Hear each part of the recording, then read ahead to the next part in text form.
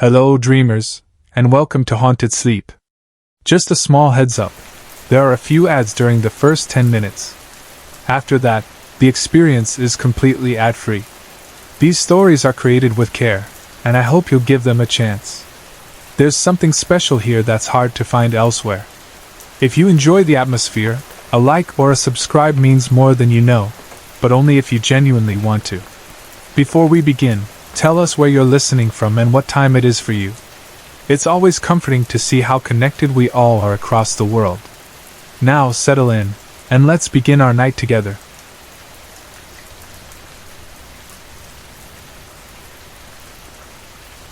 I was 11, that in-between age where grown-ups don't let you walk a mile on your own, yet you can spend an entire day babysitting your little brother without anyone thinking twice about it. In my case, that's exactly how it was. My mother was on her own, raising me and my 2-year-old brother, Tommy. We lived in a small, worn-down house near the edge of a small town. My father had never been in the picture. Mom didn't know which of the local junkies he was, and he hadn't paid a dime in child support, ever.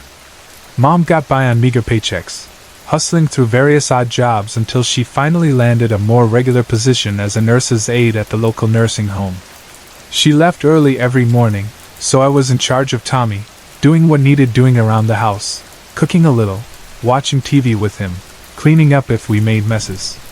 None of us were thrilled with the arrangement, but it was how we survived. Before she got that job, our mornings were slower and a lot more cheerful. She had time to take us to the park by the riverfront, a place I loved because I could run around or imagine wild adventures. But since she started her new job, those trips stopped. She was gone too early to bring us anywhere, and by the time she came home, she was too tired to bother.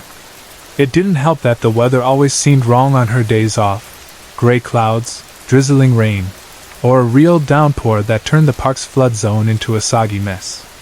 I asked her if I could go by myself, maybe take Tommy along, but she refused. She insisted it wasn't safe, that it was too far for a girl my age. I whined, but it did no good. She was set in her ways. I started to fantasize about sneaking off to the park when she was at work. The idea took shape slowly. At first I dismissed it as impossible. Who would watch Tommy? Then a half-formed plan emerged. Maybe I'd leave him sleeping, go quickly, and be back before he stirred. Guilt twitched in my mind, because if he woke up and needed something, food, a new diaper, he'd be all alone. But the dream of returning to the park was so strong, so reminiscent of simpler times.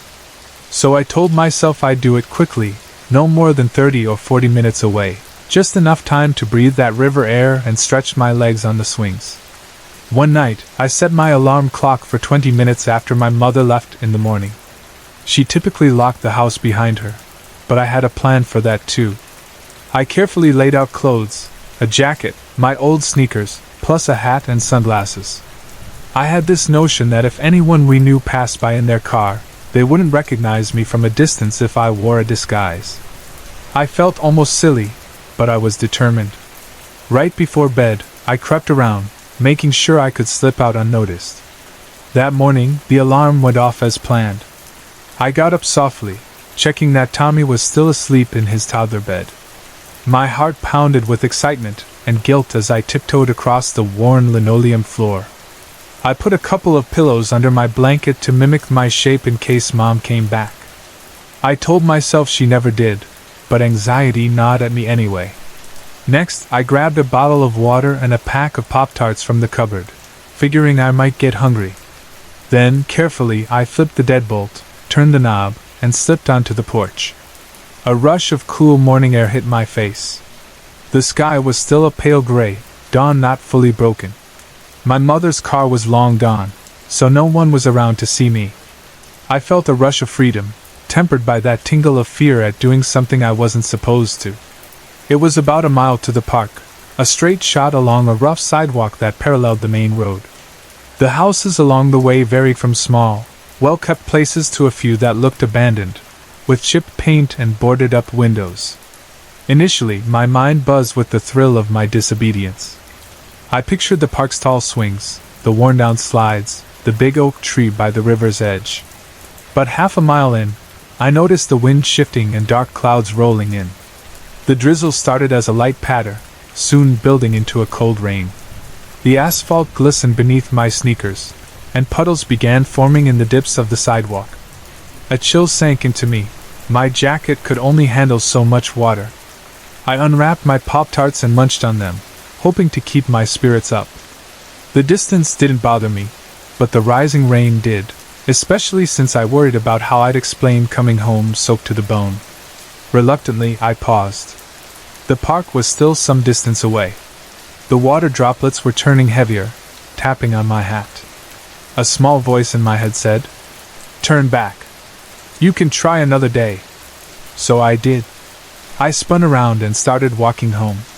The rain kept coming, heavier and heavier, and by the time I got back to our small yard, I was shivering. Our porch squeaked under my feet, and I reached for the knob. That's when I realized my mistake. I had only unlocked the deadbolt, not the doorknob. In my excitement, I had never turned the little knob lock. So the door was still locked.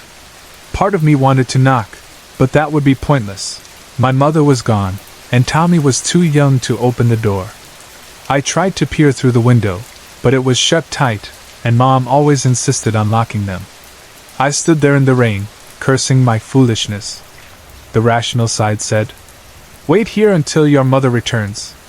But she wouldn't be back until late afternoon, and I knew Tommy would eventually wake up crying for breakfast. Guilt squirmed in my stomach. I was stuck outside, with no quick fix. I debated whether to check neighbors, but the nearest neighbor was a good half-mile away.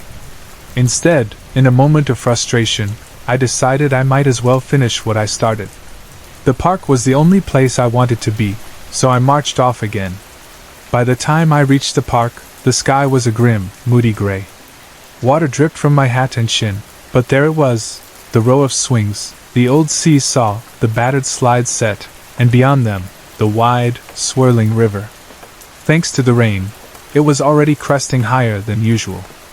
I felt a jolt of thrill as I realized I had the entire place to myself.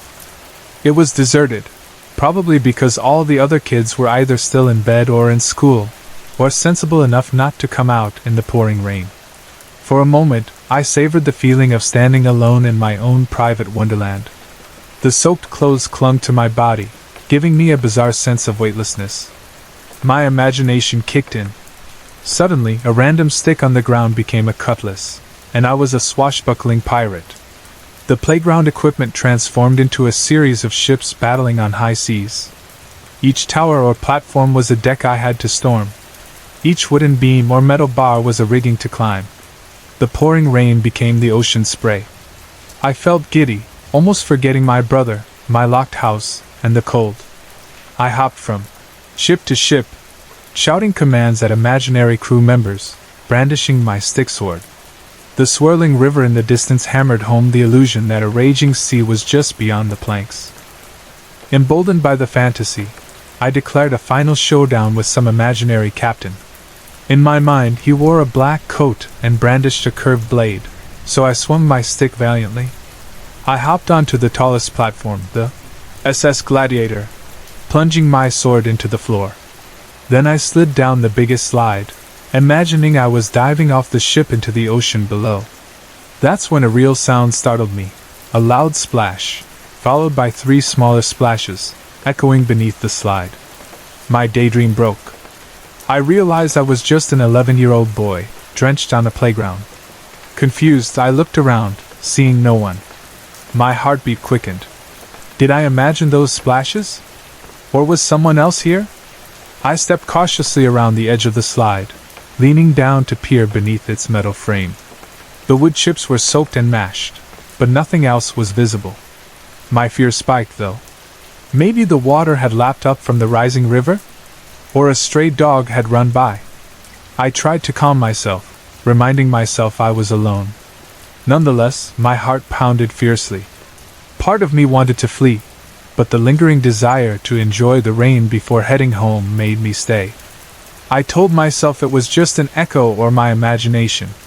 So I found a new vantage point to continue my game. I scaled the side of another piece of playground equipment, gripping my stick as though it was a grappling hook. I felt a flutter of excitement, half lost in fantasy again. Then, as I pulled myself over the edge, I saw him, a boy perched on top of the platform, as still as a statue. He wore tattered clothes that clung to him in the rain, his skin an unnerving greenish black, veins showing darkly. His lips were bluish, parted slightly. Worst of all, he held a stick exactly like mine, as though mirroring me.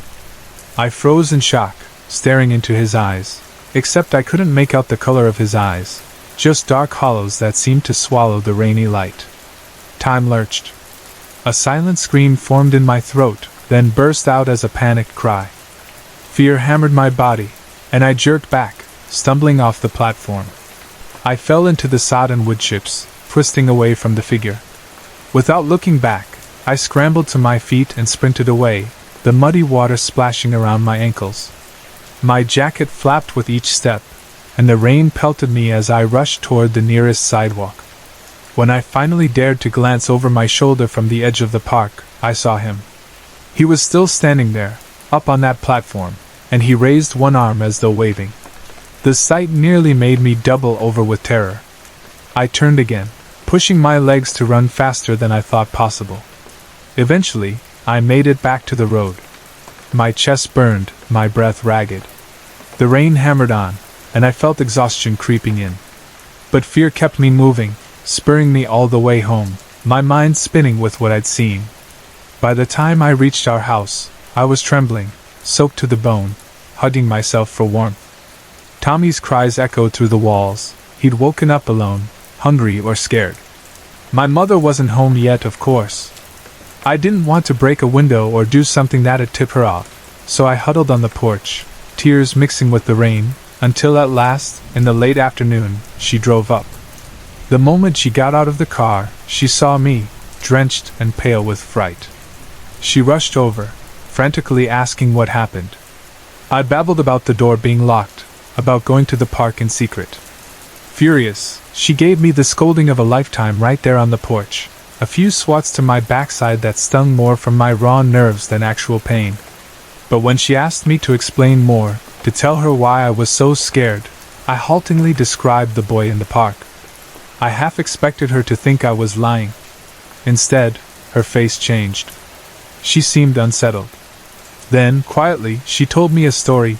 Years ago, a child from town drowned at the riverfront park during a flood. He was about my age and never made it out of the water. She had gone to school with him. They'd been in the same grade.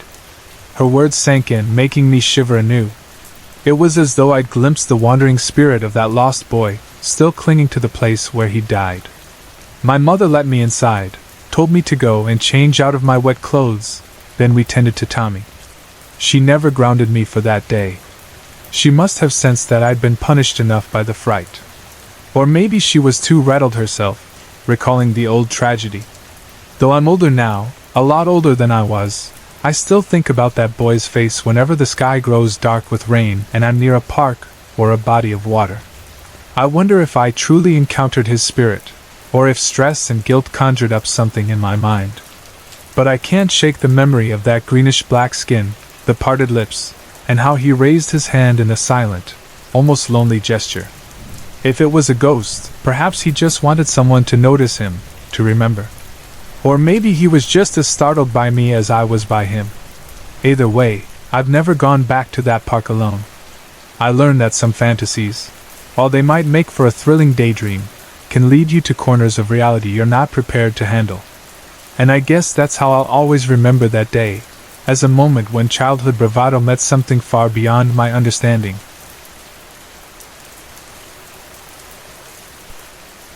I was a sophomore at Central High, a school notorious for its imposing architecture and the swirling rumors that it was haunted. The building was a patchwork of eras, the original brick structure with a distinctive tower in the center, flanked by modern wings added across the decades. People told tales about steam tunnels linking the older parts of the school, of certain corners supposedly haunted by ghostly apparitions, of old legends that a violent principal once tortured difficult students in hidden rooms. You know how every school has stories like that. But at Central, the stories felt different, more raw, more insistent. I'd grown up hearing about them, and so had my friends. By the time we were well into the semester, my group of friends and I decided to explore the truth behind the legends. Classes at Central started early and ended late, but the building never felt truly empty until well after the final bell rang. We wanted to be in the school at night, after the lights were off, with no teachers around, let the building reveal its secrets. But sneaking in after hours was no small feat. The campus security patrolled, the doors were locked, and any suspicious presence would bring down staff or even the police. We needed a solid plan. The one who hatched the idea was Paul. He suggested we join the drama department. Their big musical that season was South Pacific, and the drama teacher needed stagehands, set movers, lighting assistants, and so on. Volunteers were often welcome. No audition needed if you were just behind the scenes. Paul argued that if we were on the backstage crew, we could remain in the building as late as we wanted without drawing attention. Once the final rehearsal ended or the performance concluded, the drama teacher would lock up, but as long as we stayed behind to clean, we could slip deeper into the empty halls, never actually leaving. We jumped on the plan. Among the 6 of us, 2 actually joined drama crew, Rich and me. The others, Sarah, Michelle, Dan, and Tim, would wait for us to let them in. We'd basically stage a reason for them to come help us move some leftover props or something, well after the teacher had gone. The performances ended around 9 or 10 in the evening, and by midnight, the entire school would be silent. Perfect. So, South Pacific ran 3 nights. We chose Saturday, the final evening, which guaranteed no one would show up the next day for a random Sunday check.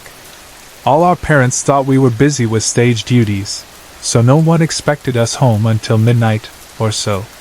The show concluded, the audience departed, the cast changed out of costumes and took their leave. The drama teacher gave us cursory instructions to gather loose props, put away leftover paint, and vacuum the stage. Then she left, ensuring the front doors were locked behind her. We were now in the building alone. As planned, I slipped down the main corridor, unbolted a back exit, and let the others in. We huddled by a darkened vending machine, armed with a couple of cheap flashlights and the naive courage typical of teenagers. Tim was the only one who carried an actual flashlight from home. The rest of us had half-charged phones. The ancient hallways were lit only by emergency exit signs and faint security lights spaced far apart. The vast emptiness of it all gave me chills. We split into 3 pairs, me with Sarah, Rich with Paul, and Michelle with Dan. The logic was that no one should be alone. We planned to roam, see if we could find the tunnels or any hot spots, rumored to be haunted, the old gym, the older science wing, the original tower at the building's center. We agreed to meet up in the new gym after about an hour. Sarah and I took the second-floor corridor leading past the principal's office and history classrooms. Our footsteps echoed on the polished tile. At one point, we passed a row of old black and white photos of past principals, stoic men, old-fashioned haircuts, stiff suits. The rumored deadly principal was presumably from an era too old for photos, or maybe the school had removed him from the records. We teased each other about seeing his ghost in the empty offices, hearing a whip crack. But as we moved along, we heard nothing except the occasional hum of the air conditioning. Sarah and I began to suspect these stories might just be myths. We opened a few classroom doors, shining our lights around. Desks, chairs, silent blackboards, nothing weird. We checked the older science lab with its battered counters and skeleton model in the corner. The skeleton was plastic, of course, but I gave it a playful rattle, expecting a jump scare, yet nothing came. Time seemed to drag, so after about half an hour, we started heading to the new gym, ready to see if the others had anything interesting to report. They were already there when we arrived, Dan pacing near the bleachers, Michelle leaning against the wall, looking bored. Rich and Paul strolled in from another side door soon after. We gathered near the free throw line, sitting on the polished wood floor, comparing notes. Every single one of us reported no sightings, no footsteps, no lights flickering, absolutely nothing. We had begun to laugh at ourselves, mocking how gullible we'd been. telling each other we might as well bail out and get a midnight snack. That's when a chair shot across the gym from the far side and slammed into the wall. We froze, hearts pounding. The metallic clang echoed. No one else was near the stands or behind them. The place was wide open, with bright lines marking the basketball court. The jarring noise snapped us from joking to full alert. Then, out of the corner of my eye, I saw motion on the floor, hundreds of scattering dots.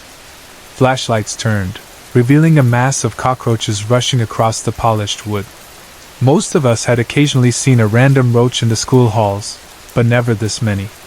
It was a swarming, skittering wave. "Let's get out of here!" Michelle shouted, her voice trembling. We dashed to the double doors leading out of the gym. The moment we burst into the corridor, my mind reeled with confusion. Roaches are not typical in such quantity. It felt unnatural, like something had unleashed them. The building seemed to hum with tension. We decided to climb a stairwell, though in hindsight, going up might not have been smart. But we wanted distance from those roaches. Eventually, we found ourselves on the second floor. The corridor was dimly lit by a single overhead light, its dull glow reflecting off the tile. We paused to catch our breath, leaning against the wall outside a classroom. That's when we heard heavy footsteps down the hall. No teacher, no janitor should be around at this time, so who was it? It sounded deliberate, each step echoing. We pressed our backs to the wall, hoping to let whoever it was walk past.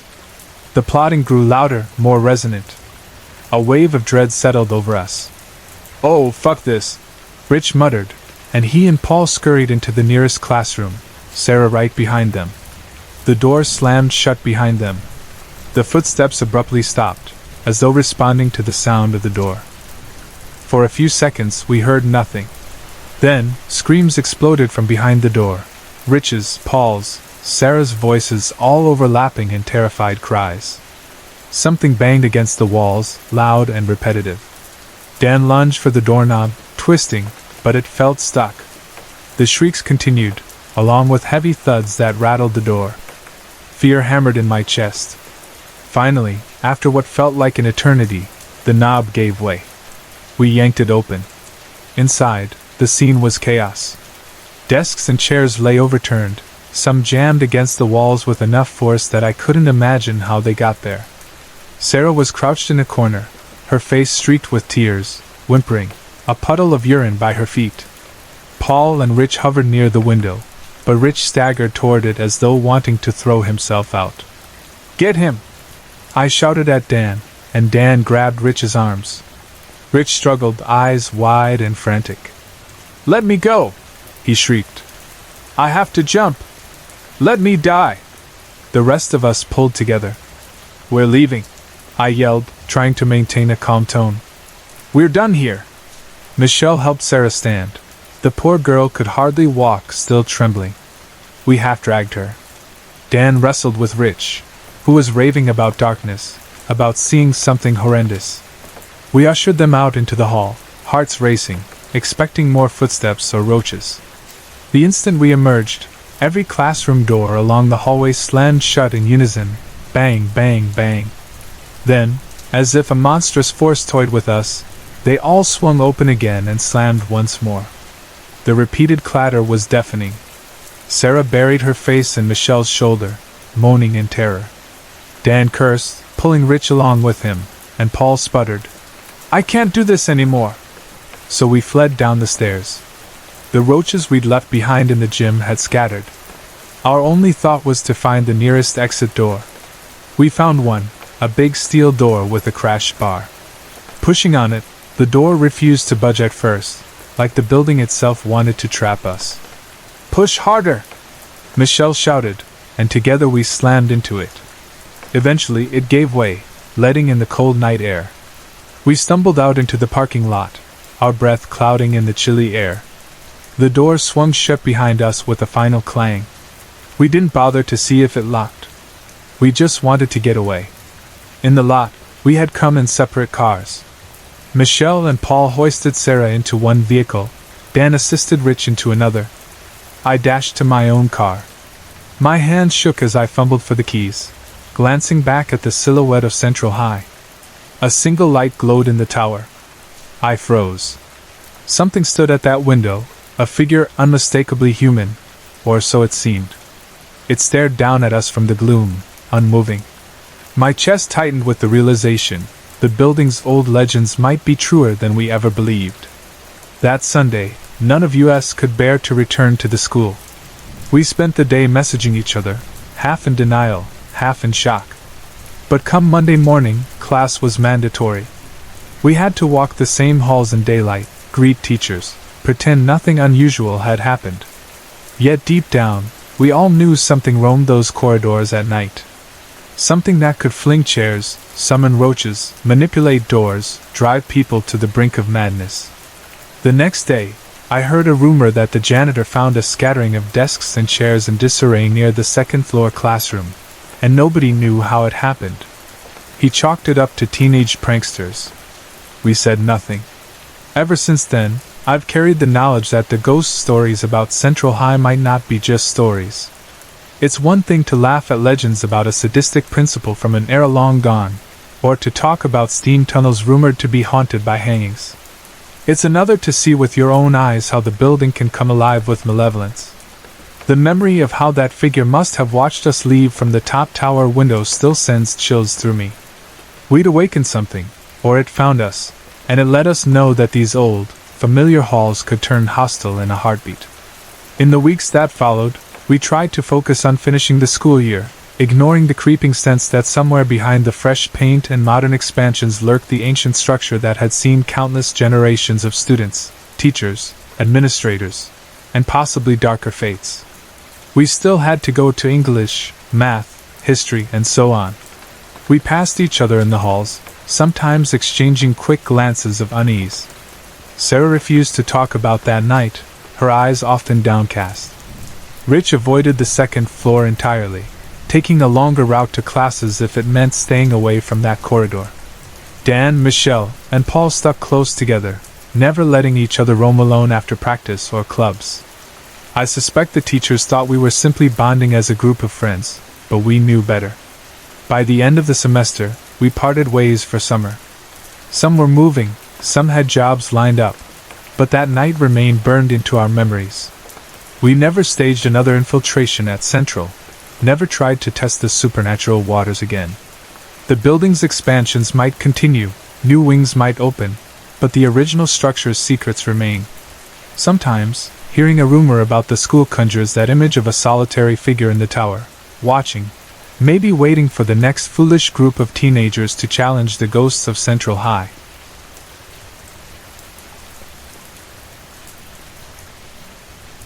When I was 18, I often found myself bored to tears, so one late night I ended up hanging out with my friend, whom I'll call James, and his cousin, whom I'll call Eric. We were restless, itching for something to do beyond the usual watching TV or scrolling through our phones. Eventually, one of us said, "Hey, let's do something stupid. Let's go somewhere creepy." And so we fell into that teenage mindset, find a haunted place, and see if we could scare ourselves silly. We started looking up supposedly haunted spots nearby. In our area, the top result that popped up was this place known informally as the Scary Dairy. It sat on old land that had once been part of a state hospital farm, connected to a university that stood not too far away. We had heard plenty of rumors about it. People talked about overgrown buildings, gutted barns, strange rituals in the fields. Everyone said it was definitely haunted, though that kind of statement gets thrown around a lot. Still, we were bored, so we thought, why not see for ourselves? The property had two main areas that people generally visited: the old dairy farm remnants, which included a dilapidated barn or two, and the last surviving structure of the actual asylum portion. For that night, we decided to park near the main hiking trail that led to the ruined dairy barn. The trail was public during the day. Folks would walk their dogs, ride horses, or just stroll in the California sunshine. But at night, it was a different scene entirely. It was Southern California, so even late at night in the so-called winter, the temperature might hover in the mid-70s. The darkness, however, gave the place a drastically different ambience. The trail was narrow, maybe wide enough for 3 people side by side, and it traced the gentle hills leading up toward the campus. Since it was known to be home to coyotes, mountain lions, deer, and even rattlesnakes, we decided to bring a few knives just in case. One of us had a small pocket knife, another had a different blade, and Eric carried an absurdly large 17-inch Bowie knife that he insisted we'd never actually need. It seemed better safe than sorry, or so we told ourselves. It was around midnight when we got out of James's car, stepping onto the dark trail. The sky was nearly moonless, but we had flashlights. We quickly realized how black everything was beyond the beam of our lights. For the first few minutes, nothing felt unusual. We laughed about scaring each other, joked about seeing ghosts, and simply tried not to trip on the uneven ground. The only real sounds were crickets and the faint rustle of whatever small animals scurried among the brush. About 20 minutes in, we hit that typical lull where you start thinking, maybe there's nothing creepy at all. We passed a large tree next to a fenced-off area, which contained a metal barn frame, like those you see in farmland scenes from the movies. We decided to stop for a breather, letting the hush settle around us. That was when things changed. I remember we switched off our flashlights for a moment. Sometimes, letting your eyes adjust can be cool, letting the starlight help us see. But no sooner did we do that than everything around us seemed to go dead silent. I heard my breath catch in my throat. Usually, nighttime is loud with insects and small creatures, especially in the brush. But the abrupt quiet was unnerving, as if nature itself had paused. From the corner of my eye, I caught a flicker of movement. It was fast, so fast that I doubted my own eyes. But I turned my head to stare, and James, standing next to me, broke the silence by asking, "Did you see that?" I nodded, realizing my heart was pounding. Eric was transfixed, staring directly into the barn's interior. With no roof or walls, just a metal skeleton, the interior was an open space of shadow. I aimed my flashlight into it. That's when we spotted them, tall, shadowy figures darting from one side of the barn to the other. They moved at improbable speed, all in complete silence. At first, I thought it had to be pranksters wearing dark clothes. But then I remembered the fence. There was chain link all around that structure, no obvious entrance. If it were people, how were they running so quickly across enclosed space, never hitting the fence? And they moved in that weird, glitchy manner you sometimes see in horror movies, like frame skipping. It was deeply unsettling. While we were still trying to process this, James tapped me on the shoulder, hissing in a trembling voice, "Hey man, point your light up the trail." So I swung my flashlight around, scanning the path. About 20 feet ahead, the beam landed on a tall silhouette shaped like a person but stretching a good foot or two taller than me, and I'm nearly 6 feet. This figure was so dark it seemed to absorb the light, not reflecting anything. I couldn't see clothes or details, just a humanoid shape. That was all it took for Eric to bolt, spinning around and sprinting back in the direction of the car. James and I exchanged a wide-eyed look, then followed, fear fueling our legs. And so began a chaotic retreat. The trail was maybe half a mile to the parking area, but that felt like a marathon in the dark. We tried to keep our flashlights steady so we wouldn't trip, though fear made our steps clumsy. I glanced to the side at one point, checking for other people or animals, but all I saw were more shifting shadows. It was as though multiple shapes were paralleling our run, staying close to the brush and moving with us. The speed they kept was impossible. My mind went into overdrive, every nerve screaming that we were in danger. Finally, I yelled something about stopping, but James refused. We slowed only for a moment because Eric, who was in front, had started to hyperventilate. We caught up to him, half lifting him by the arms to keep him moving. He started to say, "Don't look behind us." The instant he did, my curiosity overcame me, and I glanced back. That's when I saw what made my blood run cold. A dismembered figure walked behind us, missing its head at the neck in a way that looked like it had been ripped off, and from its knees down there was nothing. The form floated or moved forward with no legs. I could see no details, just the outline in that partial starlight. Yet I knew it was shaped like a man, though so impossibly cut up. We stumbled forward again, afraid to keep looking. But there was no question, we weren't imagining this. We pressed onward, ignoring aches and stitches in our sides. As if all that wasn't terrifying enough, once we reached the area near the main road, the sense of being followed by swirling shadows vanished. Yet nature didn't revert to normal. Instead, we heard a coyote's distressed yelps maybe 15 or 20 feet off the trail in the brush. It sounded like it was being attacked, letting out guttural screeches that no typical fight or scuffle produces. Then an awful noise replaced the coyote's howling, the distinct, wet sound of flesh tearing, bones cracking. The coyote's cries cut off in seconds, leaving only that grisly munching that lasted a moment longer. The reality of such a savage kill so close by petrified us. It seemed like the horror was not confined to intangible spirits. Something violent was physically present in the darkness. We needed no further incentive to run the last stretch to the car. My lungs burned, but adrenaline propelled me. The entire time, we heard rustling at our sides, as though something was matching our pace from the shadows. It was the worst feeling I've ever known, that primal terror, an awareness that any misstep might lead to being pounced on. At last, the parked car came into view, and I fumbled for the key fob in my pocket. The beep-beep unlocking the doors felt like the sweetest sound. We threw ourselves into the seats without even buckling. I twisted the ignition, the engine roared, and we peeled away. We didn't say much on the drive. I recall Eric mumbling about how the scary dairy lived up to its name, how we should have never come. James was breathing heavily, cursing to himself. My own hands were trembling on the wheel. We had planned to check out the old main building too, but that was unthinkable now. Our nerves were shot. We instead decided to drive to a 24-hour diner for coffee, though once we got there, we couldn't muster an appetite, and we parted ways soon after. The memory haunted me for days. I questioned if it was a shared hallucination, but how could four people have the same intense illusions, complete with the same horrors? The next time I saw James, he told me he had nightmares about the tall shadow figure. Eric refused to discuss it, claiming he'd blocked it from his mind. The scariest part might have been that coyote's final yelp. That reminded us it wasn't all intangible illusions. Something physically dangerous was out there, too. I was naive enough to go back eventually, hoping to prove to myself that I hadn't imagined it. But that second trip was no better, possibly worse. That's a story for another time, but it confirmed there are places in our world that defy easy explanation.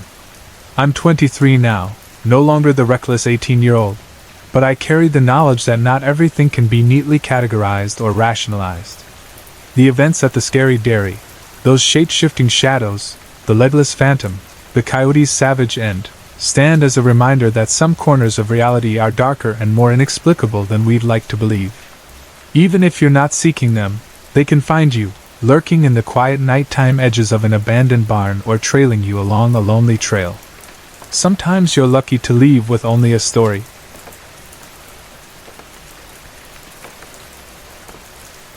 I remember the night vividly. My friend Olga and I had been scheming for months to find a chance to go ghost hunting together, and at last, I found a babysitter for my son that would free me up for the evening. Our plan was to explore 3 allegedly haunted places in the area, with the infamous Jericho-covered bridge as our major destination. The Jericho Bridge, built in 1865, is one of the few original covered bridges left in Maryland. It spans a small creek in Harford County, connecting a narrow country road. About a mile north is a historic mill and old village, and local lore says multiple deaths happened near the bridge, plus rumors of animal sacrifices and satanic rituals performed in the woods between the village and the bridge. If you follow a trail into that wooded clearing, you can still see marks on the trees. Another rumor claims that if you stop on the middle of the bridge after midnight, turn off your car, flash your headlights 3 times, and beep your horn thrice, you'll see someone hanging from the rafters in your rearview mirror. I had never tested that rumor personally. Every time I'd driven through, I already felt edgy enough just from the energy of the place. So that night, Olga picked me up at around 10. We were both excited, but also a little wary. We grabbed Alicia, another friend, and set off to our first location, a large plantation and manor house maybe 20 minutes away. The place was private property, with a long quarter-mile driveway that stretched back from a fence by the main road. We parked near the fence, but noticed some neighbors nearby who might see us trespassing, so we didn't dare continue. We didn't want trouble. In short order, we left and decided to head straight to Jericho Bridge instead. We arrived near the historic village, which had a small lot where we could park, and from there we planned to walk on foot down Jericho Road to the bridge. It felt more adventurous than doing the car trick, but it was also quite dark outside. The hour wasn't terribly late, maybe around 11, but I worried about oncoming traffic more than ghosts, since Jericho Road is an actual public route. The road is only partially lit. There's a street light near the village intersection, plus a couple of new lights by each end of the bridge. The stretch in between stays pretty dark, so we lit our way with our phones. As we strolled, we heard typical night sounds, crickets, the breeze through leaves, small rustlings. Even so, the place had a tense vibe. Then, as we neared the northern entrance of the bridge, where a light stands, I felt a shift in the air. Olga said she felt something too. The strangest part was that suddenly we could see our breath hanging in front of our faces, like on a cold day. But this was late August, and it had been around 80 degrees. There was no earthly reason for anyone's breath to condense. Plus, Alicia couldn't see hers. Only Olga and I saw visible breath, which gave me the impression the spirit activity was focusing on the two of us. Inside the bridge, the atmosphere felt more complicated. I picked up on multiple presences, but they weren't threatening at first. In fact, they felt playful, curious. I even sensed someone or something trailing behind me, as though a phantom figure hovered over my shoulder.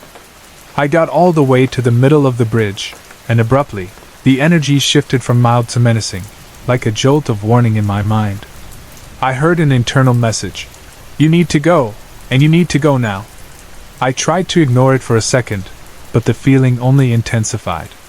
I stepped out to the south entrance, and was hit by a wave of dizziness, almost faintness. It was like stepping into a vortex. The moment my senses cleared, I felt a strong, dark force nearby, far more negative than anything I'd felt on the other side. Just then, the three of us heard humming. It sounded like a human hum, coming from beneath the bridge. Confused, we tried to film or record audio on our phones, but we couldn't get sound on any of our videos or voice recorders. It was as though something was muting the devices. Olga peered over the stone wall to see if someone was actually down in the creek bed, then said, "I think I see someone down there." At that point, alarm bells rang in my head. I told her we had to leave immediately, because I got the sense that this presence was truly dark. Meanwhile, Olga was pointing to something in the darkness, stammering.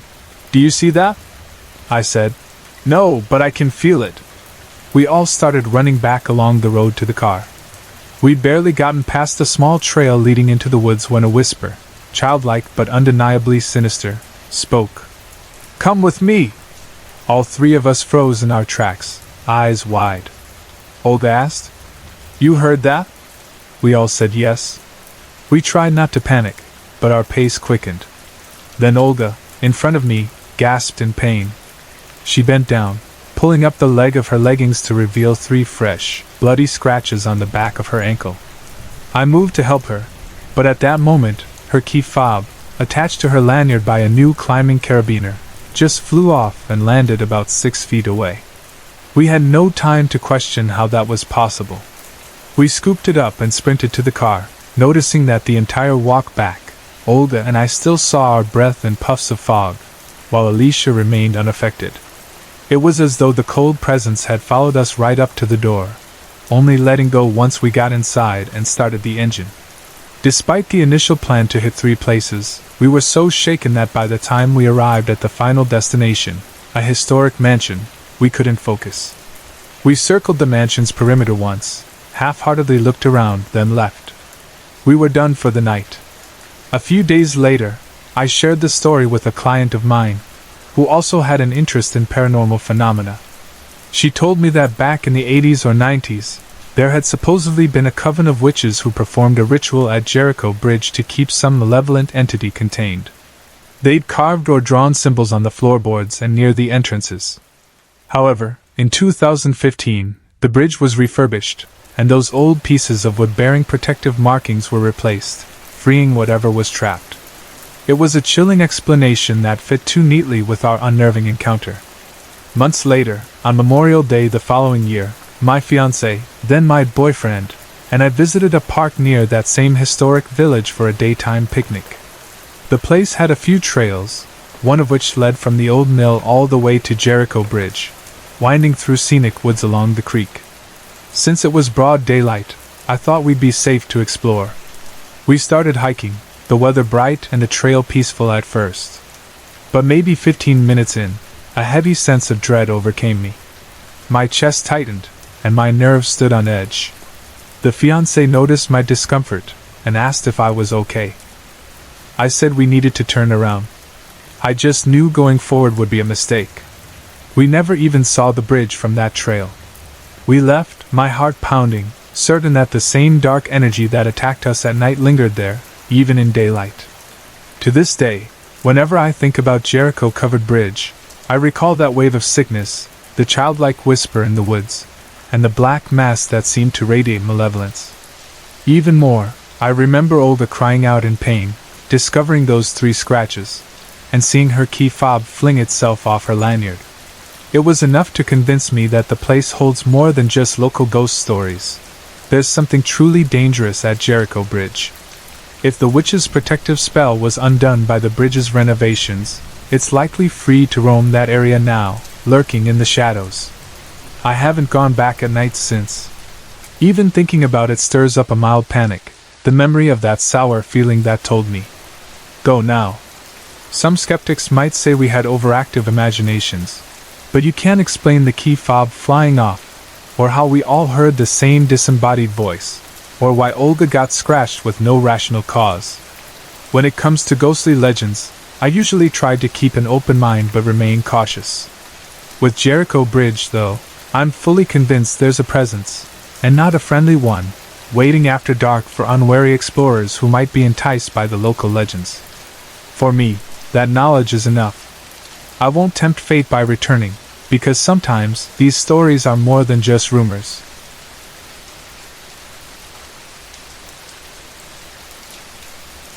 I remember that evening with a clarity that still makes my heart race whenever I think about it. I was in my final year of high school, and like many older students, I was roped into volunteering for a special event for incoming kids.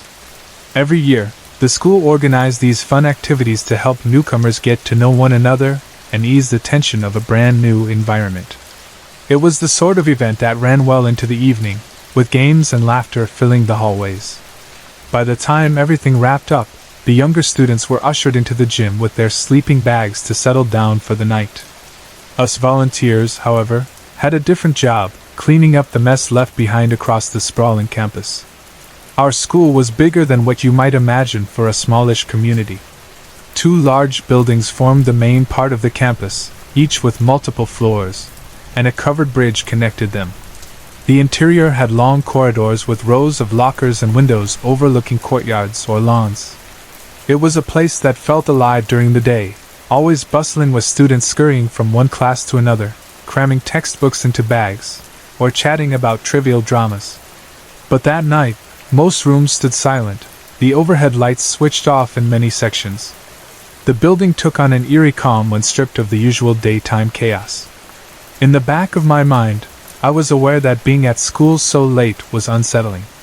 Yet I kept telling myself that it was all in my head, that these big, echoing halls were only ominous because I wasn't used to seeing them empty.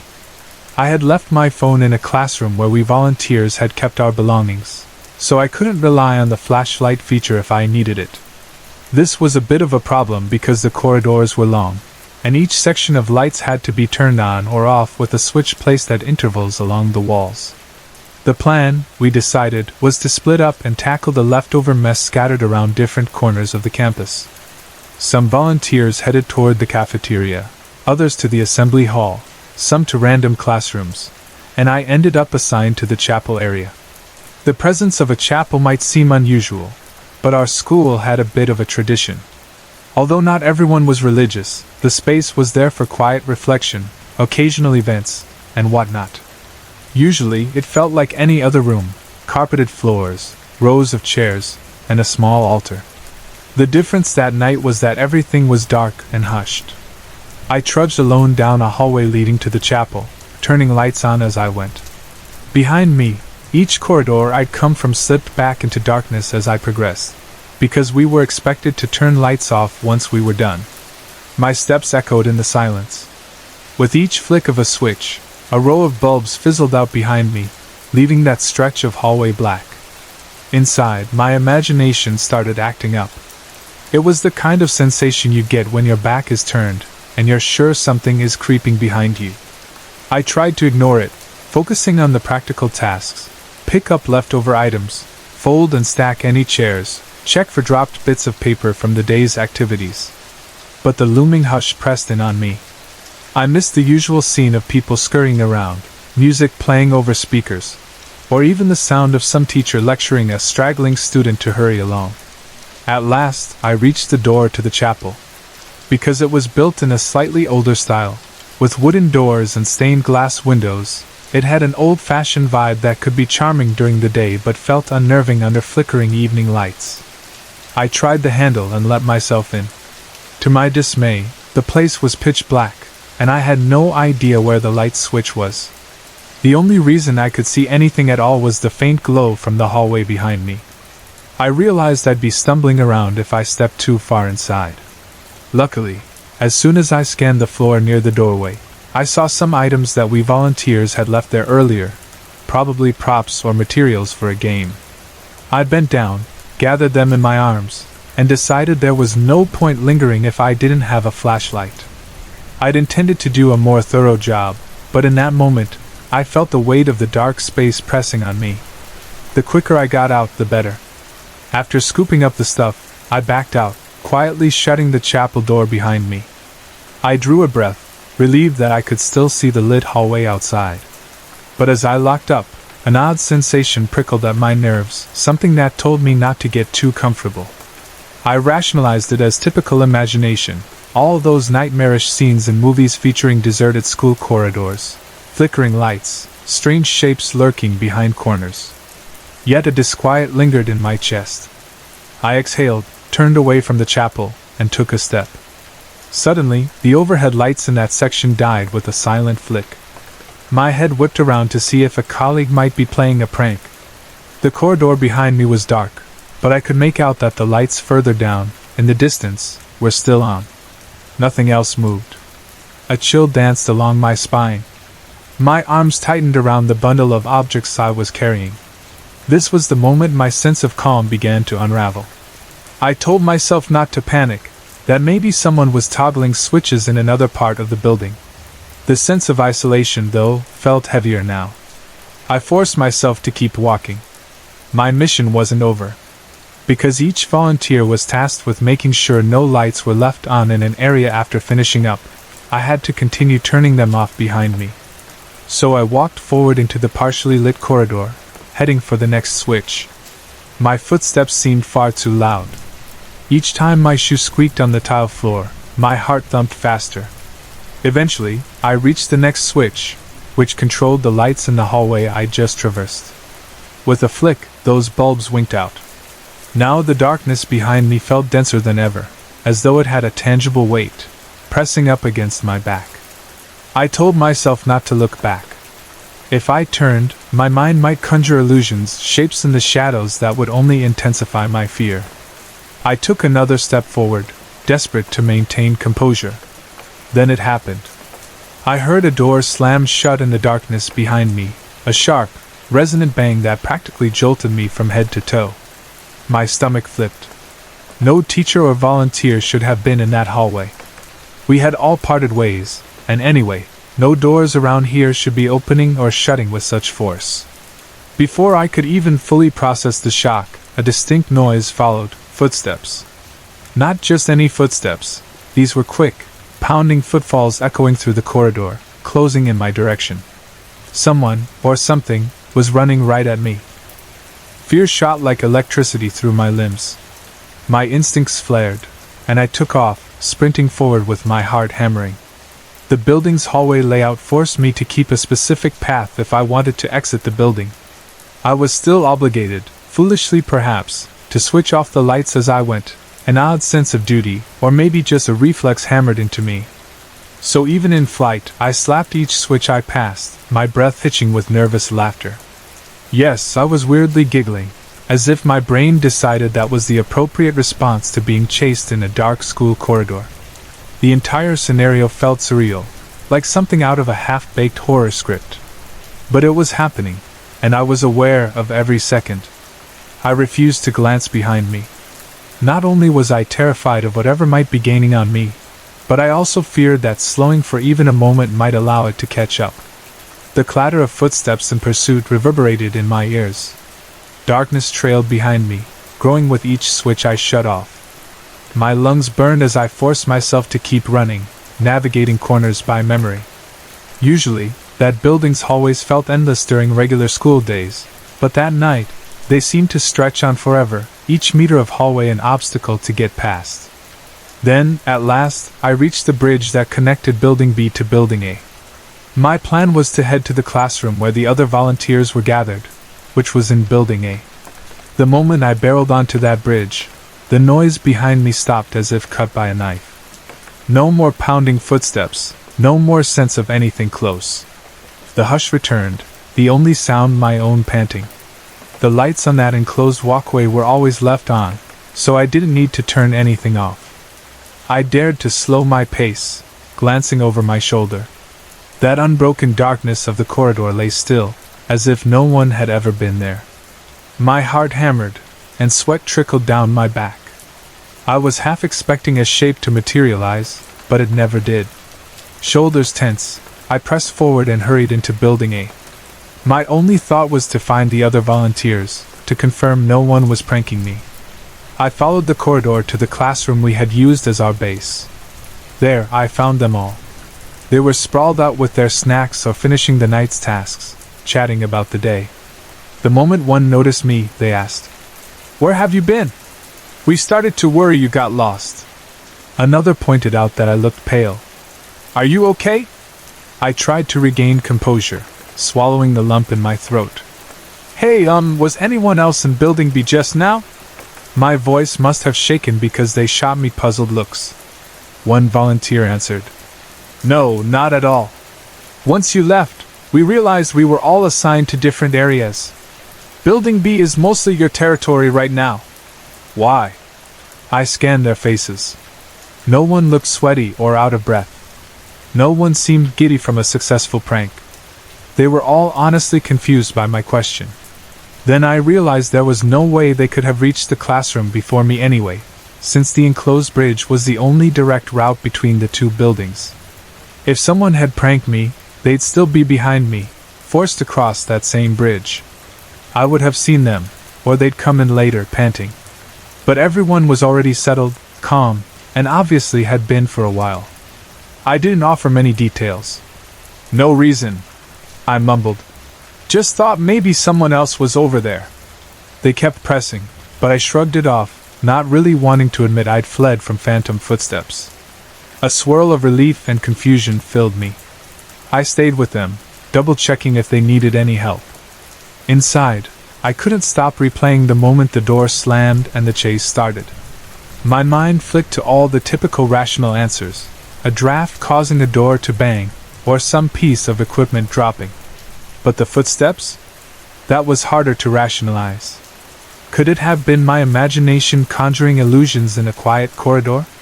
Possibly, but everything sounded so real, so distinct, that I can't neatly dismiss it. The rest of the night ended uneventfully. Eventually, we all went home. For a long time, I remained haunted by the question: had I turned around in that corridor, what might I have seen? A figure? Darkness shaped like a human silhouette?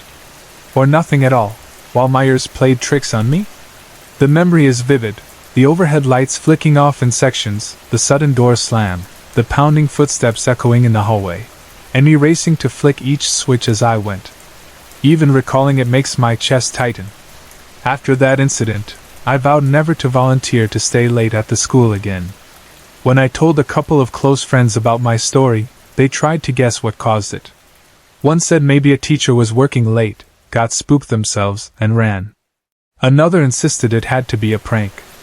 A third friend suggested maybe the building's old pipes or some mechanical system caused the banging. But none of those explanations account for the distinct chasing footsteps, especially how they kept pace with me until I hit the bridge. And nobody can explain how it all abruptly ceased the moment I stepped into the lit walkway. It was as though crossing that threshold ended the pursuit. In truth, I never found a definite explanation. The school is old, but it's not known for ghost stories. Nothing in its history suggests a tragic accident, or any reason for a haunting. Teachers, staff, and students typically only mention how big it is and how easy it is to get lost. But for me, that one night introduced a dimension of fear I'd never associated with those hallways before. Even now, whenever I happen to pass through the corridor near the chapel on a quiet day, I get a faint echo of that unease. Light or no light, a small part of me braces for the possibility of hearing sudden footsteps approach from behind. I sometimes wonder if, had I turned around, I would have seen nothing. Maybe my own mind painted the chase to match my rising anxiety in that dark environment. Alternatively, maybe something intangible truly lurked in the shadows. I'll never know for sure. The only thing I do know is that I've never felt such a rush of fear in a place that, by day, seems perfectly ordinary. The memory serves as a reminder that the mind, or maybe the building itself, can produce unexpected illusions or truths once night falls and the lights go out. I continue to go about my days, fulfilling the usual routines, rarely thinking about that moment. But once in a while, if I'm out late or find myself alone in a quiet hallway anywhere, I sense a flicker of that old dread. My skin prickles, and I walk just a little faster, resisting the urge to glance over my shoulder, because a part of me still fears that if I do, I might glimpse something, or nothing at all, but the terror that it could be there remains. That single experience overshadowed all the mundane tasks we did that night, so thoroughly that I can't even recall what items I retrieved from the chapel or which game had been played there earlier. The event replaced those details in my memory, dominating the mental reel of that particular evening. It's strange how a place usually so full of noise and life can become so intimidating when its inhabitants are gone. A hallway designed for daily traffic, lockers, posters, and chatter can turn into a corridor of potential horrors once you're isolated in it. And in the end, I have to accept that some occurrences don't have tidy answers. I remain certain that I wasn't imagining the footsteps, but I can't prove what caused them, nor can I prove I didn't conjure them from stress. At this point, it hardly matters. The fear felt real enough to shape my aversion to late-night volunteering. That single chase, real or not, was enough to keep me from being the last person in a dark building ever again. So that's the story. One moment I'm cleaning up in a school chapel, the next I'm hurtling down the corridor, switching off lights and being pursued by footsteps in the dark. I ended the night safe, unscathed, yet deeply unnerved. And to this day, I occasionally recall that final question, what would I have seen if I'd turned around? Part of me is glad I never found out. Another part remains curious, half hoping it might have been nothing at all, and half expecting it might have been something I wasn't prepared to face. Sorry to interrupt. If you're enjoying the story, let me know in the comments and tell me where you're watching from. Don't forget to like and subscribe for more.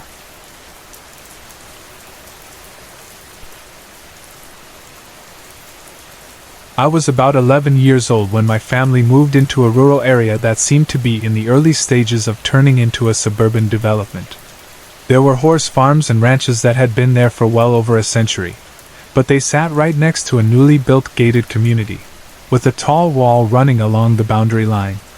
From our property, I could see gleaming new houses on the other side of that wall, and it always struck me as strange to have such a contrast between the old and the new so close together.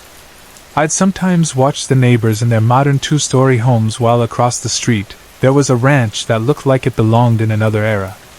A short distance away, maybe a couple of properties over, a new park had been built. Its centerpiece was a playground with a tall slide and some swings, next to a fenced hockey rink and a couple of covered picnic shelters. There were also restrooms, which the county must have installed around the same time.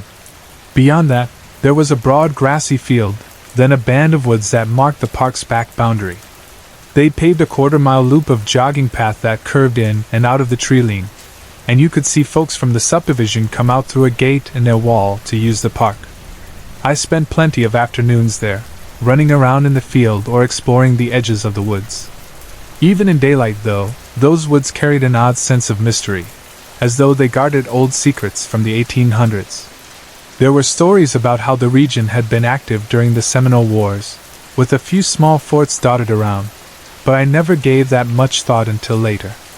You see, we'd catch glimpses sometimes, a shape moving at the tree's edge, or a fleeting shadow among the trunks.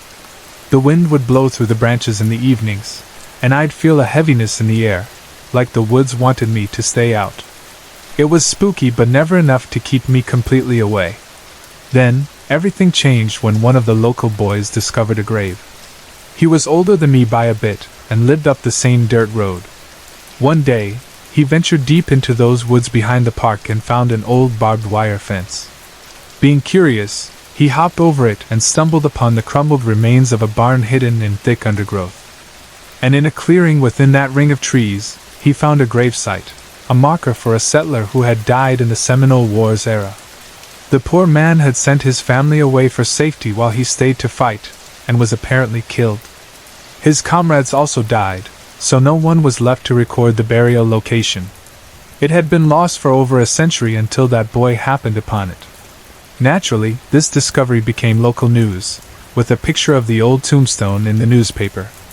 Unfortunately, it wasn't long before vandals decided to mess with the grave, scrawling graffiti or worse. That's when the real troubles began. At first, it was just small things, like the sudden surge of snakes. We'd see a black racer or a rat snake from time to time before, but now we were spotting venomous cottonmouths all over. Each week, we'd run into several, slithering far closer to our homes than usual. Then the crows came, perching on the power lines every morning, cawing and shrieking incessantly. It seemed as though the environment itself was shifting, becoming unsettled. An early chill set in that September, and almost every night we'd get a thick mist that wouldn't burn off until late morning.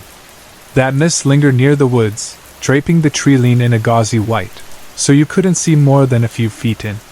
Sometimes I'd swear I saw the outline of something large and dog-like moving within that haze, its head low to the ground, sniffing around, but I could never get a clear view.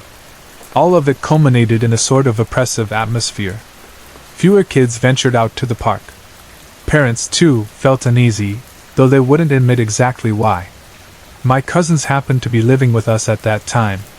They were waiting for a double-wide trailer to be set up on the back portion of our property. In the meantime, they slept in the main house with us. One night, my older cousin, who shared a room with my brother, got fed up with my brother's late-night video gaming on his new PlayStation. Hoping to find peace and quiet, he grabbed his blankets and pillows and trudged across the yard in the dark to that trailer, intending to crash in it even though it still lacked electricity and running water. On his way, a black cat darted from beneath one of our sheds and sprinted across his path, giving him a start, but he kept going. Once inside, he locked the door and headed down the hallway to the bedroom. He climbed into the top bunk and tried to relax. After a few minutes, he heard heavy, deliberate footsteps making their way toward him from the other end of the trailer. The footsteps paused outside his door, the handle didn't move, but he said it felt as though something leaned into the doorway, watching him from just out of sight. Scared, he pulled the blanket over his head. After a minute, the presence left. Eventually, he dozed off. The next morning, he told us about it in hushed tones, though we tried to laugh it off. Things reached a new level not long after that. Some church friends dropped by for coffee and cake, bringing along a couple of teenage girls. They were bored after a while and suggested we play manhunt in the park under the moonlight. I didn't want to go at first, remembering the recent string of weirdness, but my protests didn't stop the older kids from dragging me along. We decided the woods would be out of bounds, a rule that made me breathe a little easier. The evening started off decently. A full moon lit the field, and we had a few flashlights if needed. We played a couple of rounds of manhunt, scurrying around under the starry sky, shining our flashlights at one another, tackling each other among the picnic tables. After a while, I started to let go of my anxiety and actually have fun. Then came the final round. I chose to hide under a picnic table facing the field and the tree line. Clouds drifted across the moon, and a faint mist was already seeping from the woods, drifting into the field. That was when I spotted a dark mass crouched on the jogging path right where it disappeared into a small cluster of pine trees. It looked more like a silhouette than a person, and it seemed to be roughly man-sized, though the hazy mist made it hard to judge. I was still trying to figure out if it was one of the older kids or maybe a teen from the new subdivision. Just then, a girl's scream rang out across the field. My brother and cousins came running to see if I was okay, but it turned out one of the girls had simply been tagged. The commotion broke my concentration. By the time I looked back, that shape stood up. In my shock or fear, it appeared nearly half as tall as the pine trees, so maybe around 7 feet tall, a looming figure that seemed far too large to be a normal person. As it turned away and slipped into the woods, my heart pounded so hard I could barely think. I told my siblings and cousins what I saw, but they shrugged it off, saying maybe it was just a taller kid. We decided to call the game and regroup. Everyone gathered by the chain-link fence surrounding the hockey rink, in a semicircle with our backs to the woods. My older cousin started recounting the odd experiences we'd had on our property, like the weird footsteps in the trailer and the black cat encounter. Then, right in the middle of his story, he froze, eyes wide. Without a word, he jumped up from the circle and bolted, fear written across his face. We spun around to see what had startled him, and that's when we saw it, a towering shadow figure, well over 6 feet, gliding through the mist just behind us. It had no distinct facial features, no color or detail at all. It was a black shape that radiated menace. That was enough for us. We collectively screamed and dashed into the safety of the hockey rink, forming a frantic circle with our backs together. The figure vanished into the haze, leaving us trembling in the flickering moonlight. One of the girls started sobbing while we all tried to catch our breath. After a few excruciating minutes, we realized we'd left our flashlights in the middle of the field. None of us dared retrieve them. Instead, we decided to make our way home. We locked arms in a sort of chain, each of us scanning in different directions, inching away from the rink.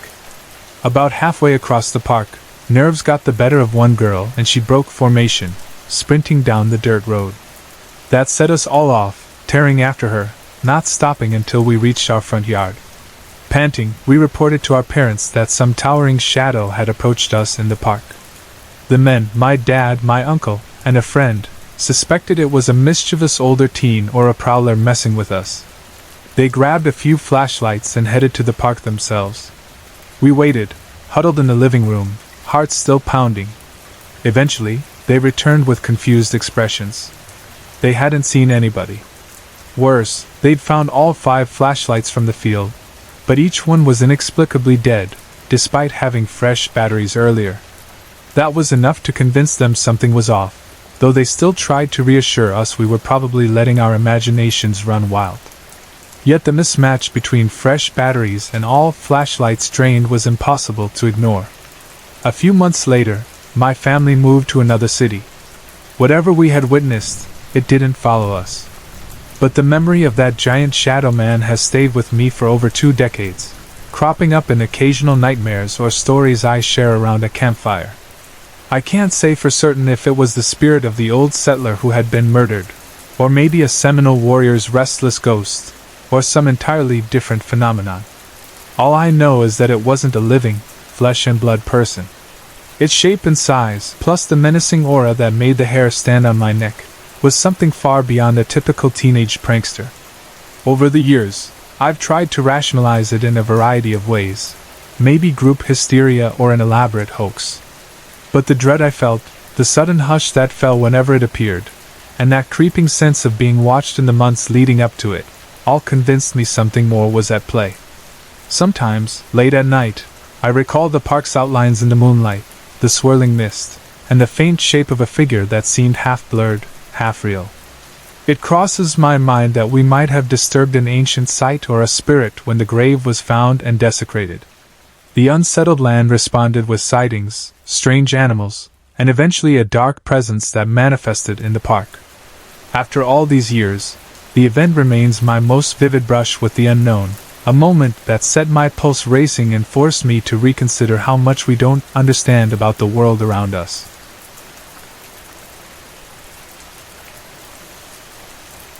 It was late December, and the night felt endless. Scott drove along a narrow country road, his headlights barely piercing the thick darkness. He leaned over the steering wheel, wondering if he would even see his own hand in front of his face if he stepped out there. A cold wind battered the edges of the truck windows, and the soft hum of the heater gave him a semblance of comfort. On the passenger seat lay an empty fast food bag and an old road map he didn't really need anymore, but kept for peace of mind. The radio station he'd been listening to all evening began to drift into static, overwhelmed by distance or lack of towers out here. The faint music turned into a distorted hiss, and the conversation of talk show hosts broke into fragments. Finally, Scott tapped the stereo's power button and let out a sigh. He couldn't rely on it to keep him company any longer. Now there was only the roar of his engine, the crunch of gravel under his tires, and his own thoughts. He was heading to his grandmother's house, a place nestled in a remote corner of Kentucky. The region was mostly farmland and winding roads, with occasional small towns scattered about. He hadn't been here in years and found himself lost in a sea of memories and questions, trying to recall whether to take this left or that right. The moon hid behind clouds, so the night felt particularly black. His mind started to wander. He thought about his family, about the old stories Granny used to tell him as a child, about the local folklore. He glanced at the clock on the dashboard. It was a little after 10. He told himself he'd be at Granny's by 10:30, maybe. That was if he didn't take a wrong turn or run into trouble. Just as he was drifting into deeper contemplation, he noticed something up ahead, a shape moving at the side of the road. Scott eased off the accelerator. His headlights caught a person walking. At first, it was just a silhouette, but as he drew closer, details emerged. The figure wore a helmet, maybe a hard hat. On his right shoulder rested a long tool, and he clutched a box with a handle in his left hand. The man's posture was hunched, trudging onward. Scott's brow furrowed. He had no idea there were mines out here, but it definitely looked like a coal miner. In these parts of Kentucky, it wasn't impossible. Still, how could someone see in such a pitch-black night? He started to weigh the pros and cons of pulling over. The man was surely exhausted, covered in coal dust, forced to walk who knows how far after a back-breaking shift. Scott pictured him trudging home in those worn boots. Another voice in Scott's head reminded him that picking up a stranger in the middle of nowhere might not be the safest idea, especially with the day's tension and the creeping sense of isolation. Yet Scott felt a pang of guilt at the thought of leaving the man to limp along the dark road. Then, from the depths of his conscience, one thought emerged: a working man walking along a lonely path at night, and me, too selfish to give him a ride? Resolute now, Scott slowed his truck to a stop, shifted into park, and quickly reached over to move his duffel bag from the passenger seat to the back. But in that short moment, when he glanced up again, the miner was gone. Vanished. 1 second, the man was lumbering along in the truck's beam. The next second, empty road. A jolt of fear spread through Scott's chest. He felt goosebumps erupt over his arms. With shaking hands, he put the truck back in drive and stomped on the accelerator, the tires kicking up a cloud of dusty gravel behind him. His heart thundered. He kept checking his rearview mirror, half convinced he'd see a figure sprinting after him. But there was nothing in the glare of the red taillights except swirling dust. He forced his eyes back on the road. The further he drove, the more he tried to calm himself. After maybe 2 miles, the adrenaline began to fade, and he started breathing more steadily. He found himself driving slower, his mind replaying that bizarre moment. Had he just hallucinated it? He clutched the steering wheel and forced his attention to the stretch ahead. Then a sign came into view. Scott recognized it as the Miners' Memorial sign. Next to it, a small path led to a structure and a statue. His headlights revealed the statue to be a coal miner with a pickaxe draped over his shoulder, in almost the exact pose as the figure Scott had spotted. That realization sent a wave of fresh fear through him, reminiscent of his father's old ghost stories. Scott felt his knuckles tighten on the wheel. He pushed the pedal and shot off onto a more familiar blacktop road that would lead him directly to Granny's. By the time he arrived, the house was aglow with Christmas lights, a festive break in the otherwise somber night. It was close to midnight when he settled into the spare bedroom, lit warmly by an old lamp, its shade printed with cheerful holiday patterns. But despite the comforting decorations, he couldn't sleep. He lay wide awake, staring at the ceiling, pondering the vanished miner. Eventually, he dozed off into a restless slumber, never quite forgetting the image of the man and his abrupt disappearance. At dawn, the urge to know more about last night's incident seized Scott's mind. After a quick breakfast, he told Granny he was going out for a drive. He couldn't bring himself to detail his exact motives, afraid she might brush it off, or, worse, confirm that these roads held some sort of ghostly presence. So he climbed into his truck and retraced his route back toward the Miners' Memorial. This time, with daylight flooding the landscape, the place looked vastly different. In the golden morning sun, rolling hills of farmland stretched out, and the once foreboding road now seemed merely dusty and unremarkable. And yet, even in daylight, Scott felt a subtle heaviness. The environment seemed to carry a memory of the night's darkness. He slowed well before reaching the memorial, pulling off where a small gravel patch met the ditch. When he shut off the engine and got out, the morning air was crisp. Birds chirped in the distance, but there was an undercurrent of silence that didn't sit well with him. He walked a short way, scanning the area for any signs, footprints, maybe, or an old path that the miner could have taken. The ground was scattered with leaves and bits of stone. A short distance ahead, he saw a house, an older structure with worn paint and a sagging porch. Nothing about it looked inviting, but it was the only dwelling in sight. Approaching it, Scott noticed some small holiday decorations, a wreath on the door, a string of faded lights around the window, enough to make him think maybe someone was home. He climbed the steps and rapped gently on the wooden door. He waited about a minute, ready to knock again, but then the door creaked open on its own, revealing a woman who looked as if she'd lived 100 lifetimes. She had a lined face and spoke with a thick accent, her voice raspy but calm. "I reckon I know why you're here," she said before stepping away, beckoning him inside without further explanation. Unsure, but strangely compelled, Scott mumbled thanks and followed her in, shutting the door behind him. The living room smelled of wood smoke and old, dusty antiques. Shelves displayed black and white photos of men in overalls, of children standing in front of barns, along with porcelain figurines that might have been decades old. A large deer head, complete with a wide span of antlers, was mounted above the fireplace. The old woman gestured to a worn leather couch. "Sit if you like," she offered. "Want anything to drink?" "Just some water, please," Scott replied, settling on the couch, feeling the creak of old springs beneath him. Nodding, she headed into the kitchen, leaving him a moment to observe. Framed pictures on the walls showed old mines, family gatherings, and what looked like a local baseball team in black and white. Then she returned, handing Scott a bottle of water. He thanked her. She took a seat across from him. "Let me guess," she said. "You saw something on the road last night." Her voice carried the weight of someone who'd heard this story a dozen times. Scott's pulse quickened. He recounted his run-in with the coal miner, the figure that vanished, and how spooked he'd been.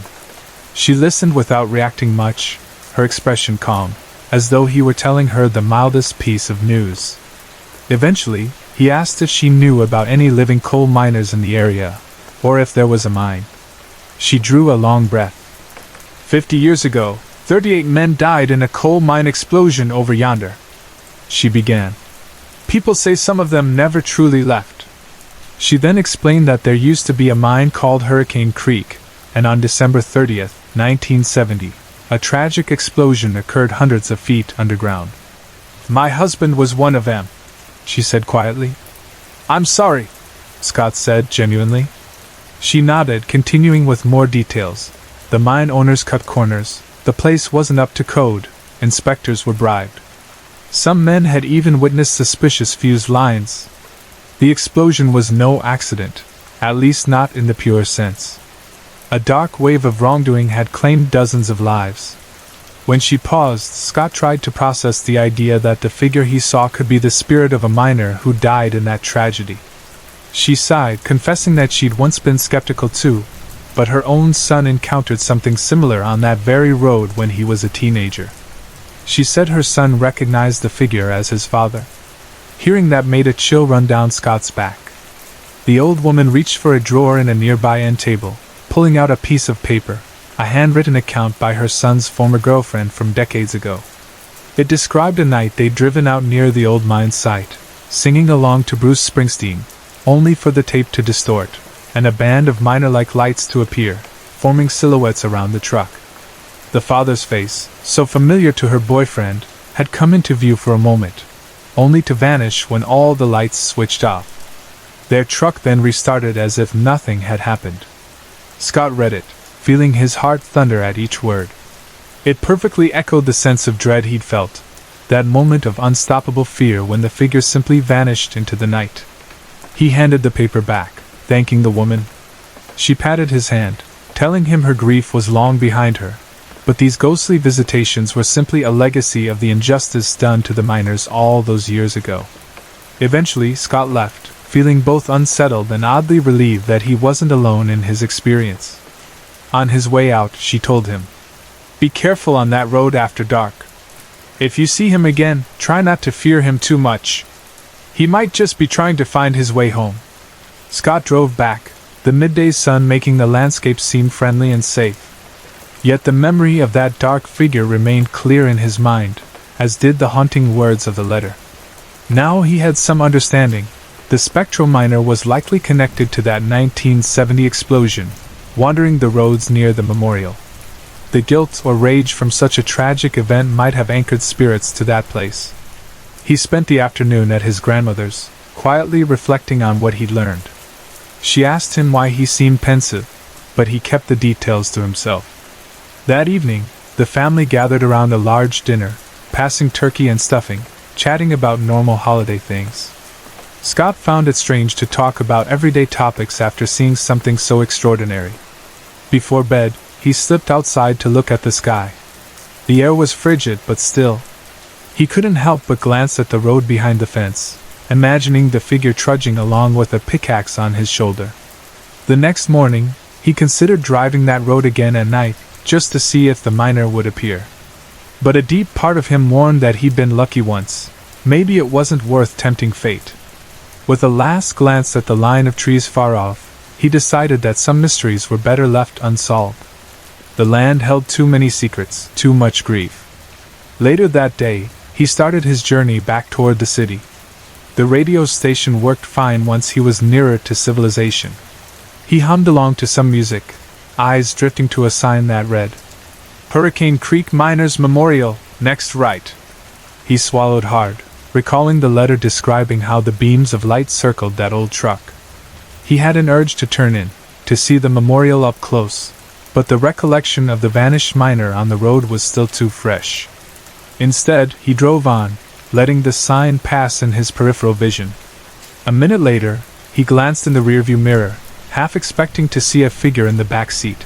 But there was nothing, just the reflection of bright Kentucky sunshine streaming through the window. Even months and years later, when the memory crosses his mind, sometimes prompted by a whiff of coal dust near a construction site, or the mention of an old mine accident on the news, Scott recalls the figure on that road. He recalls the old woman's unwavering expression, the handmade letter describing a ghostly scene from a decade prior. He thinks of the tragedy that claimed 38 lives, of corporate greed or negligence, and how such sorrow might imprint itself on a place, refusing to let go. It's a sadness that underscores the land's beauty with a quiet, persistent shadow. Scott doesn't share the story often. When he does, people usually give him a half smile, a polite nod, or some word of skepticism. That's okay, because the experience wasn't for them. it was his to carry. He only hopes those miners found some measure of peace in the afterlife. And he drives more cautiously at night now, always aware that around any bend in a deserted road, a man in a dusty helmet might appear, carrying the burden of a past injustice, looking for a way home.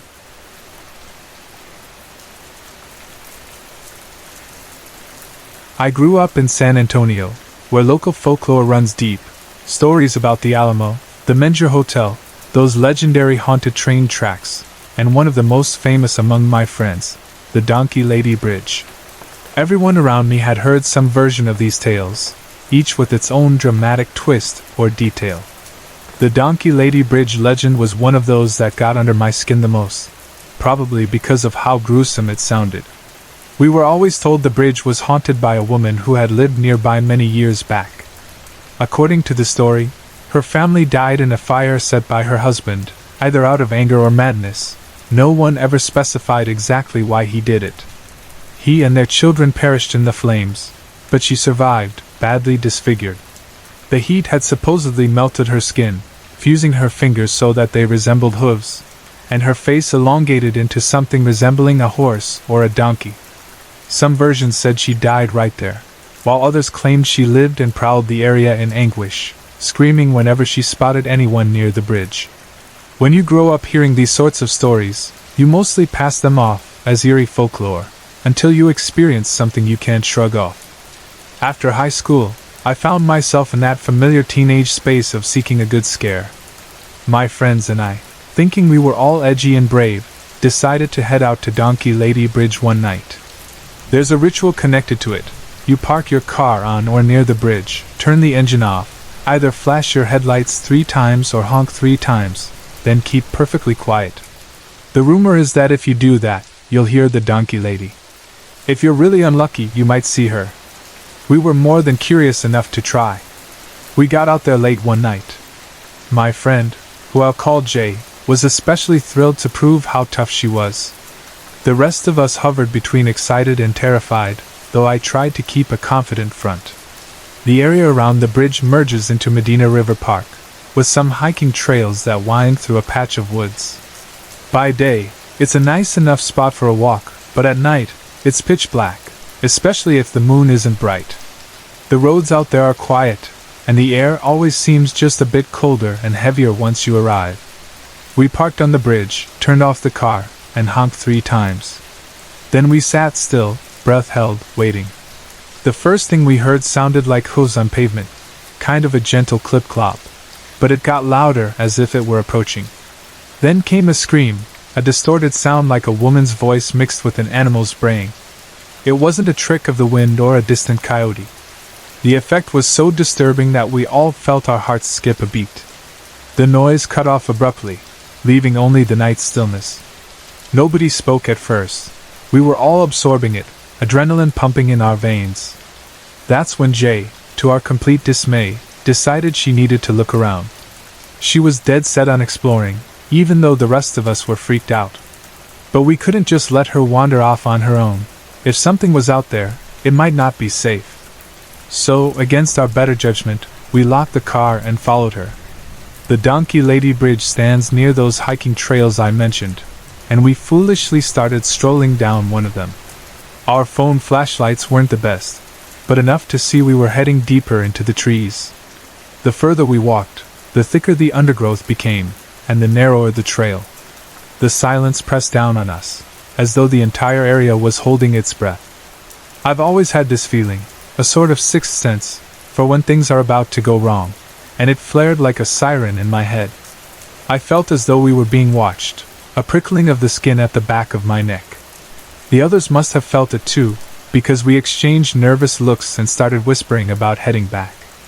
Then, from the direction of the car, we heard the same noise again, hooves on pavement, followed by that eerie scream. This time it was louder, more anguished, and it came from the very path we needed to take to return to the car. Right then, we also heard movement in the bushes to our side, rustling leaves, something shifting around. Jay gasped and pointed, saying she saw eyeshine in the undergrowth, 2 glowing spots moving toward us. That was enough to send us running. We took off in a sprint back down the trail. My lungs burned from the cold night air, and I'm asthmatic, so I couldn't keep up with everyone else. They powered ahead, not realizing I had to slow down. Before I knew it, they were far ahead, leaving me behind in near darkness. My heart hammered as I forced my legs to keep moving, the sound of those heavy hoofbeats echoing behind me. At one point I thought I heard grunting or snarling, but it could have been my own breath rasping in my chest. I was convinced I'd be tackled at any moment by something large and monstrous. Fear kept me going, each step feeling like it would be my last if I stopped. I stumbled out of the trail into the open area near the bridge, breathless. My friends were gathered by the car, frantic. That's when we realized the engine wouldn't turn over. All of us were wound tight, glancing around, expecting something to leap out of the shadows. The screams and hooves were still echoing somewhere in the night, but this time they seemed to be circling us, coming closer. Jay fumbled with the keys, trying desperately to start the car. Meanwhile, we heard an awful scraping noise, like something heavy being dragged on the road surface, interlaced with another one of those chilling screams. All at once, something slammed against the passenger side of the vehicle, the side nearest the bridge. It rocked the car on its suspension. Whoever was on that side yelped, and we all started yelling over each other, fear rising like a tangible wave. The car was struck again, a fierce impact that rattled us. Someone cried out, demanding to know what was hitting us. Another was sobbing. I just crouched down in my seat, arms around my chest, adrenaline pounding in my veins. Then, as suddenly as it began, it stopped. Silence descended, heavy as a blanket. Jay tried the ignition again, and this time, miraculously, the car roared to life, headlights flashing on.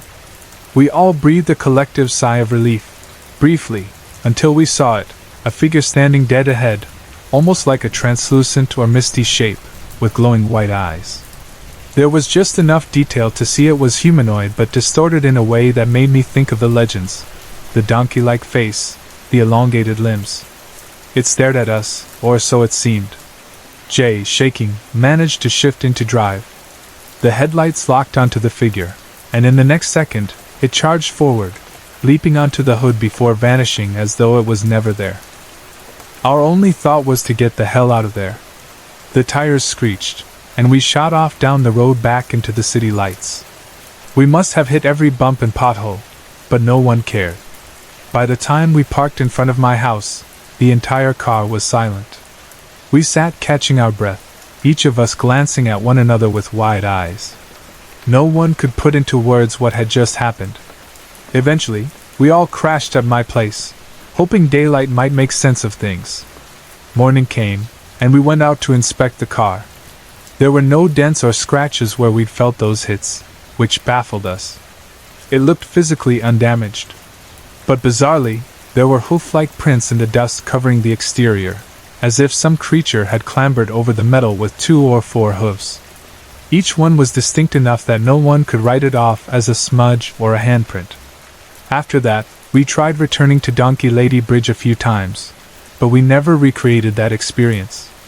We avoided honking or flashing the lights, never again wanting to provoke whatever roamed those woods. Sometimes we'd feel a sense of foreboding out there, a lingering heaviness, but we never saw or heard the Donkey Lady. Maybe we'd had our dose of the legend, and she decided not to torment us further. Or maybe we just got lucky. To this day, I can't forget how her eyes glowed in those headlights, the frantic pounding on the car, and the petrifying screams. People ask me whether I believe in ghosts or demons or cryptids. Before that night, I would have shrugged and said I'm open to possibilities, but not convinced.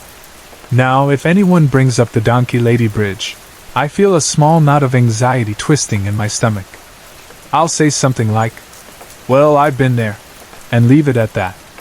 If they press for details, I'll recount the story, half laughing at how terrified we were, but underneath the laughter, I remember how real it all felt. I can't say definitively what we experienced that night, whether it was truly the spirit of that disfigured woman from the local legend, or some other force playing with our senses. But the marks on the car and the fear I felt were very real. It taught me that sometimes old stories, legends we hear growing up, might hold a kernel of truth. Maybe the donkey lady never existed, or maybe she did in some tragic form. But whatever lurks around that bridge, it made its presence known to us. I haven't gone back since, and I don't think I ever will. There are enough mysteries in the world. I don't need to repeat the one that left me breathless and trembling on a remote Texas road under the moonlight.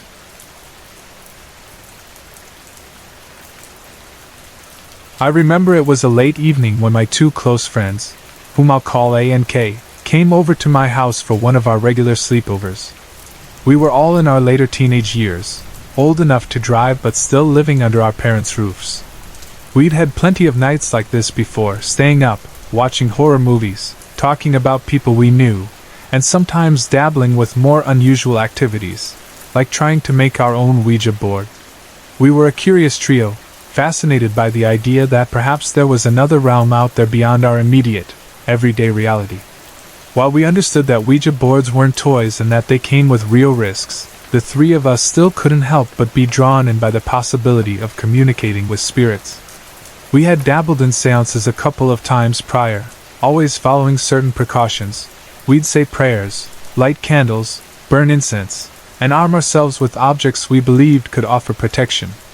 We had crystals, little pieces of silver, and other trinkets that each of us felt would help ward off anything malicious.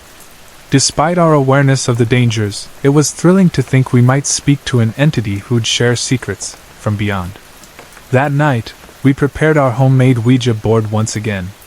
It was a makeshift thing we'd crafted from a sturdy piece of wood, carefully marking it with letters, numbers, and words like yes, no, and goodbye. We even had a planchette that we'd carved from some scrap material. Before sitting down to begin, we made sure to set the mood, dimming the lights in my living room, letting the gentle glow of candles create dancing shadows on the walls. The smell of incense wafted around us, sweet and heady, making the air feel almost charged with potential. There was an electric hush as we sat cross-legged around the board. Outside, the sky was dark, the only sounds coming from the occasional car passing down the street or the hush of a fan inside the house. We placed our fingertips on the planchette, closed our eyes, and recited a short prayer, asking for protection and clarity. We were used to addressing the spirits politely, never demanding. We'd heard enough stories about how being disrespectful could open doors we didn't want to open. Gradually, the planchette began to move beneath our fingertips. I felt my pulse quicken, that familiar mix of excitement and apprehension settling into my stomach. Kay, who tended to be the most open and sensitive to these experiences, was already softly whispering that something was trying to come through. We asked if there was a spirit who wished to talk with us. Slowly, the planchette spelled out a name. Warren. We recognized this name right away. It belonged to a spirit we'd encountered in previous sessions. Warren had come across as a gentle presence, an entity that didn't seem malevolent. In our earlier communications, he had claimed to be extremely old, so old that he couldn't recall precisely when he died.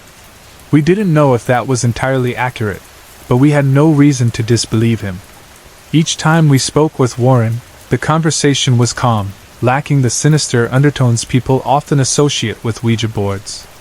The planchette would move slowly, as though Warren's energy was faint. That night, though, Warren's presence felt weaker than usual.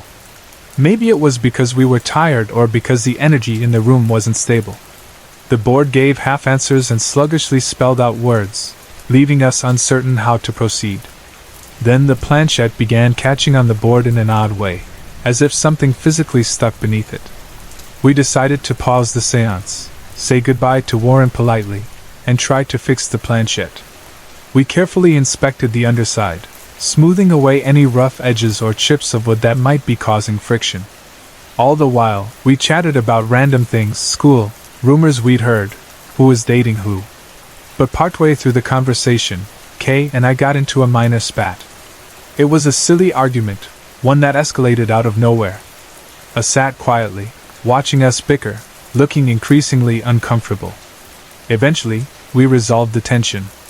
I apologized, Kay apologized, and we agreed to drop it.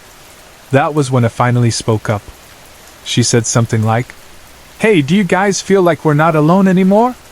Her tone was hushed, almost reverent. At first, I was confused by her question. Then I realized there was a thickness in the air, a heaviness I hadn't noticed earlier. It felt as though someone else was in the room with us, someone we hadn't invited. The three of us locked eyes, recognizing the shift in the room's energy. The candles flickered ominously, though there wasn't any draft. We decided to place the board back in front of us. Kay lit another stick of incense, a pungent, herbal fragrance that was supposed to purify the space. I clutched a small amethyst crystal in one hand, and I took a deep breath to steady my nerves. Slowly, we put our hands on the planchette again. "Warren?" I ventured, feeling uncertain. "Warren, can we speak with you?" Usually, it took a few moments for the planchette to respond, a slow, deliberate movement.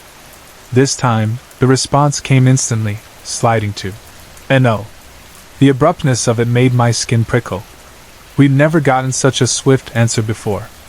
My mind raced with possibilities. Maybe Warren was too tired or simply unavailable.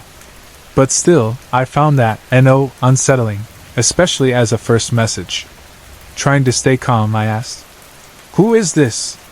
The planchette spelled out, "Saturn." We exchanged glances. That was definitely not a name we recognized. Kay began to question Saturn. She wanted to know basic things like if Saturn had been around for a while, or how Saturn died. Saturn claimed to have died within the last decade, which contrasted with Warren's admission of being ancient. Saturn also explained she was a cancer patient who passed away after undergoing chemotherapy. On the surface, none of that sounded particularly sinister, just a modern tragedy. But as the conversation wore on, Saturn's answers felt charged.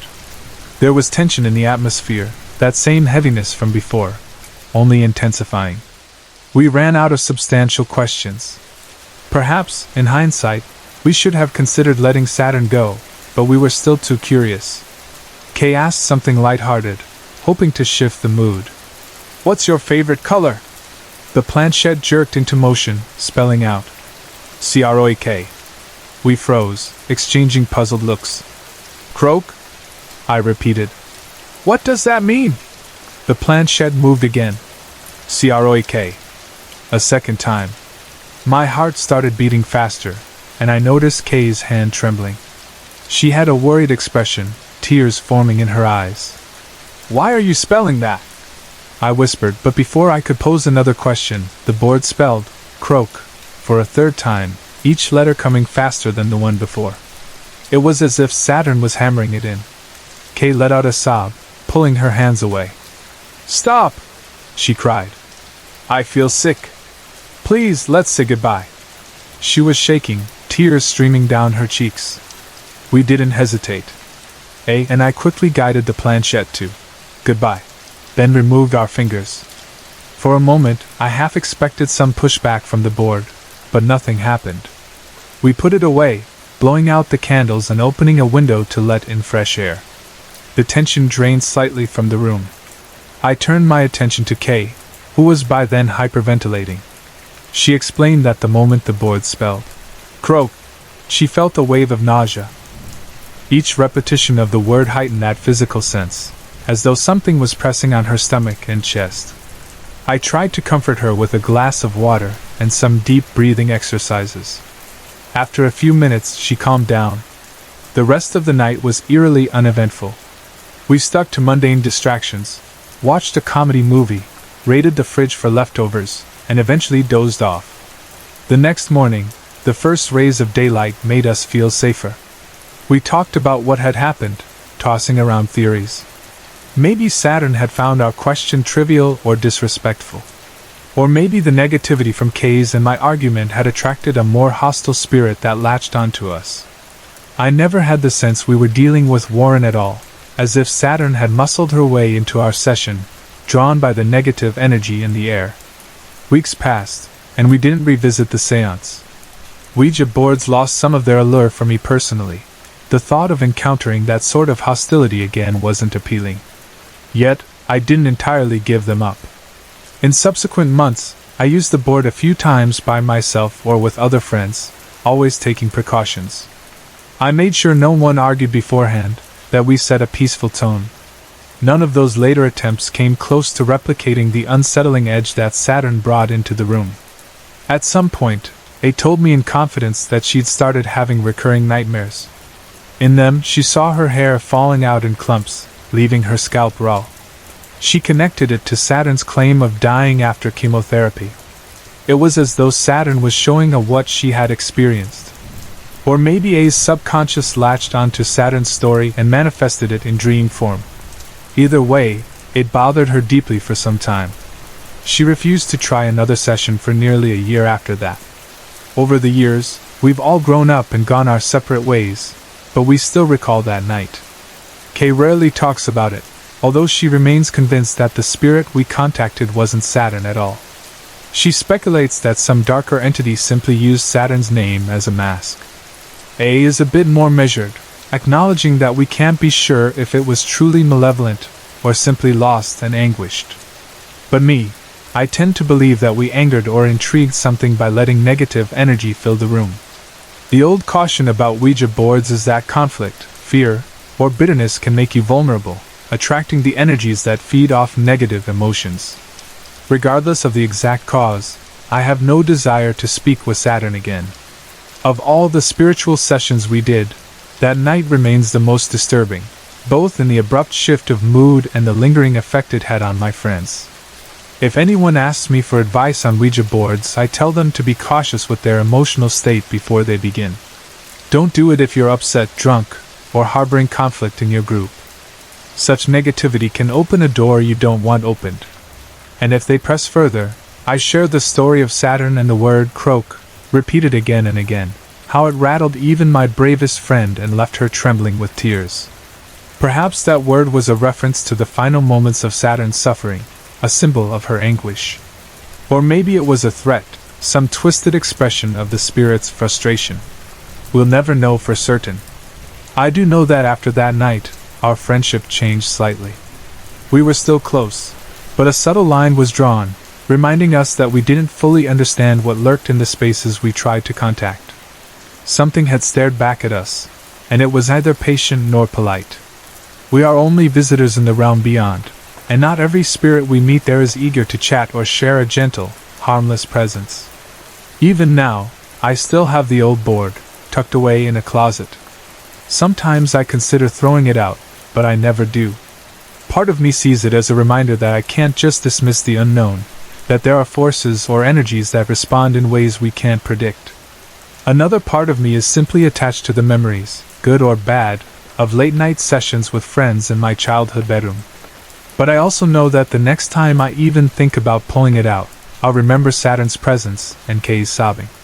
That alone makes me hesitate, a caution that runs deeper than any curiosity.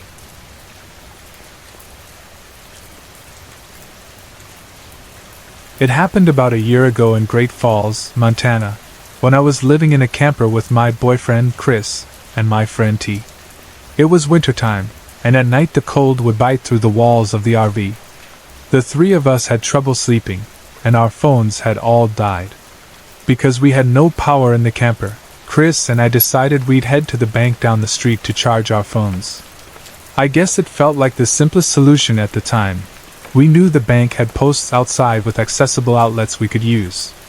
The night was quiet and dark, the kind of winter night where you hear every sound echo a little louder in the cold air. We reached the bank, plugged in our phones, and waited for them to charge. Standing there, trying to keep warm, I heard a strange noise that immediately put me on edge. I glanced around to see what it was. Not far from where we stood, there was a tree, maybe 3 feet away. In that faint illumination provided by the bank's lights, I noticed something that made my stomach lurch. A woman was standing in the middle of that tree's shadow, silently and motionless, just staring right at me. I froze, and a jolt of fear shot through me. Keeping my voice low, I leaned over to Chris and whispered, "Do you see that woman by that tree?" He squinted, searched the area with his eyes for a moment, then shook his head. "What woman? I don't see anyone." My heart kicked harder. I knew I wasn't imagining things. She was so clearly there, just standing in the darkness. I glanced back and sure enough, she was still there, same spot, same intense stare. The realization that Chris couldn't see her made me even more unsettled.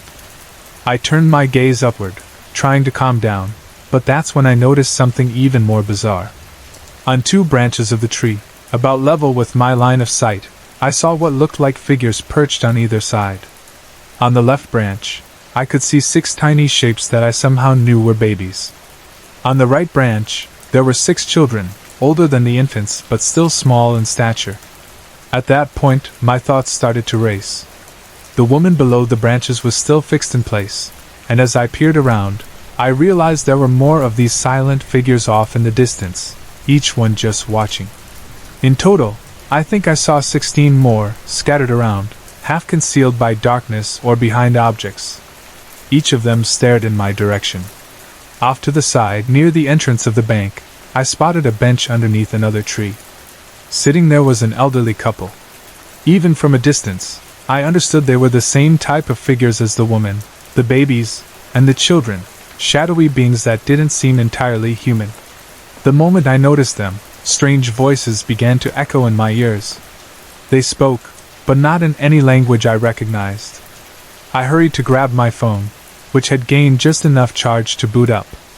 With shaky hands, I pulled up Google Translate, desperately trying to see if I could pick out anything intelligible. As I listened, repeating snippets of what I heard into the phone's microphone, the words on the screen formed some sort of story. Each phrase or sentence would appear, describing some background of the figures, who they were, how they'd come to be. But when it came to the woman in the tree, her part of the story seemed incomplete or hadn't been revealed yet. Eventually, the phone displayed the words, "End of scene." And in an instant, the entire group, babies, children, woman, old couple, all of them, vanished from my view. I turned to Chris, voice unsteady, and told him we needed to leave. We started to gather our things, but before we could fully pack up and go, I heard more voices. My phone flickered and lost service, but I could still hear them, so I tried to repeat the words I heard, memorizing them until we could get back to a place with Wi-Fi. The voices spoke again, and then I saw only the old couple and the woman. My phone's translator spat out the phrase, "Scene 2," and that was when I felt real terror locking up my limbs. The old couple stared, and the woman's mouth curled into a smile, the widest, most unnerving grin I've ever seen. Something about the way she revealed her teeth felt predatory, like she was enjoying our fear. I yelled at them, telling them they weren't real, that they were just in my head, but of course, they stayed put, ignoring my desperate denial. That was it for me. My chest pounded with panic. Chris must have seen the panic on my face. We started running, not caring how foolish it looked. While we scrambled off, we could hear the voices continuing in the dark. With no cell service, all I could do was repeat the words out loud, making sure to remember them exactly so I could check Google Translate later. Once we reached the camper, where T was probably asleep, I typed the words in as fast as I could. The translation made my blood run cold. "Run! When the woman smiles, you're in danger!" My hands shook as I read it, and I realized we'd been seconds away from something worse happening. It was almost like these entities, or illusions or whatever they were, had given us a warning, or maybe a threat. Through my tears, I forced myself to peek out of the camper window, heart hammering. Across the road, under a lone streetlight, that old couple from the bench sat like silent sentinels, as if they had followed us all the way home. I was too terrified to keep watching. When I finally looked again, they were gone. I haven't returned to that bank at night since. Even just the thought of driving past it in the dark makes me queasy. I have no explanation for what I saw, whether it was some supernatural phenomenon, a collective hallucination, or something specifically tied to that land. But I know what I experienced. The sight of those impossible figures, the half-understood voices telling their stories, that disturbing grin on the woman's face, all of it burned itself into my memory. It remains the single most chilling event of my life. To this day, I sometimes wake up from nightmares where I see her face in the tree, all those babies perched on branches, and that old couple reappearing in the distance, continuing their cryptic conversation. And always, always I remember the words. Run! When the woman smiles, you're in danger. Sorry to interrupt. If you're enjoying the story, let me know in the comments and tell me where you're watching from. Don't forget to like and subscribe for more. I was 11 when my parents finally bought their own home. It was a 2-story house with a large backyard and even a swimming pool, which felt like a dream come true. My dad was probably the happiest of all, since we'd always lived in rentals that never allowed pets. He wanted us to have a dog, so once we moved in, we got a yellow lab named Boomer. A year later, we added a schnauzer mix named Misty to our family. The dogs stayed outside most of the time except for bad weather or evenings when we wanted them indoors. In California, it rarely rains or storms, so we spent hours in the backyard playing with the dogs. That backyard was massive because our house stood near the center of a small cul-de-sac, making the property wedge-shaped. The front yard was narrow, but the back spread out wide behind the house.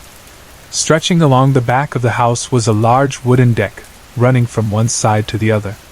My parents' bedroom was located on one end of the house.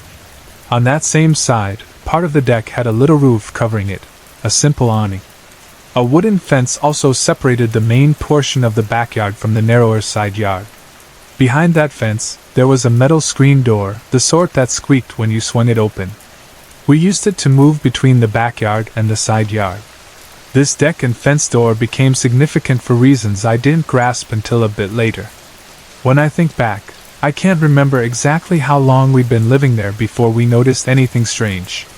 Perhaps it started within our first year or two, though the activity kept going until I was in my late 20s, even after I'd moved out.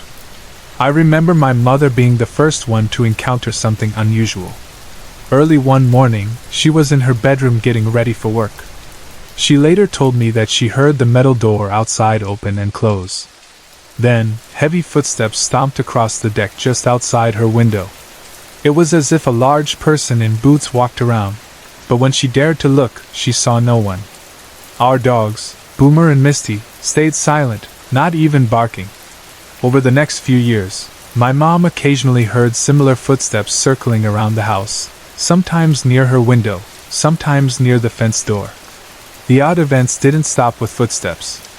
One summer, my siblings and I, still kids, were allowed to stay home alone for the first time. On a bright afternoon, we lounged around in the dining room, talking and goofing off. Then, from above us, we heard someone walk around, specifically in my bedroom upstairs. We all froze. My brother and sister exchanged worried glances, and I felt my heart skip. Determined to protect ourselves, we grabbed kitchen knives, trembling, and crept up the stairs. I couldn't have been older than 12 or 13, with my youngest sibling being around 9. About halfway up, the footsteps stopped, so by the time we reached my room, it was silent. Naturally, we found nobody. That was the first time we armed ourselves in our own home, spooked by the notion of an intruder who wasn't actually there. As time passed, we got accustomed to these happenings. Strange sounds became part of the house's character. Heavy footsteps on the ground floor, along the deck, or up in my room. Late at night, I'd sometimes hear shuffling papers, as if someone sifted through my desk or the stuff on my floor. Once in a while, I'd feel a soft touch on my shoulder or back, the way someone would press against you to squeeze by in a crowded room. And on the rarest occasions, a rosy perfume that didn't match anything my mother or sister owned would fill the air. It was never overwhelming, just a gentle scent appearing briefly. I remember a day when I was in my parents' bedroom, using the mirror on the sliding closet door. Abruptly, the door slammed shut with enough force to rattle me. Another time, my older cousin lived with us for a while. After she moved out, my sister took that same room. She soon realized she had to lock her door at night because if she didn't, the handle would jiggle non-stop, as though someone tried to enter. It was never violent enough to break in, but it persisted for hours. Most nights, she'd hear the rattle until she yelled at it to stop. These events, weird as they were, almost felt like part of the house's routine. One night, my sister woke up to see the silhouette of a man standing by her bed, touching her forehead as if checking for fever. He spoke softly, muttered something like, "No, that's not good," then turned and vanished. A short time later, she fell seriously ill with the swine flu that was going around. She felt certain it was a warning of some kind. When my mom told us the previous owner of the house had been a California Highway Patrol officer who died of cancer in her bedroom, it started to click. My bedroom had once been his office. My sister's room had belonged to his daughter. We began to think he was the spirit wandering the house, continuing his fatherly routine or simply lingering after his passing. It was oddly comforting. But the atmosphere gradually shifted. Something heavier settled in. It felt darker.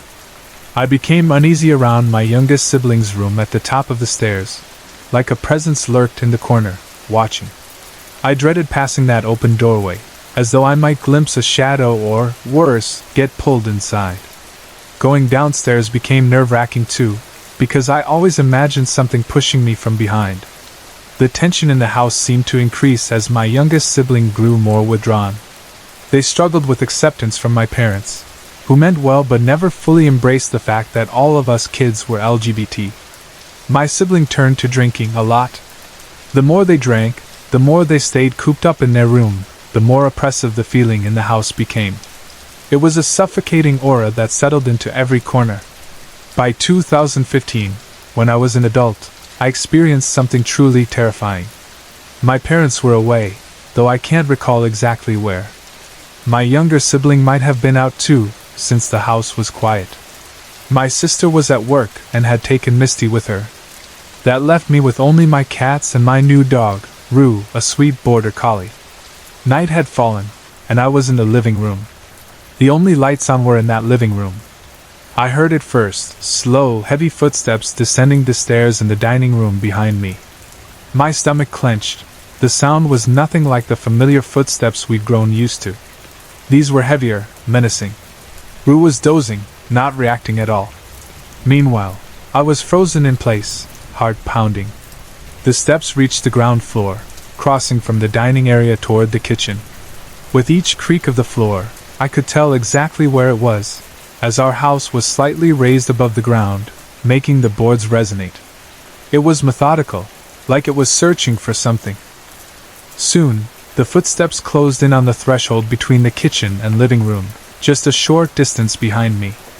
I refused to look that way, afraid of what might be standing in the dark.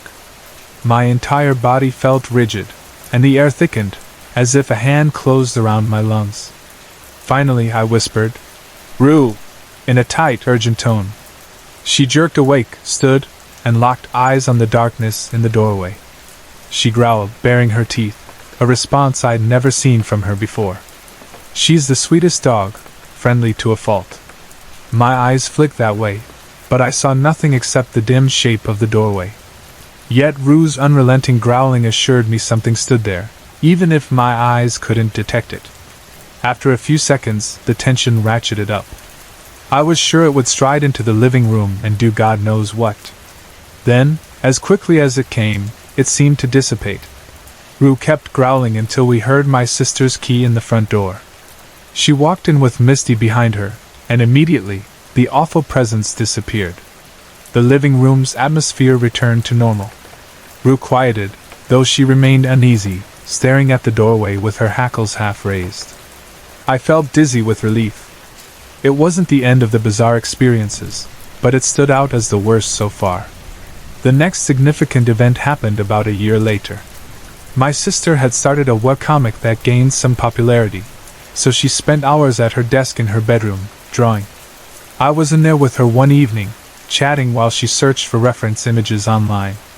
She joked about using some questionable sites to look up satanic symbols for a storyline.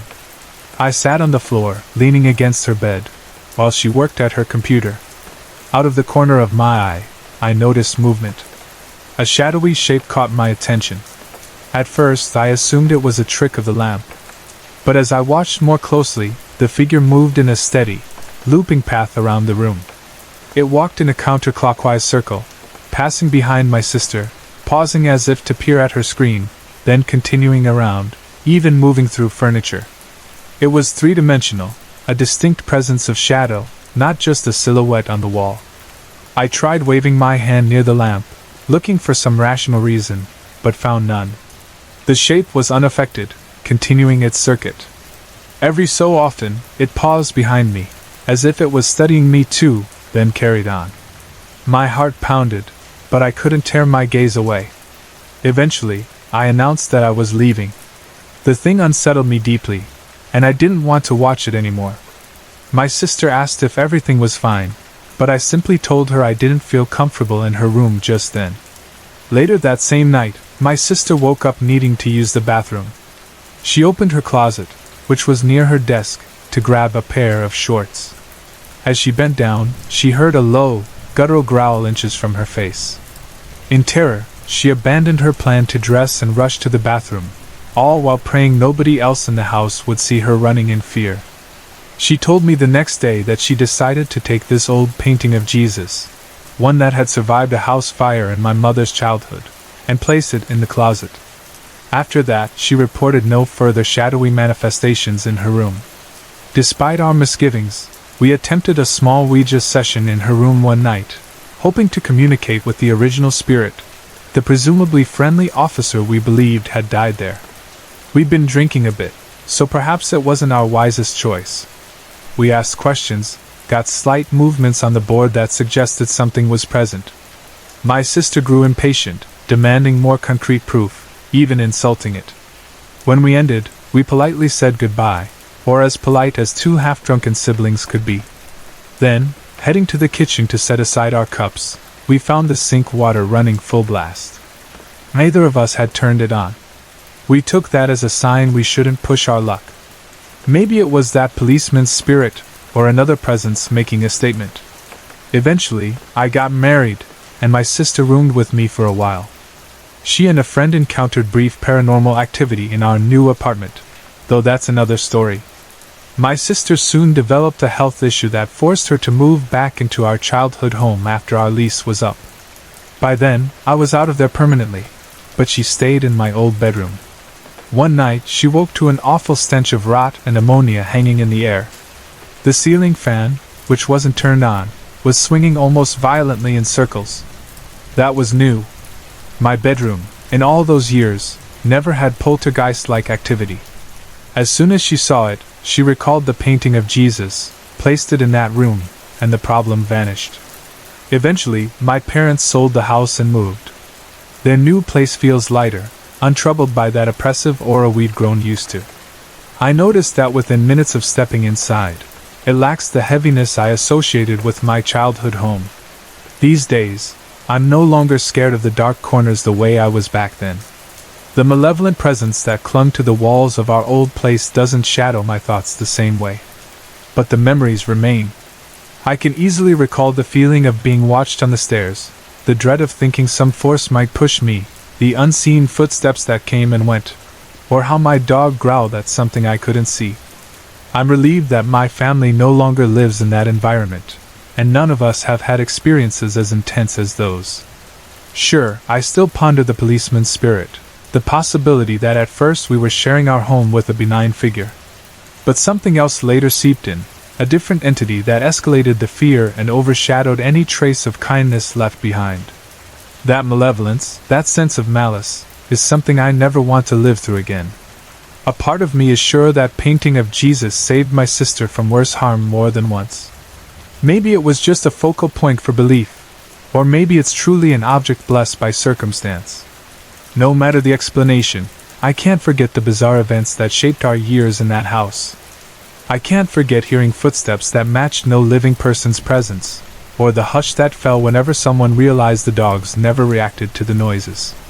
I can't forget the oppressive feeling that grew as my sibling grew more reclusive, or the day I felt a distinct, heavy presence cross from the stairs to the living room, stopping just behind me.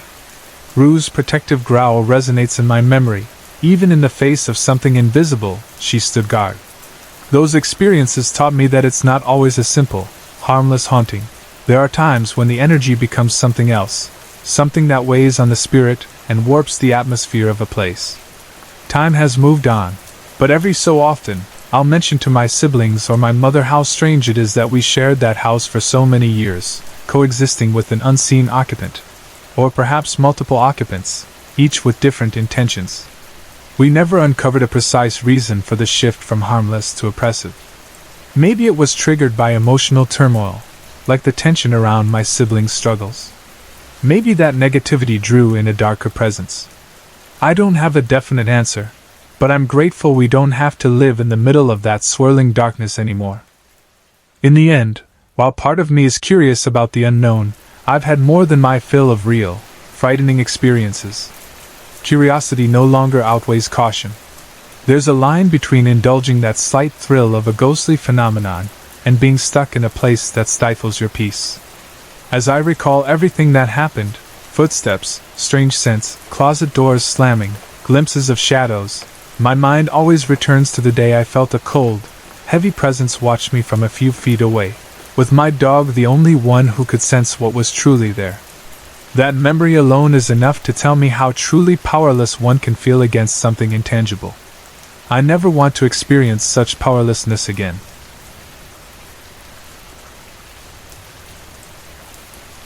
I've always been the type to look for the most mundane explanation for strange events.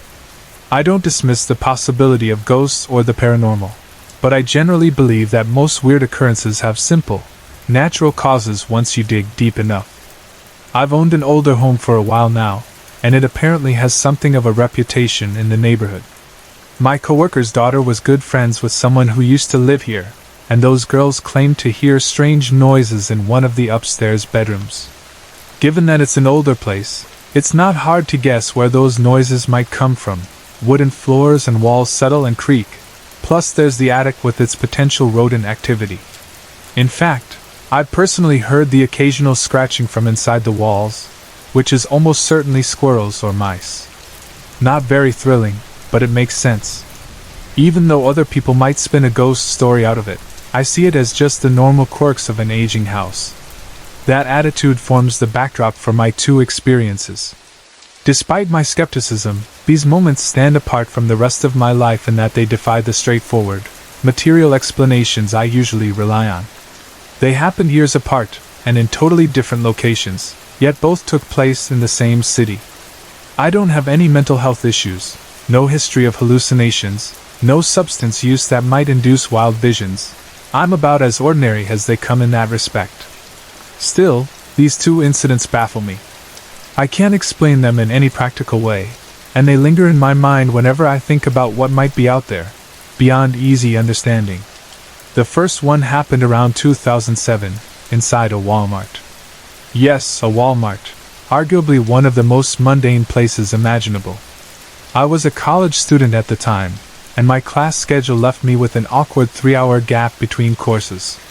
Rather than just sit on campus, I decided to drive over to the local Walmart to browse the aisles and maybe buy something random. It wasn't a busy day. The store was mostly quiet, and even the background music overhead seemed dialed down. I was wandering aimlessly, pushing a cart with no real plan, just killing time. At some point, I passed by the jewelry section. The next thing I knew, I felt and heard a loud whisper right in my ear, a sharp, angry hiss that spoke my name. I distinctly remember that it felt like a person's breath, hot against my skin, as though someone had leaned in close to me. The voice itself was undeniably hostile in tone, almost as if someone had built up frustration and decided to call my name under their breath. My immediate reaction was to spin around and see who was there, expecting to catch some friend or acquaintance playing a bizarre prank. But the aisle was empty. In fact, the nearest person was at least 30 feet away, near the electronics department, or somewhere else. There was absolutely nobody in the immediate area. I checked behind displays, even took a few steps around, but found no sign that anyone had dashed off. What sticks with me is the lack of fear I felt. You would think that hearing a disembodied voice speak your name would send chills down your spine. And I was startled, yes, but not truly terrified, more like intensely curious and a bit unsettled. I tried to replay the situation in my head. Could it have been a malfunction of the store's PA system? Some weird auditory glitch? But why my name, whispered in an angry tone? I've considered the possibility of some quick hallucination or a momentary misinterpretation of a sound, but it was so specific and so real that I struggled to write it off as imagination. Over the years since that day, there have been rare moments in the mornings when I've half awoken from a deep sleep and thought I heard my name, but those times I chalk up to that drowsy in-between state. This Walmart incident, however, happened in broad daylight, fully awake, with a cart in front of me and my eyes wide open. I guess I'd love to find a rational explanation, but so far I have none. It remains in my memory as an unexplainable encounter that defied the normal. Still, I tried to put it behind me by telling myself it was a once-off, an anomaly, strange but not indicative of anything bigger. And life went on.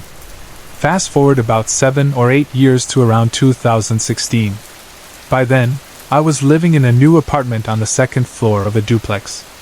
The ground floor was rented out to a woman and her daughters, while I had the upper level to myself. The place had a decent layout, a small bedroom, a modest kitchen, and a living area. It wasn't fancy, but it suited my needs at the time. I'd been living there for maybe 2 weeks when something odd happened. The woman downstairs and her kids were out that day, and I had the apartment all to myself. The neighborhood in general was quiet except for the cars passing on a nearby highway. Because I had a peaceful day ahead of me, I decided to sit down and meditate, something I'd been practicing for about 6 years. It's not an elaborate ritual.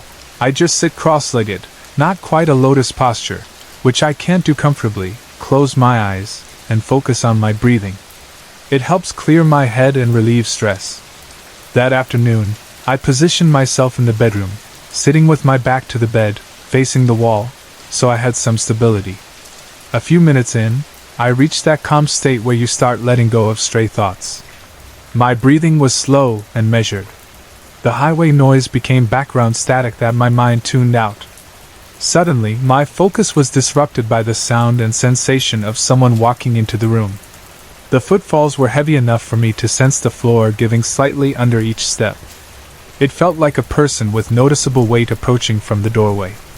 My immediate reaction was annoyance, thinking that maybe the downstairs neighbor had come up to knock on my door or something, but I remembered the front door was locked. This person continued moving until they stood right behind me. I could almost feel a presence lingering there. Then there was a slight thump, as though whoever it was decided to sit or flop down on the floor next to me. I opened my eyes, fully expecting to see someone there, but the space was empty. The bedroom was still. The only sound was my own breathing and the faint murmur of traffic outside. No one was behind me. No one had come through the locked door or stepped past me. Yet the experience of hearing distinct footsteps, feeling the weight shift on the floor, and perceiving that final little thud was as vivid as anything. Oddly, I didn't panic. Much like the Walmart whisper, I wasn't scared or threatened. The presence felt more curious than aggressive, as if it wanted to figure out what I was doing. A sense of calm replaced my momentary confusion, and I sat there for a while, waiting to see if anything else would happen. Nothing did. Eventually, I got up, looked around the apartment, checked the locks, and concluded that I was still alone. No further oddities occurred in that apartment. Not once did I hear footsteps or sense that presence again. It was as if whatever or whoever that was showed up for a single moment, then vanished. I can't see an easy explanation for that. Could it have been a dreamlike state brought on by deep meditation? Possibly. Yet I've meditated for years, and nothing like that had ever happened before or since. I wasn't drifting off to sleep. I was still alert. The sensation of footsteps behind me was so concrete, I felt the floor shift. That's not something that can be easily dismissed as a figment of my imagination. Both these experiences, the Walmart whisper and the apartment footsteps, lack the typical drama people associate with ghost stories. There's no mention of flickering lights, no objects moving on their own, no apparitions in the corner of my eye. No sense of dread or some malevolent figure lurking in the shadows. Instead, they both felt brief, personal, and oddly unthreatening. In the Walmart case, the whisper sounded angry, but I wasn't afraid. In the apartment, the presence just felt curious, and again I wasn't afraid. I find it interesting that both times, I had a calm reaction. Perhaps if the experiences had been more overtly menacing, I would have reacted differently. Still, for a skeptic like me, these incidents are perplexing. I can't dismiss them as easily as I have with stories about squeaky houses or alleged apparitions that turn out to be headlights shining through a window. I've spent nights rethinking the possibilities. For the Walmart episode, maybe it was some random glitch in my auditory processing. But that wouldn't explain the sensation of breath on my ear. For the apartment footsteps, maybe my mind was playing tricks on me from a deep meditative state. But the weight on the floor? That felt real enough that I momentarily believed a person was physically there. I've told these stories to a few friends. Most just nod politely, uncertain how to respond. People who believe in ghosts or spirits might say I'd encountered something from another plane, while the hardcore skeptics suggest I was overly tired, or maybe I misinterpreted random sounds. Part of me remains open to those rational alternatives, but neither situation fits my usual categories for illusions. This leaves me in a state of unresolved curiosity. I keep recalling the distinct hiss of my name, and the distinct sound of footsteps in an otherwise empty space. In the years since, nothing quite like them has happened again. Yes, I occasionally get the feeling that someone said my name when I'm half asleep, but that's easy to chalk up to my sleepy brain. And I've never felt footsteps behind me in another meditative session. My life has moved on with no further experiences that defy a boring, natural explanation. Maybe that's for the best. Maybe these events were simply flukes, one-time phenomena that exist outside the usual pattern. They remind me that not everything can be pinned down, that occasionally the world slips out of neat scientific confines. Reflecting on it all, I remain a skeptic, though a more humbled one. I don't jump to labeling these experiences as ghosts or otherworldly visitors. But I can't deny that I can't explain them either. They sit in a little category of puzzling memories I carry around. Maybe one day I'll have the key to solving them, or maybe the solution is buried in some branch of psychology or physics that I'm not aware of. Until then, I continue living my life much as I did before, comfortable with the idea that a few mysteries might never be solved to my satisfaction. In a world filled with illusions, scientific wonders, and the complexities of the human mind, there's room for a couple of enigmas that keep me quietly wondering. I remember the day I got a call from Marcus, asking if I wanted to join him on an urban exploration trip not too far from where he lived. Because I've always had a fascination with abandoned places, and I've dealt with spirits in my own house, I said yes right away. My place is haunted by mischievous energies, but they've never felt dangerous. I was curious to see what we might find in another empty house nearby. Still, I didn't realize that this exploration would bring me face to face with something that felt a lot more threatening than any spirits I was used to. We decided to meet at a bar in town before heading over, so I arrived there first and spotted Marcus at a table. He waved me over and I walked up, calling out, "Yo, Marcus, how's it hanging?" He grinned and said, "Dude, look at all this stuff I brought," and pulled out an array of gear: 2 walkie-talkies, 3 flashlights, a couple of EMF detectors, and even a spirit box. I remember laughing, saying, "Are we ghost hunting or something?" But before Marcus could reply, I heard someone sigh beside him. A voice followed, "You seriously asked him to help as well?" I glanced over and realized it was Kiara, my ex-girlfriend. Immediately, a surge of anger ran through me. We hadn't parted on friendly terms, so I snapped, "Why is she here, man? You know what happened?" Marcus raised his hands in a gesture meant to calm us both. "Enough hostility, okay? I can't explore this place by myself, and I asked both of you for help. You two need to be civil for one night." Kiara and I looked at each other. I felt a familiar tension in my chest, but I swallowed it down. Finally I said, "Fine." She gave me a narrow-eyed look and echoed, "Fine for now." We left the bar and walked a few blocks to the house Marcus wanted to explore. The closer we got, the more I could sense the quiet of the neighborhood. It was late enough that most people had gone to sleep, and the street lights flickered over empty sidewalks. The house itself was bigger than I expected, 2 stories with a dark, empty look to the windows. Some of the paint had peeled off, and the yard was overgrown. Marcus handed us the flashlights and walkie-talkies, gave me an EMF detector and a spirit box, then turned to the building with excitement. He was practically bouncing on his feet. I rolled my eyes at his energy. "Come on, man, how old are you? Jumping around like a kid." Marcus just grinned. "We're both in our 20s, so I'm allowed." Kiara sighed. "I'm really glad I never dated you."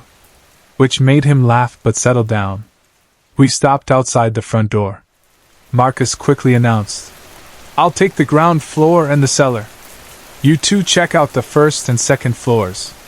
I braced for Kiara to protest, but she only said, "Fine. That means he'll actually have to talk to me." I could feel my anger flare briefly at her jab, but I let it drop. We stepped inside and my first thought was that it smelled damp, like old wood and stale air. The moonlight came in faintly through a few cracks in the boarded windows. We fanned out, Marcus heading downstairs while Kiara and I walked through the entry hall and up a creaking set of stairs to the first floor.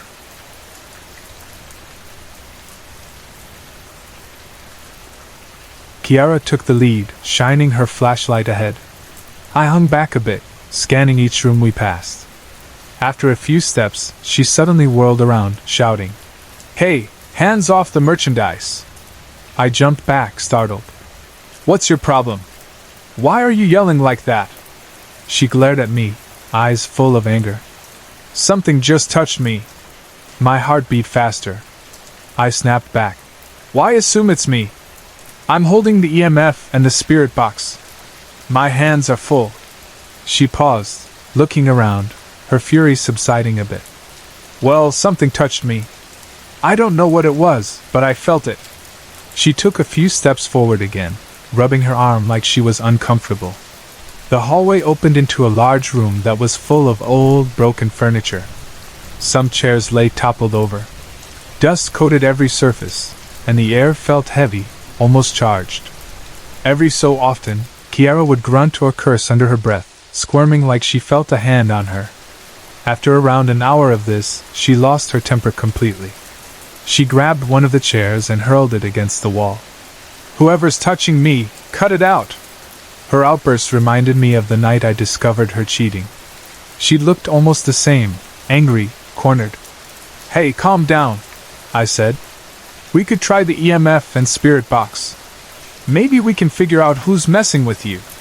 She took a breath, nodded, and muttered, "I'm actually glad you still call me Ki.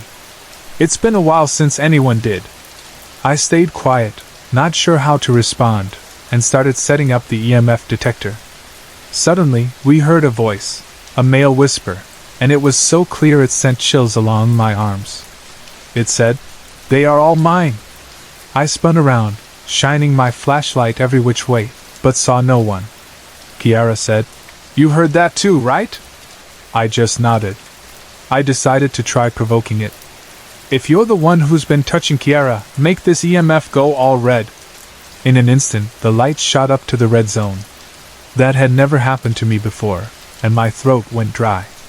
Kiara, trying to keep her composure, said, "If you have a thing for girls, go red again." And sure enough, the lights spiked to red again. At that moment a loud "B.O."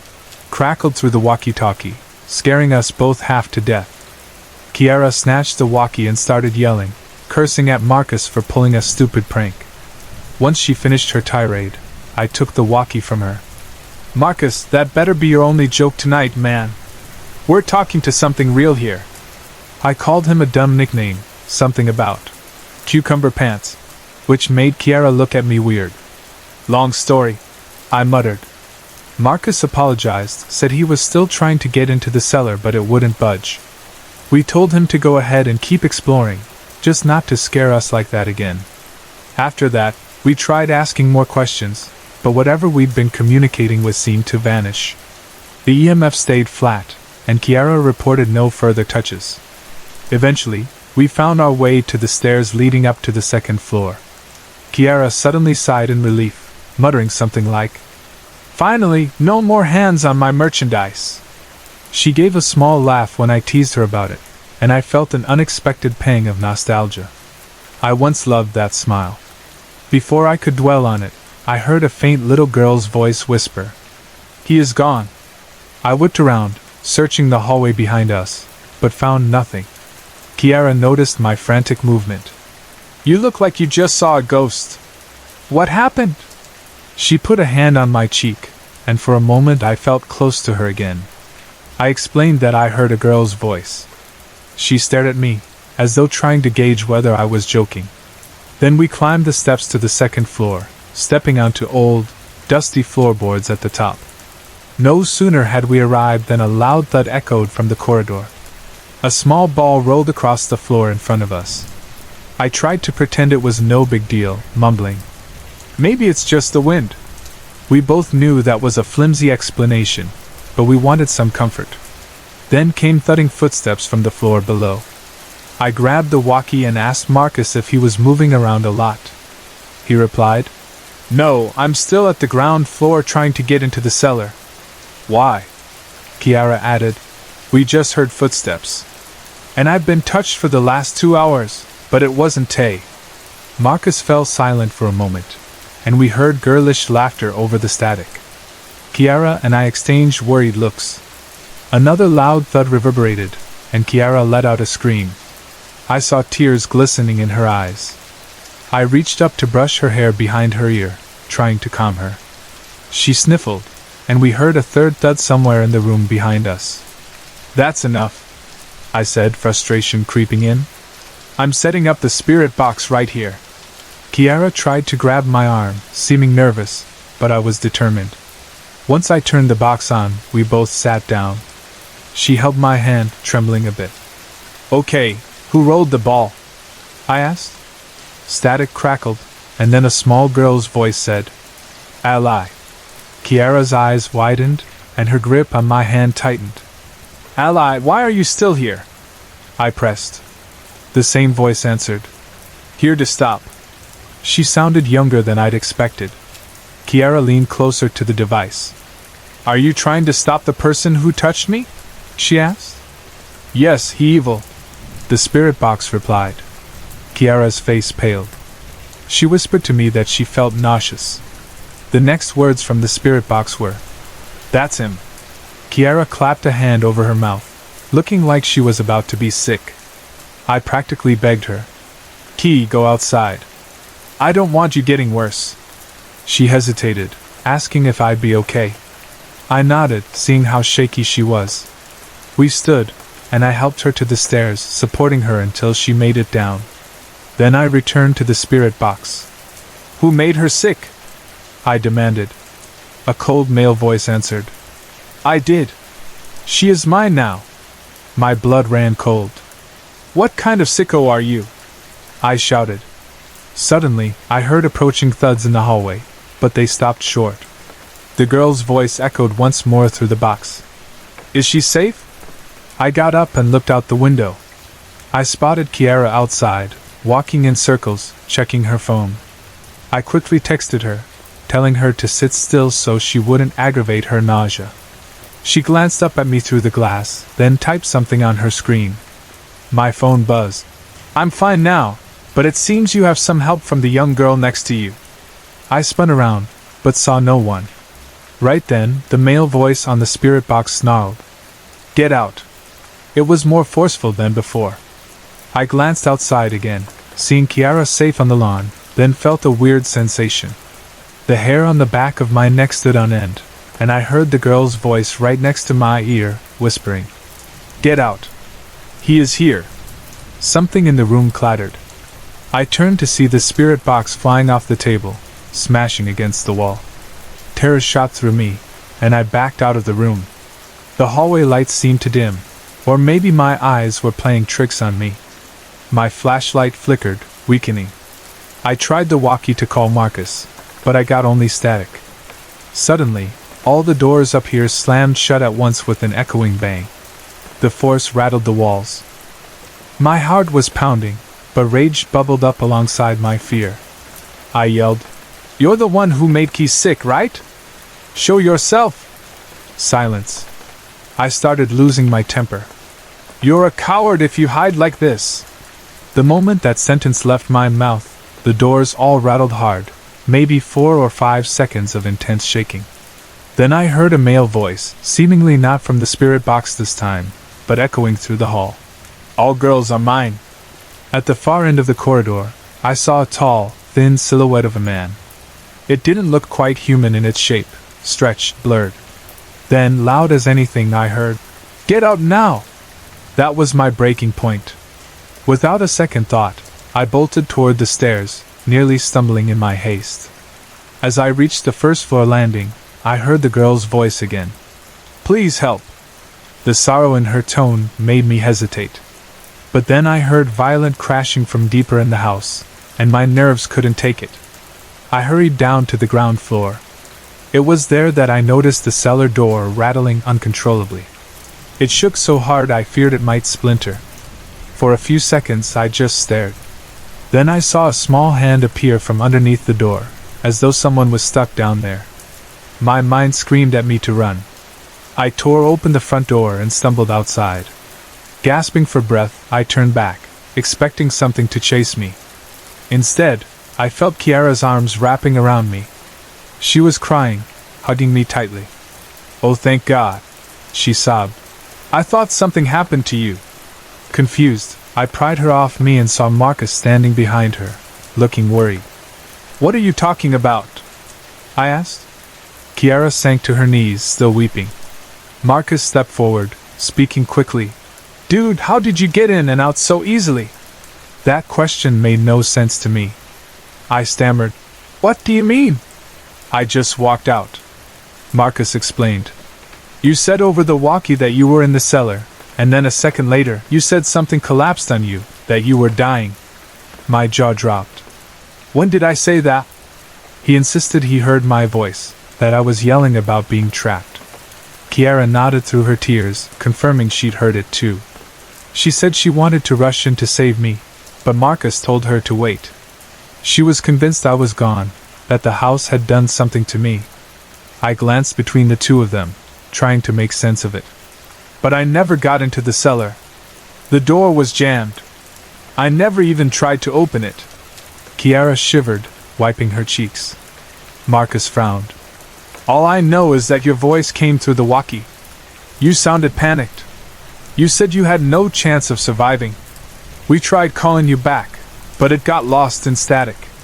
We all agreed to leave, though Marcus suggested we gather at the bar again to talk things over.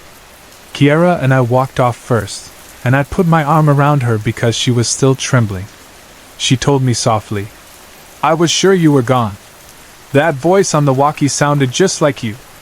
I didn't know what to say.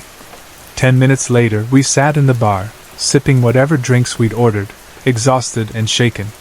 Marcus joined us soon afterward. He mentioned that he'd set up a few cameras in the house before everything got too intense. He planned to retrieve them in the morning to see if they captured anything. The rest of that night was somewhat surreal. We tried to lighten the mood, returning to our old banter about silly topics, but we were all on edge. Eventually, we went our separate ways. I crashed at home around 6 in the morning, still trying to process the horrifying events. When I woke up late that afternoon, I found my phone flooded with messages. Kiara had written one that made my stomach drop. She said something like, "Marcus is messed up after seeing the footage. Nothing about it is normal." Marcus had also sent me files, a handful of pictures and some MP4 videos. I clicked on one of the videos, the first one labeled something about the cellar. The footage showed the cellar door from a slightly slanted angle, presumably from a camera he'd placed near the ground floor. My eyes widened as I saw the door shake violently. Then, under the gap at the bottom, a small hand appeared, reaching out. But what really got me was the male figure that stepped into view. It was tall and slim, exactly like the silhouette I'd seen. The recording's audio crackled, then a voice, the same male voice, spoke. "She is mine!" My heart hammered in my chest. That single phrase brought it all back. The terrifying chase, Kiara's sickness, the frantic flight through those dark halls. We had encountered something beyond a simple haunting, something that was actively hostile and cunning enough to mimic my voice over the walkie. Even though I live in a haunted house with playful spirits, this was a different world of terror. As I replayed the video, I realized how close we'd come to something truly dangerous, how we were lucky to walk away. In some weird way, I also thought of the girl's spirit we heard, Ally, who tried to warn us. She might be trapped there, struggling against the malevolent presence. Looking back, I can't deny the fear. It grips my gut every time I recall that house. Kiara never quite talks about it, and we haven't repeated an exploration like that since. Marcus, for his part, says he'll never step foot on that property again. I don't blame him. Whatever roams that house, whatever calls out and claims to own every girl who enters, can have it. We survived, and that's enough. I'm used to ghostly happenings in my own home, but I'll take my mischievous poltergeists over that malevolent spirit any day. If anyone asks me about that place, I tell them not to go. Nothing is worth feeling the kind of dread I felt in those hallways, hearing that voice on the spirit box, or watching your friend, and even your ex, crumble under some invisible force's control. When I think about that last snippet of footage, the shadowed figure and the small hand under the cellar door, I feel a cold sensation behind my eyes. It's the memory of raw fear, the sense that something out there can manipulate people, throw its voice through electronics, and physically harm visitors. We were lucky to escape. I still wonder what might be lurking there, and if Ally, that girl spirit, is still trying to protect unsuspecting explorers from the twisted entity that's claimed that ruin as its domain. Sorry to interrupt. If you're enjoying the story, let me know in the comments and tell me where you're watching from. Don't forget to like and subscribe for more.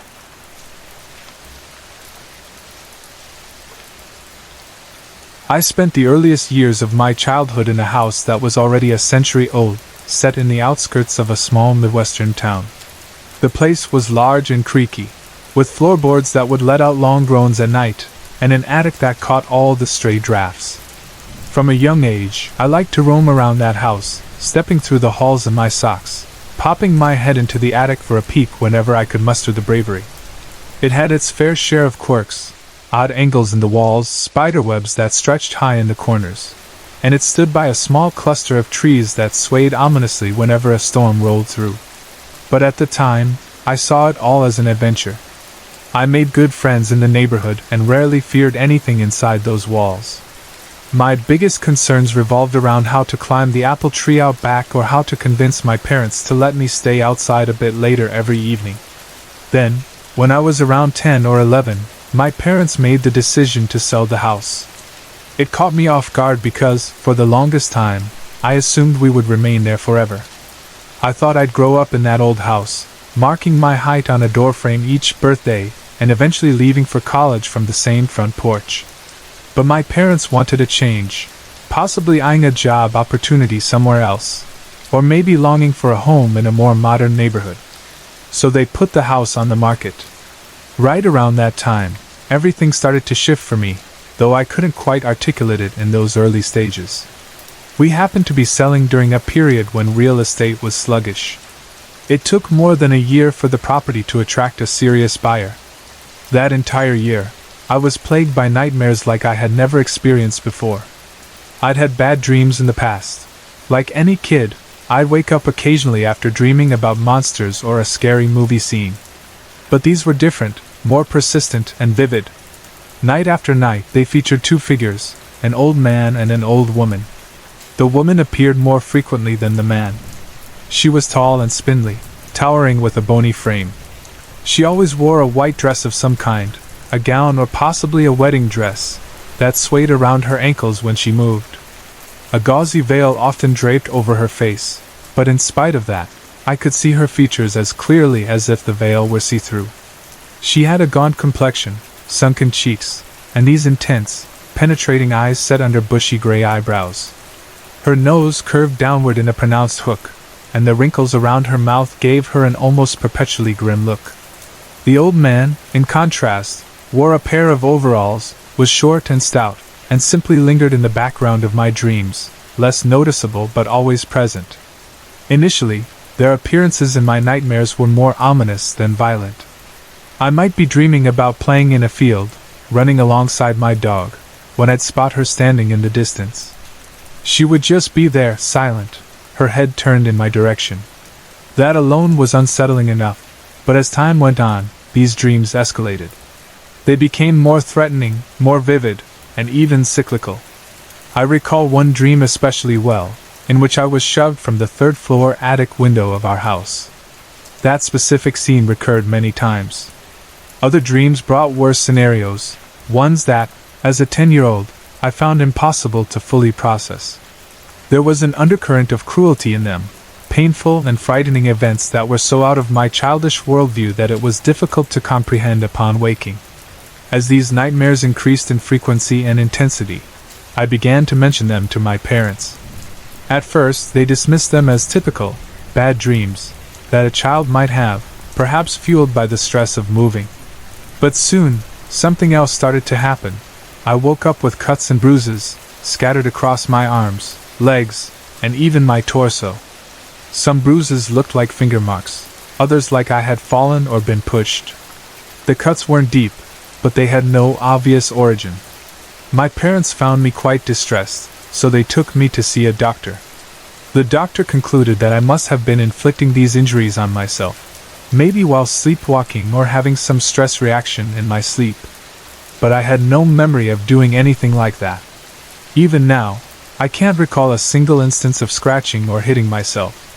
The best guess from professionals was that I was subconsciously harming myself out of anxiety, but it felt more complicated than that to me. Eventually, the nightmares got so severe that I dreaded bedtime. I'd do anything to avoid sleep, staying awake for as long as I could manage. There were nights I'd doze off from sheer exhaustion, only to jerk awake minutes later, sweating and terrified by yet another dream of that old woman and man. My grades slipped a bit at school because I was too tired to focus. My parents recognized the toll it took, but we had no alternative. The house was on the market, and we had to wait for the right buyer. In a twisted sense, every time someone visited for a viewing, I crossed my fingers that they would love the place and put in an offer quickly. I wanted out, hopeful that leaving the house might also leave behind whatever caused these nightmares. Finally, about a year later, the house sold. I remember the day we packed up to move. Boxes were everywhere, stacked in the living room, hallways, and kitchen. My parents loaded them into the car or the moving van, while I trailed behind with the smaller items. Even though a big part of me was relieved, I also felt a sentimental sadness. This was my childhood home, after all. My mother asked me to check upstairs for anything we might have left behind. I climbed the familiar steps one last time, wandering into each bedroom. Eventually, I made my way to the attic, wanting to be sure we hadn't overlooked a corner. The attic was dusty and dim. Sunlight filtered through a small window, revealing swirling motes of dust in the air. I glanced around, not seeing anything at first, until I noticed something that looked like it was part of the wall. It was an old-fashioned trunk or chest, half buried against the wall. Curious, I pulled it forward, dragging it toward that window so I could see it better. It was battered, the hinges rusted, and it groaned a bit when I popped it open. Inside lay an assortment of objects, apparently from a time long gone. One item was a faded black and white photograph depicting an older couple. I froze as I realized I recognized them, the short, heavy-set man with overalls and the tall, thin woman with a severe expression and hooked nose. Exactly like in my dreams. Beneath the photo was a piece of white fabric, a worn wedding dress still resembling the same style I'd seen the woman wearing in my nightmares. At that moment, I became acutely aware of my surroundings. I was standing near the attic window, precisely where I dreamed of being pushed out numerous times. My stomach flipped as I imagined a hand on my back. The air felt charged, silent, and I could almost sense a presence right behind me. Fear flooded in, and I spun around, half expecting to see someone looming. Of course, no one was there. But that oppressive stillness weighed on me. Clutching the photograph in my hand, I hurried out of the attic, bounding down the stairs to meet my family. I didn't speak of what I found just then, too overwhelmed by the swirl of emotions. We left that day, and for a while, the nightmares subsided. Perhaps the move disrupted whatever tie I had to that place. Over the next several years, I settled into a new routine, finished middle school and high school, then college. life went on. I had occasionally recounted my nightmares to friends, turning the story into a ghost tale with some embellishments for dramatic effect. But at its core, the discovery of that photograph and wedding dress in the attic was real, and I never forgot it. 11 years slipped by before I found myself back in that small Midwestern town.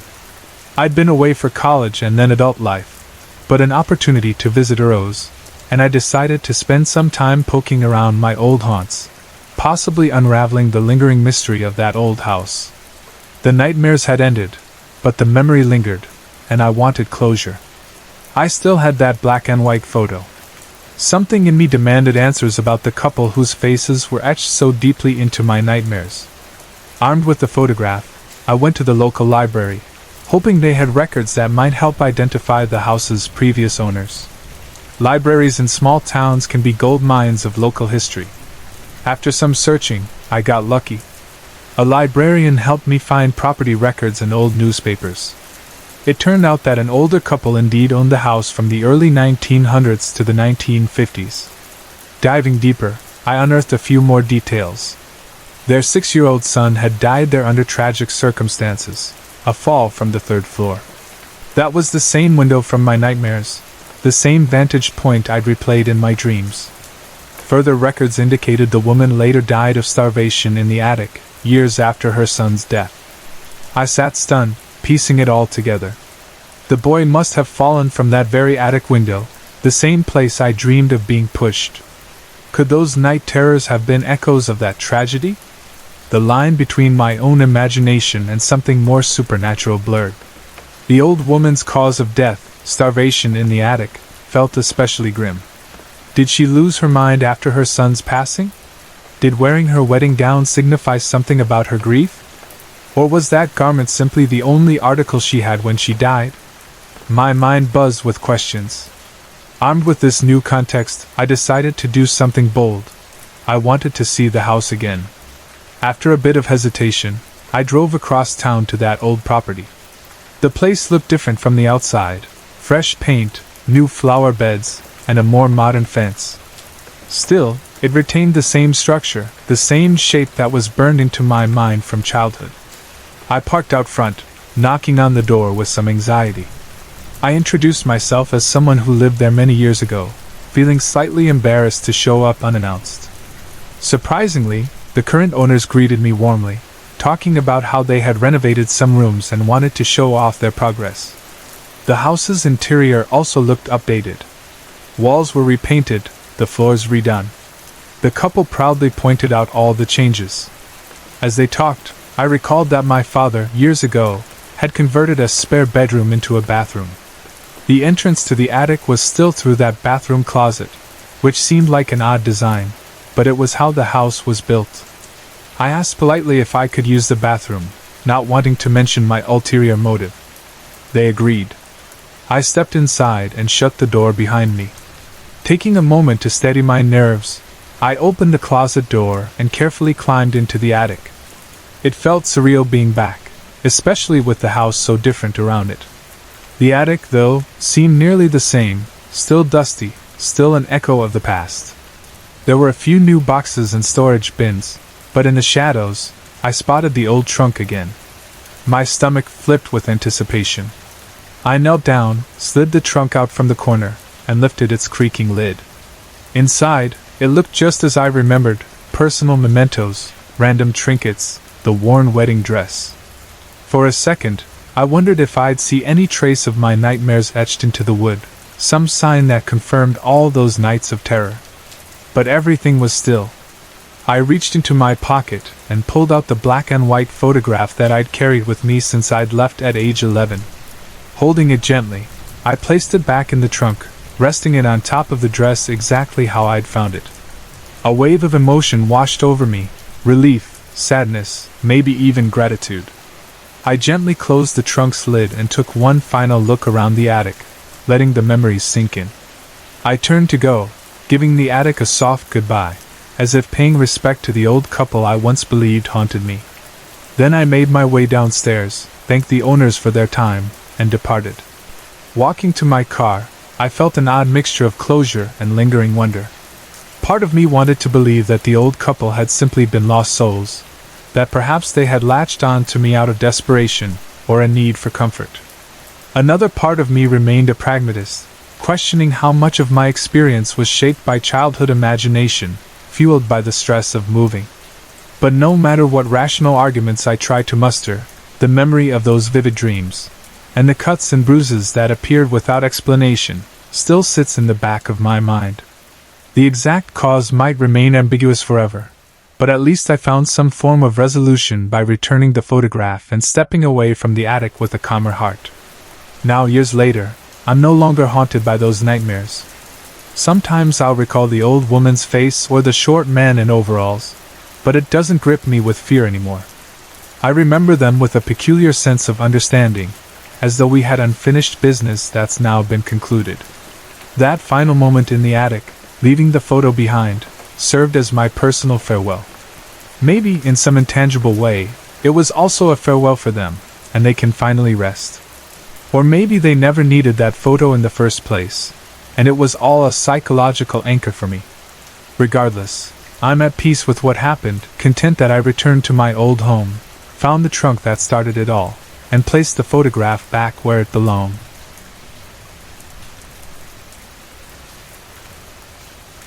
I was about 10 years old at the time, living with my parents and my younger brother in California. My grandparents and my mom's siblings all lived in Texas, so we did this yearly travel arrangement. One year we'd go to see them, the next they'd visit us. This happened during the year they came over to California to stay for a couple of months, specifically my grandparents, my two uncles, whom I'll call Jay and Luis, and my aunt, Ella. The thing about my aunt was that she was my age because my mom and grandmother were pregnant at the same time, a little fun fact in our family. Since my grandparents, uncles, and aunt would be around for a decent stretch, 2 months, my mom decided to rent them a small one-bedroom apartment on a month-to-month basis.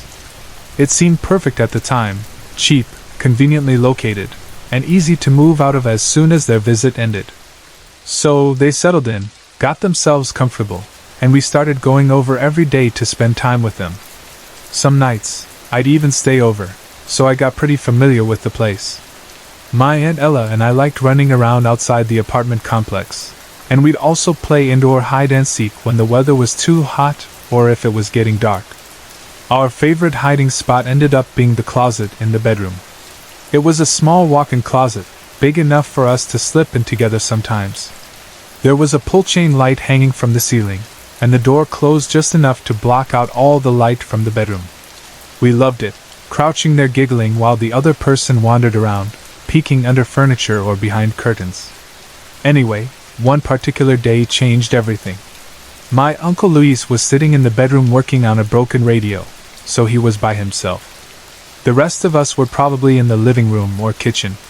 At some point, he noticed out of the corner of his eye what looked like a pair of pale legs walking across the bedroom. Immediately, he assumed it was either me or Ella because the figure was childlike in height. The person was wearing olive green shorts, and my uncle caught just enough detail to guess it was a little girl. She headed straight to the bedroom closet and closed the door behind her. Uncle Luis didn't think much of it in that exact moment because he knew Ella and I were always using the closet as a hide-and-seek spot. Maybe we were trying to scare the other. But eventually, he wondered why we'd stay in there for so long without making a sound.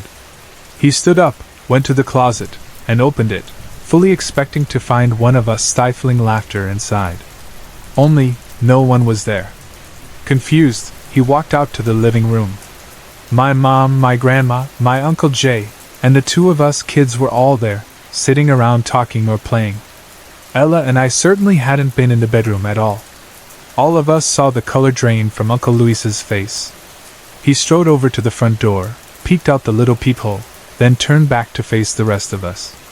I remember that look of uncertainty, as if he wasn't sure how we'd react to what he needed to say. Finally, he blurted, "I just saw a ghost in the bedroom." Uncle Jay made a joke, guessing maybe he'd seen a rat or something, but Luis shook his head. "No. A ghost. She had these pale legs and green shorts. She went right into the closet." My mom and grandma tried to rationalize it, But once Luis explained himself, they realized Ella and I had been right in their line of sight the whole time. We never left the living room. The strangest part was that it happened early in the day. It wasn't nighttime, or the typical spooky hour, but broad daylight.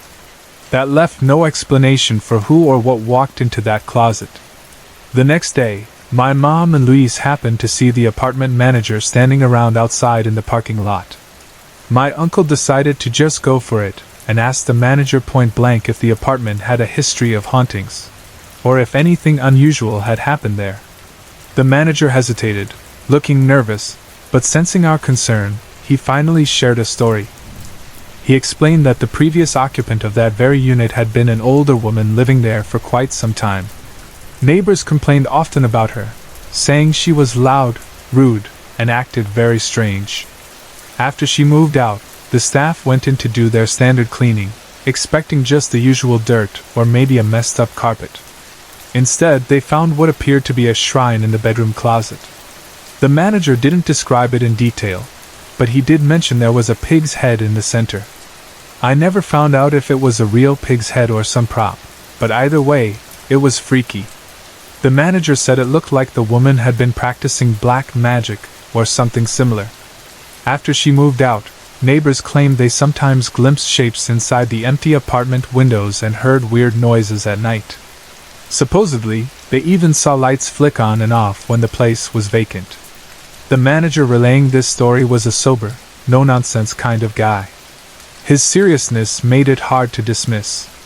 Even so, my mom remained skeptical, and my uncle was caught between disbelief and genuine worry. He had, after all, seen that childlike figure, whoever or whatever it was. None of it felt made up anymore. The next thing I remember is that my grandmother lit white candles in every corner of the apartment. She's Mexican, and it's common in her tradition to do prayers in Spanish for spiritual cleansing. My grandma walked through each room, asking for protection and peace, waving a bit of incense around. I tagged along after her, watching the candlelight flicker against the walls, shadows dancing with every motion. My mind kept going back to that closet, remembering how many times Ella and I had hidden in there with the door shut, the overhead chain light turned off. I shuddered at the idea that the pale-legged figure might have been in there with us once or twice, unseen in the dark, or standing right behind us, waiting. Even though I was a child, I understood enough to be thoroughly spooked by the notion that some leftover presence from that woman's shrine might still occupy that closet. We stayed in that apartment for the remainder of their visit, though there was a definite shift in how comfortable we all felt. I recall that Ella and I never again used that closet for hide-and-seek. We avoided it, not explicitly acknowledging it, but each of us had a new wariness. In time, the 2 months ended, and my grandparents, uncles, and aunt headed back to Texas. We moved on with our lives. But the story didn't leave me. Over the years, I sometimes recall it, and almost convince myself it was some half-baked memory, or a child's dream. But every time, I realize how vividly I can still see my uncle's face going pale, how sure he was about witnessing that girl vanish into the closet. He's not one for tall tales, so if he says he saw it, I believe him. I wonder, did that figure want our attention? Was it a leftover shadow of the old woman's dark practices? Or maybe something else entirely, drawn to the negativity in that place? The manager's story about the pig's head, the black magic, and neighbors complaining about supernatural happenings never left me. Whenever I think about it, I picture the swirl of candle smoke as my grandma said her prayers, in Spanish, her voice steady as she tried to reclaim the apartment for light and warmth. The memory still makes me thankful I never actually saw the spirit with my own eyes. Hearing about it was unnerving enough. And to this day, if someone jokes about exploring a strange closet or messing with any voodoo-like paraphernalia, I get a little chill, remembering the day my uncle saw a ghost walk into a bedroom closet and vanish.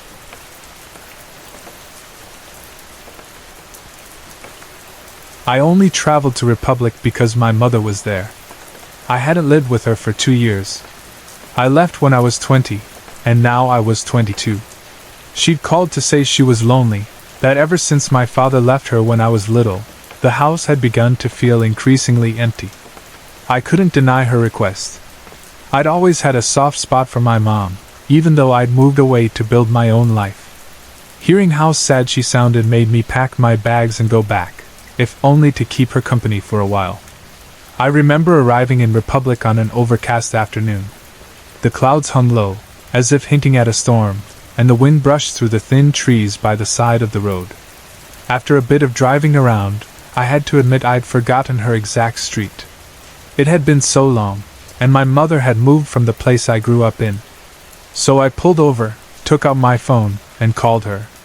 The line rang, and after a moment, her familiar voice answered, warm and eager. She told me her address, and I drove on, noticing how much the town had changed. A few new buildings stood where empty lots used to be, and I passed by a row of shops that looked recently built. Still, there were old, familiar places here and there, a small diner, a park with a rusted swing set. When I reached her house, she was waiting by the doorway. The moment I got out of the car, she hurried down the short path and pulled me into a tight hug, like she always did when I was a child. I felt that old, comforting presence, as if no time had passed. We chatted for a bit outside, taking in the mild breeze that carried the faint smell of someone's dinner cooking down the block. Then we went inside. The house felt cozy, with warm lighting and various decorations from her earlier years spread across shelves. Family photos framed in mismatched patterns hung on the walls, capturing moments from my childhood and earlier times. We spent a long time catching up in the living room. My mom had never been one for silence. She filled the air with stories about neighbors, about a small group of women she'd started meeting for coffee, about how she'd occasionally get phone calls from relatives. Even as a child, I remember her always on the phone, talking rapidly. I used to think it was dull, just adult talk about groceries or local gossip. Now I listened more carefully, aware that these glimpses of her life were a sign of how she was doing. She told me how some days she felt fine, and others she felt the emptiness of the house too strongly. Her voice carried that mixture of relief and sadness you hear when someone has lived alone for too long. Later, I followed her into the kitchen where she was preparing something for dinner, perhaps a stew, judging by the smell of onions and spices that simmered in a pot. A small radio on the counter crackled with static, failing to pick up any station clearly. She beckoned me closer. "There's a missing ingredient," she said, rummaging through a cabinet. "Would you mind going out to pick it up? The store's not far. It's close to the gas station down the street." I agreed, like it was second nature. I enjoyed solitary walks, even in the evening. I remembered how my mother had taught me basic self-defense. She never raised me to be timid, especially after my father left. She always wanted me to be prepared. So I felt confident about going out alone, though the day was fast sliding into evening. Darkness was settling across Republic. The sun had fully sunk beneath the horizon, leaving a faint afterglow behind the clouds. The air had that strange mix of a mild chill and a leftover warmth from the day. I set off, noticing how few people were out. Maybe they were all home for dinner, or maybe it was just a quiet part of town. Still, I was on alert, scanning the sidewalks and alleys. Old habits of caution emerged. My mother's voice echoed in my mind, "Always keep your head up, trust your instincts." The store was a modest place, a bit rundown but serviceable. I found the item my mom wanted and paid at the single register. The clerk barely glanced at me, bored or tired, as though he'd seen 1,000 customers that day. I said thanks and stepped back out into the street. By then, night had properly fallen. A solitary street lamp buzzed overhead, casting a yellowish cone of light onto the asphalt. I started walking home, my mind drifting from thoughts of dinner to random childhood memories. That's when I felt it, a creeping unease, like a low-level warning in the back of my head. It wasn't immediate dread. It was more like each footstep added weight to the sense that something was off. I tried to keep rational, telling myself it was just me being jumpy in the dark, in a place that wasn't fully familiar. But the feeling grew stronger, as if a cold presence hovered right behind me. I clutched my bag more tightly, remembering the small knife I carried. My mother taught me how to handle it, how to hold it properly if someone tried to grab me.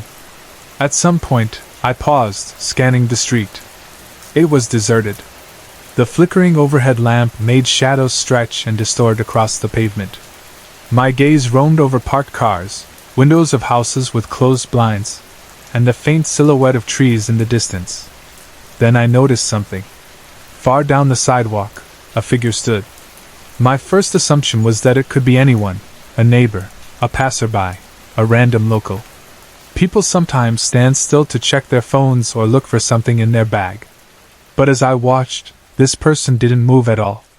I realized with a jolt that they were almost unnaturally motionless, as if they were a statue placed in the middle of the sidewalk. A chill ran through me. The figure looked around 6 feet tall, definitely taller than me by a good margin, but that alone meant nothing. What froze me was the impossibility of how still they were. My breathing quickened, and a wave of apprehension shot through my body.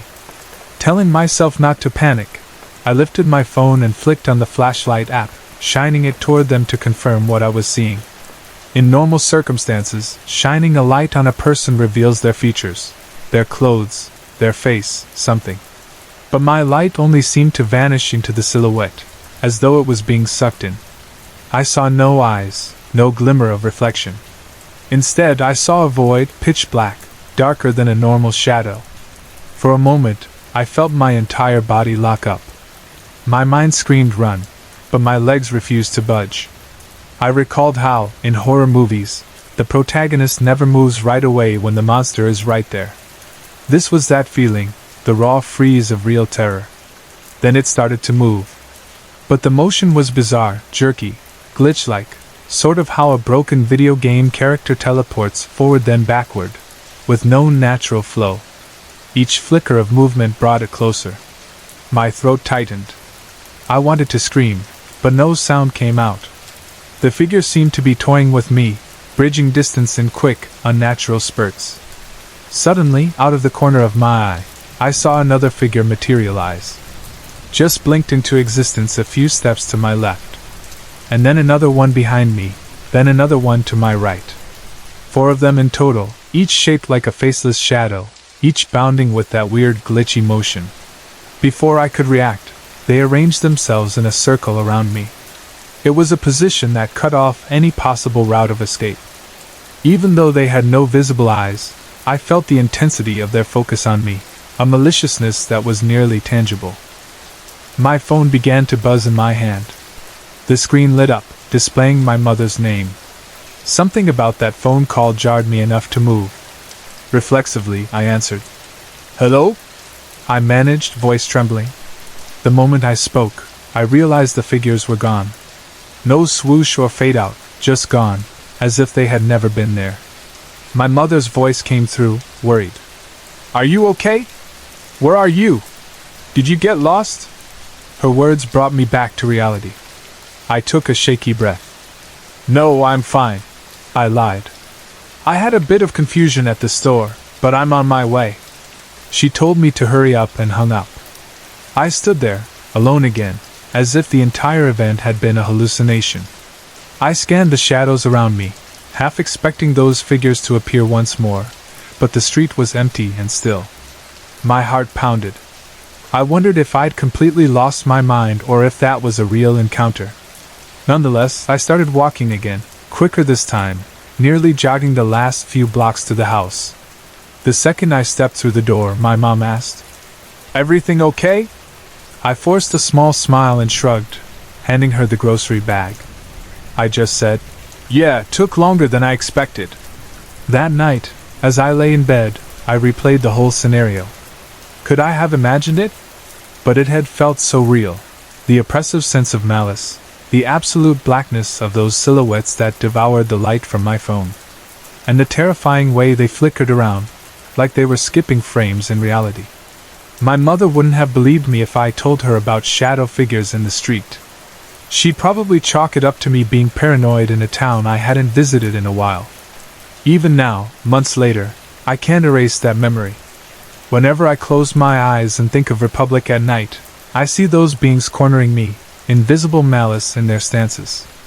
I recall the deep freeze in my limbs, the same phenomenon characters in horror stories talk about when they see something inhuman. I keep telling myself it was stress, or some illusions in the dark. But part of me is convinced I witnessed something beyond normal explanation. The abrupt disappearance when my mom called, was it just a coincidence? Maybe the phone's ring broke the tension, or maybe these things are repelled by human connection. I have no idea. Since that incident, I've never walked around that part of town after sunset. The memory of that encounter is enough to put me off any late-night strolls. There's a residual sense that those shadows might still be lurking, waiting for me to appear so they can surround me again. Sometimes I think about how easily they corralled me in place. They moved with intelligence, not just random wandering. The four of them formed a perimeter, making sure there was nowhere to run. I also wonder why they stopped, or why they didn't escalate. Part of me thinks maybe they enjoy fear, that they feed on it, and once the tension was broken by my mother's call, they lost interest. Another part of me suspects that if I'd done anything differently, like if I'd tried to dash away the moment I saw them, maybe the outcome wouldn't have been so fortunate. The questions swirl around, but I have no real answers.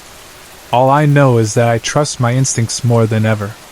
That wave of dread came for a reason, telling me something was off long before I saw the first figure.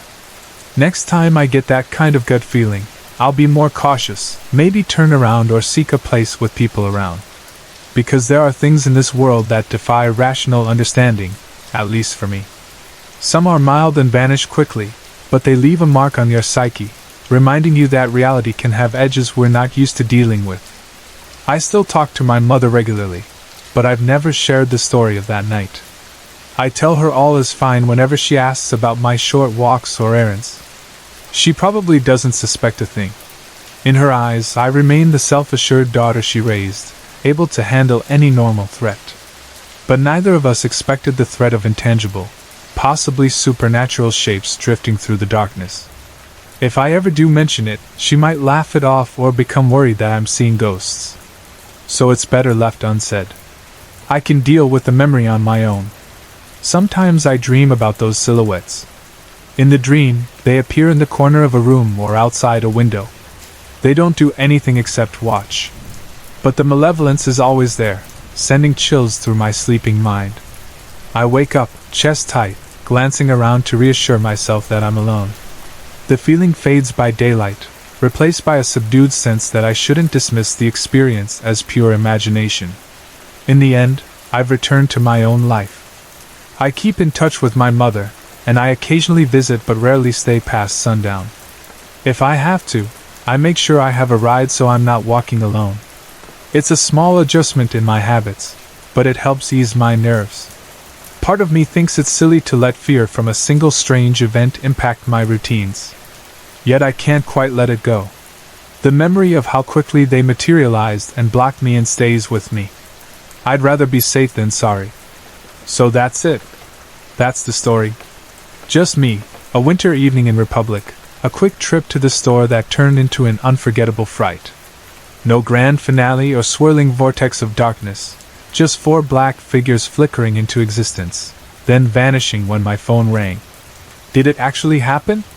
I'm convinced it did, though I can't prove it. I cling to the details as proof that I'm not losing it. The overshadowing sense that something truly supernatural might roam the streets after nightfall is enough to keep me from going back out alone in the dark. I suppose I can live with that caution. Better safe than confronted by those four unnaturally solid shadows again.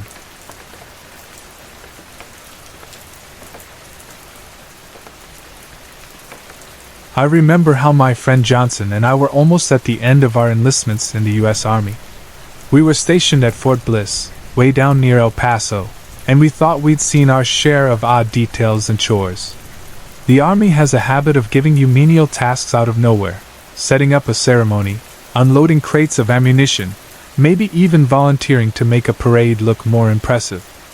So when someone said they needed people for civilians on the battlefield, role-playing exercise, we shrugged. It was just another assignment, probably a week or two of pretending to be local townspeople while a training unit did their field problem.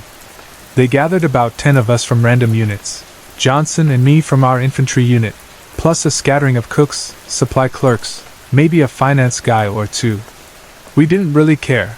They gave us the outline of the job, we'd drive up to a place called Zambrania, a big, dusty training village in southern New Mexico, about an hour north of Fort Bliss.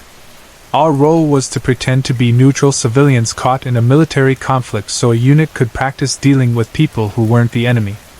All we had to do was live in this fake town for a week or two, wait for the training unit to arrive, and interact with them in ways that tested their patience and their approach to civilians. It sounded more interesting than loading trucks or sweeping a motor pool, so I was fine with it. The name, Zambrania, sounded odd. Someone in our group spelled it differently every time, but basically, it was a cinderblock ghost town built exclusively for military exercises. Anyway, after a couple of days of prep, they loaded us into trucks and dropped us off in that deserted place. Maybe 25 or 30 structures stood scattered around a few dusty roads. Some buildings were actual cinderblock shells, others were shipping containers that had windows and doors cut into them. In the middle, two large 4-story structures faced each other across a main road, presumably to simulate tall office or apartment buildings. We had minimal supervision. A sergeant would come daily from Fort Bliss, bring us water, rations, check we were still alive. Then he'd leave again. At least half the group was a bit spooked from the start. Something about a ghost town, built not for real residents, but for practice. The air felt stale, as though it carried the memory of thousands of boots running drills, but no genuine life. Johnson and I just told each other it was a chance to relax. For me, it felt like a mini deployment, minus any actual danger. The place was out in the wide open desert, with nothing but sagebrush and cacti around it. We saw the occasional rabbit, oryx, and 1 or 2 tarantulas, but otherwise it was emptiness. We settled into one of the bigger cinderblock buildings labeled as a church. It had a rickety wooden door, a few pews made of battered wood, and a narrow staircase winding up to a fake bell tower. We found a small fake cemetery in the back, complete with a few tombstone props that looked suspiciously heavy and real.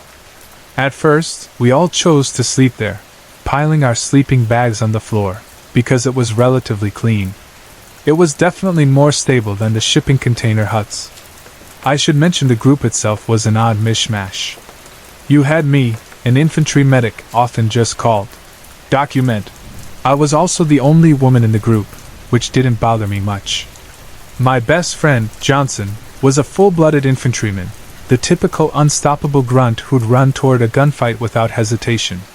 Then you had Sanchez, a field artillery guy, plus a handful of supply and admin soldiers. It became clear early on that none of them really wanted to be in charge. Johnson ended up taking a sort of leadership role by default, just because he was the most decisive. He didn't like being in charge, but it happened naturally. The plan was for us to be there for at least 2 weeks, maybe a bit longer, waiting until the main training unit arrived.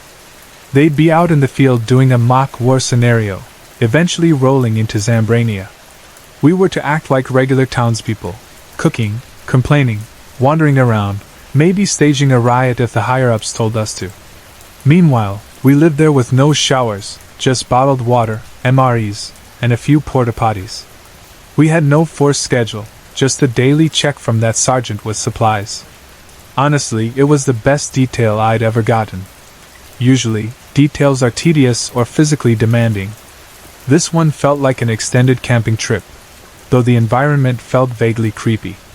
After a few days of playing cards, exploring the cinderblock alleyways, rummaging in shipping container shops, we got used to the place. Yet there was something about an artificially constructed town that unnerved us. Several times, we discovered hidden tunnels under certain buildings, presumably for other exercises. Some led to dead ends. A few joined basements of the 2 tall 4-story buildings in the center, letting you cross from one building to the other in secret. We joked about how we'd use those tunnels to surprise the training unit once they showed up. Anyway, the unsettling vibe wasn't just about the emptiness or the dust. At times, 1 or 2 of the younger guys would swear they heard footsteps in a building that was supposed to be empty, or glimpsed a shape darting around a corner. Johnson and I mostly brushed it off. In a place that big, with random tunnels, it was easy for illusions to form in your mind, especially at night. None of us were rookies with ghost stories. The army alone provides plenty of them in old barracks or deserted training sites, so we'd heard our share. We tried not to dwell on it. One evening, right around dusk, we'd gathered in the church to eat. Our routine was straightforward. We'd set up candles or small battery lanterns inside, spread out MRE packs, and talk. The desert outside was turning dark, the sky striped with orange and pink, and the breeze carried in a slight chill. Our big black garbage bags, filled with MRE trash and such, sat in the entryway near the door, about 10 feet from the bottom of the winding staircase that led to the bell tower. Johnson and Sanchez finished their meal and grabbed their trash, intending to toss it in the bigger dump area we'd designated behind one of the shipping container huts. I was across the room, picking up a few leftover items, when I noticed them freeze just past the open double doors that led from the main room to the entryway. They were side by side, each clutching a garbage bag, and they both looked up the staircase. Neither said a word, but their body language shouted alarm. They turned around, wide-eyed, and jumped back into the main room. Some of the others also noticed how rattled they seemed. Immediately, I stepped closer and said, "What's wrong?" Johnson hesitated, a glint of anxiety in his eyes.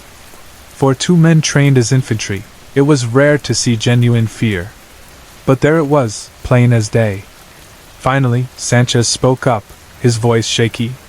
"We saw someone on the stairs," he said. "Some white figure just walking up." Johnson confirmed it, nodding rapidly. They described seeing a shape move along the steps, heading to the first landing, then vanish around the corner as if it took the next flight. The weird part was how it disappeared. There was nowhere to go but up, and if a flesh-and-blood person had been there, they would have heard more footsteps or glimpsed them continuing. But the stairs were silent. They said the figure looked somewhat translucent, or at least not entirely solid. When they went to check the stairwell, it was empty. No one was up there, and they couldn't see any sign of a presence. I glanced at them, half expecting a grin or some comedic reveal. But they were too spooked for it to be a prank. Johnson's attitude changed from relaxed to on guard. "We're not sleeping here tonight," he muttered. Nobody argued, especially with the look on Sanchez's face. Without much debate, we decided to relocate to another building we liked, one of the cinderblock structures with working electricity. It was just across a small courtyard, so we didn't have to go far. A few of the other guys joined us, presumably not wanting to remain in the haunted church. By the time we arrived in the new building, it was fully night. The overhead lights in that structure gave a bit more comfort, though the rest of Zambrania loomed dark and silent outside the windows. Johnson and Sanchez retold their experience to the group, describing the figure's shape in detail. Some believed them, others were uncertain. But they were clearly rattled. Johnson, typically stoic, kept fidgeting, scanning corners, and it made the rest of us uneasy. I asked if I should go back to the church to fetch anything else, maybe see if the figure was still around. But Johnson gave me a look. "You're crazy," he said. "If you want to, do it, but I'm telling you, we're not going back there till morning." I ended up going back briefly, collecting a few small items we'd left behind. I'll admit part of me wanted to see if I could catch a glimpse of this ghostly presence. Nothing happened. I returned safely, though with my heart thumping in my chest just from the atmosphere. For the rest of our time in Zambrania, maybe another week, nobody else reported seeing anything. We stuck to the new building mostly, used the shipping containers to store gear, or roamed the town by day. Eventually, the training unit arrived, and our job kicked in. We played the role of civilians, tried to cause friction with the soldiers by staging a protest, complaining they were too loud, or crossing their perimeter lines when they told us to stay put. The comedic side was that we were half bored and half delighted to be messing with these guys. They dealt with us as best they could, sometimes ignoring us, sometimes trying to bribe us with MRE snacks to keep us calm. When the entire operation wrapped up, and we returned to base, Johnson and I reflected that it had been the most entertaining detail we'd ever been assigned, except for that encounter in the church. Johnson sometimes brought it up in passing. "You remember that weird white shape on the stairs?" The memory lingered, A reminder that even on a remote army training site, you can run into something you can't explain.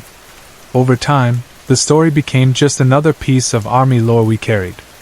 We never determined if it was truly supernatural, a trick of the light, or some imagination triggered by the creepiness of the setting. Yet Johnson swore it was real, and I trust him. He's not one to spook easily. He and I remain close, even though we've parted ways since leaving active duty. We occasionally chat online, and sometimes, if we're reminiscing about weird moments in the army, we'll recall Zambrania and the shadowless figure on the stairs. I find it interesting that none of us saw anything else overtly paranormal during our stay, but that single incident was enough to shape our entire memory of the place. It gave that desert ghost town an extra edge of eeriness. The rotting couch in the police station, the cement floors, the reeking porta-potties, and the shipping container houses all blend into the background compared to the short glimpse of that white figure and the wide-eyed terror on my friends' faces. No matter what truly happened, that day in the church remains a highlight of an otherwise dull assignment. In the end, I chalk it up to one of those strange army stories. Some platoons talk about hearing screams in old abandoned bunkers. Others claim to have seen apparitions in the older sections of a base. For me, the memory of a shape climbing a flight of stairs in a fake church stands out as my personal brush with something unexplained. Nobody was hurt, nothing followed us home, but it left its mark on us, a small reminder that there are corners of this world, even man-made ones, where unexplainable things can appear.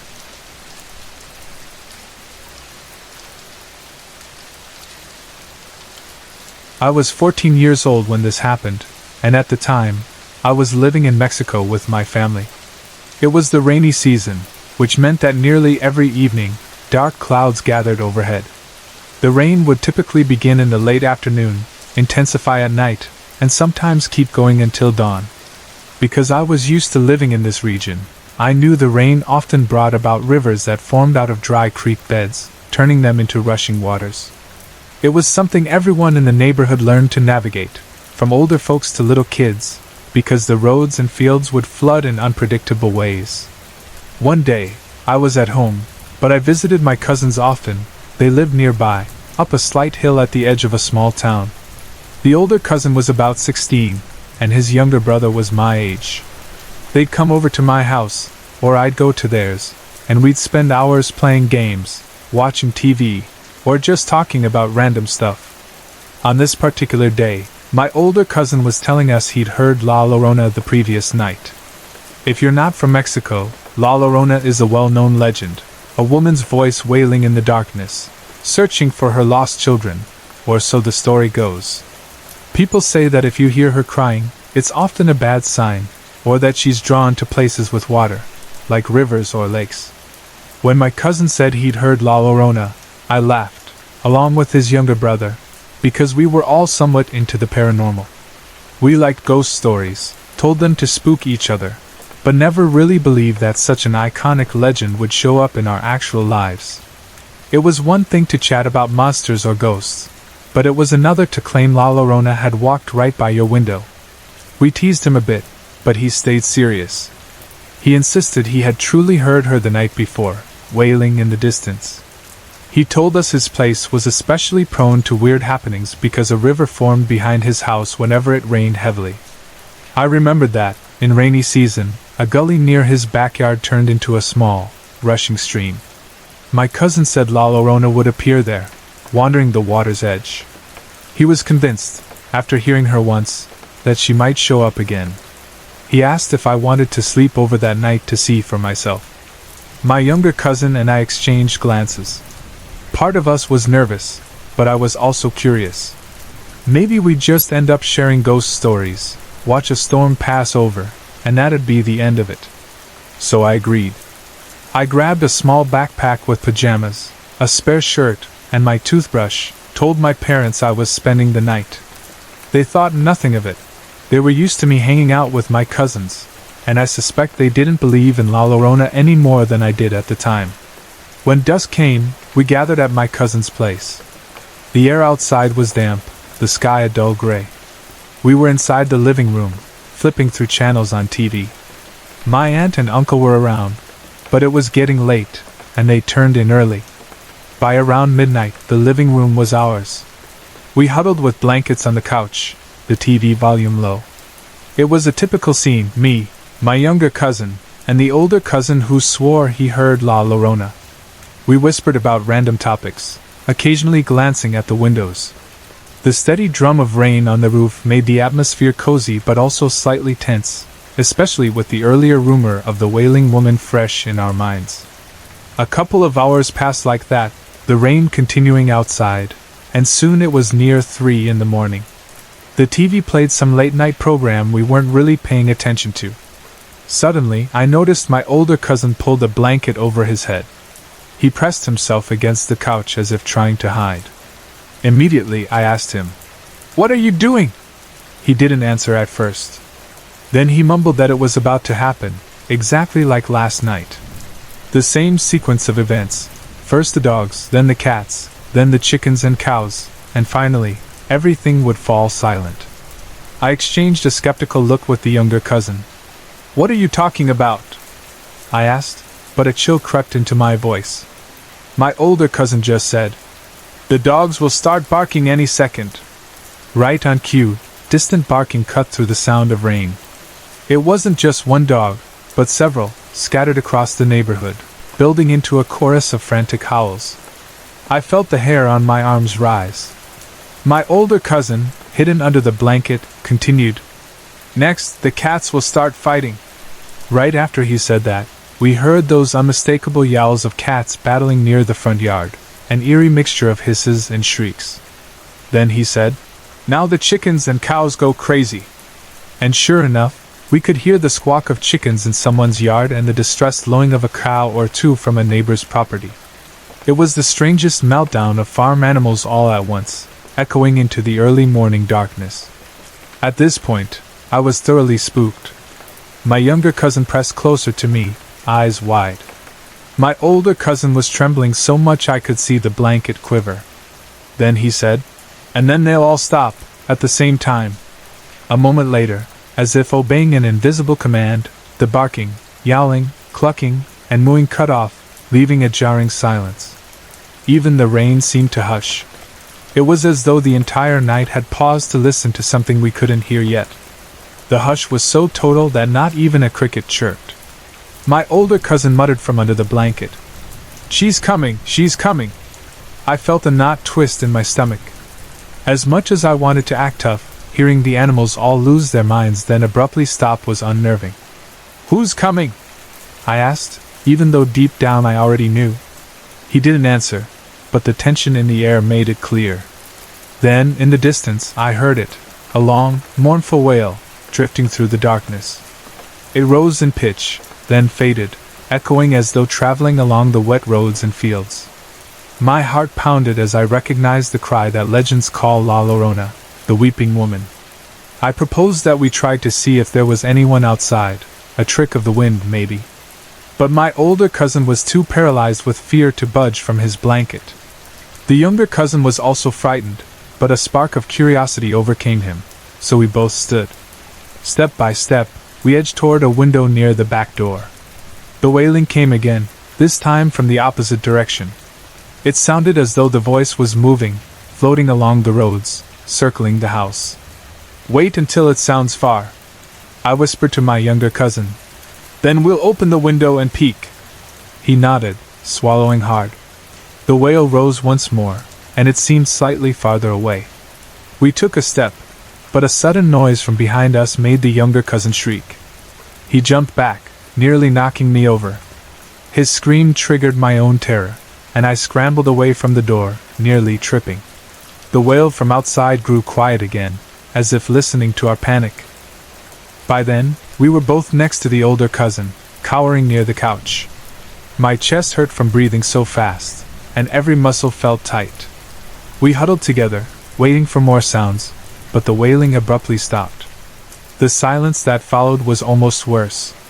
I realized I was clutching my younger cousin's arm. After a minute, we forced ourselves to breathe normally, but each of us was trembling.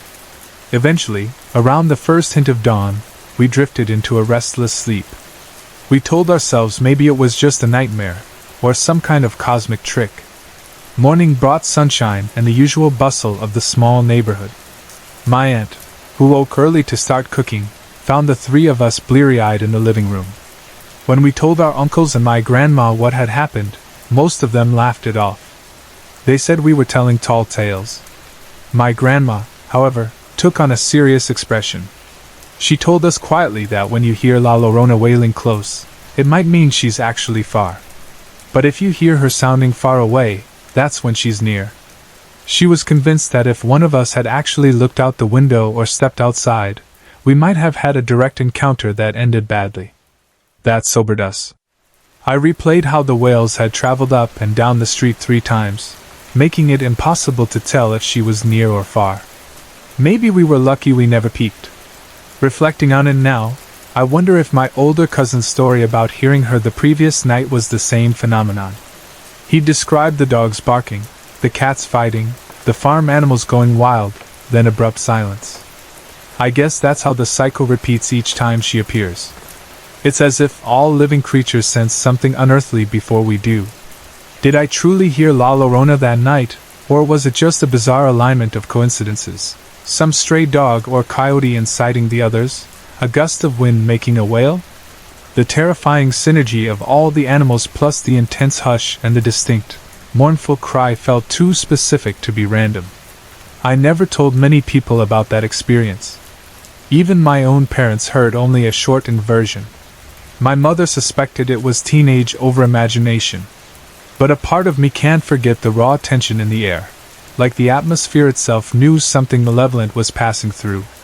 That image of the 3 of us, one under the blanket, the other 2 standing in a half-lit living room, hearts pounding, hoping not to see a ghostly figure outside, it's embedded in my memory. And the next morning, the memory of that silence, deeper than any normal hush, made me shiver. Now, years later, I sometimes recall the hush of the desert-like outskirts of that town.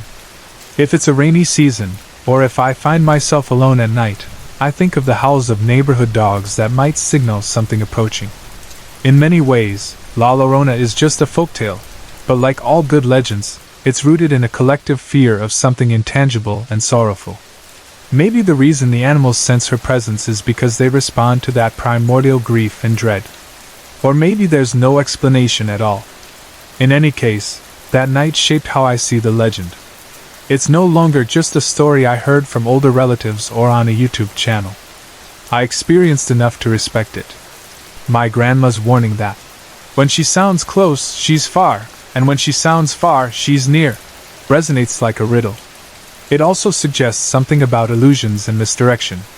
The idea that you might attempt to find her when she sounds far, only for her to be right behind you.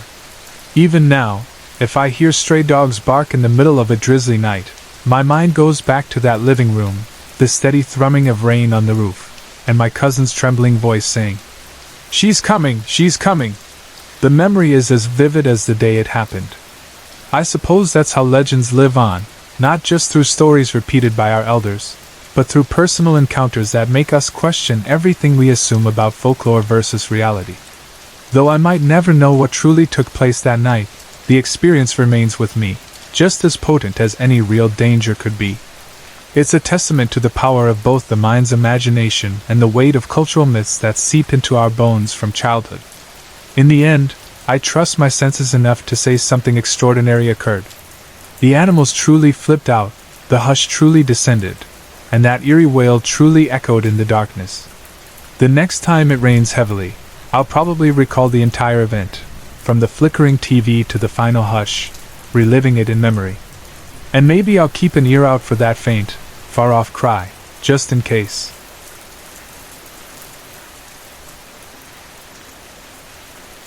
When I was growing up, my family lived on a ranch where my father used to work.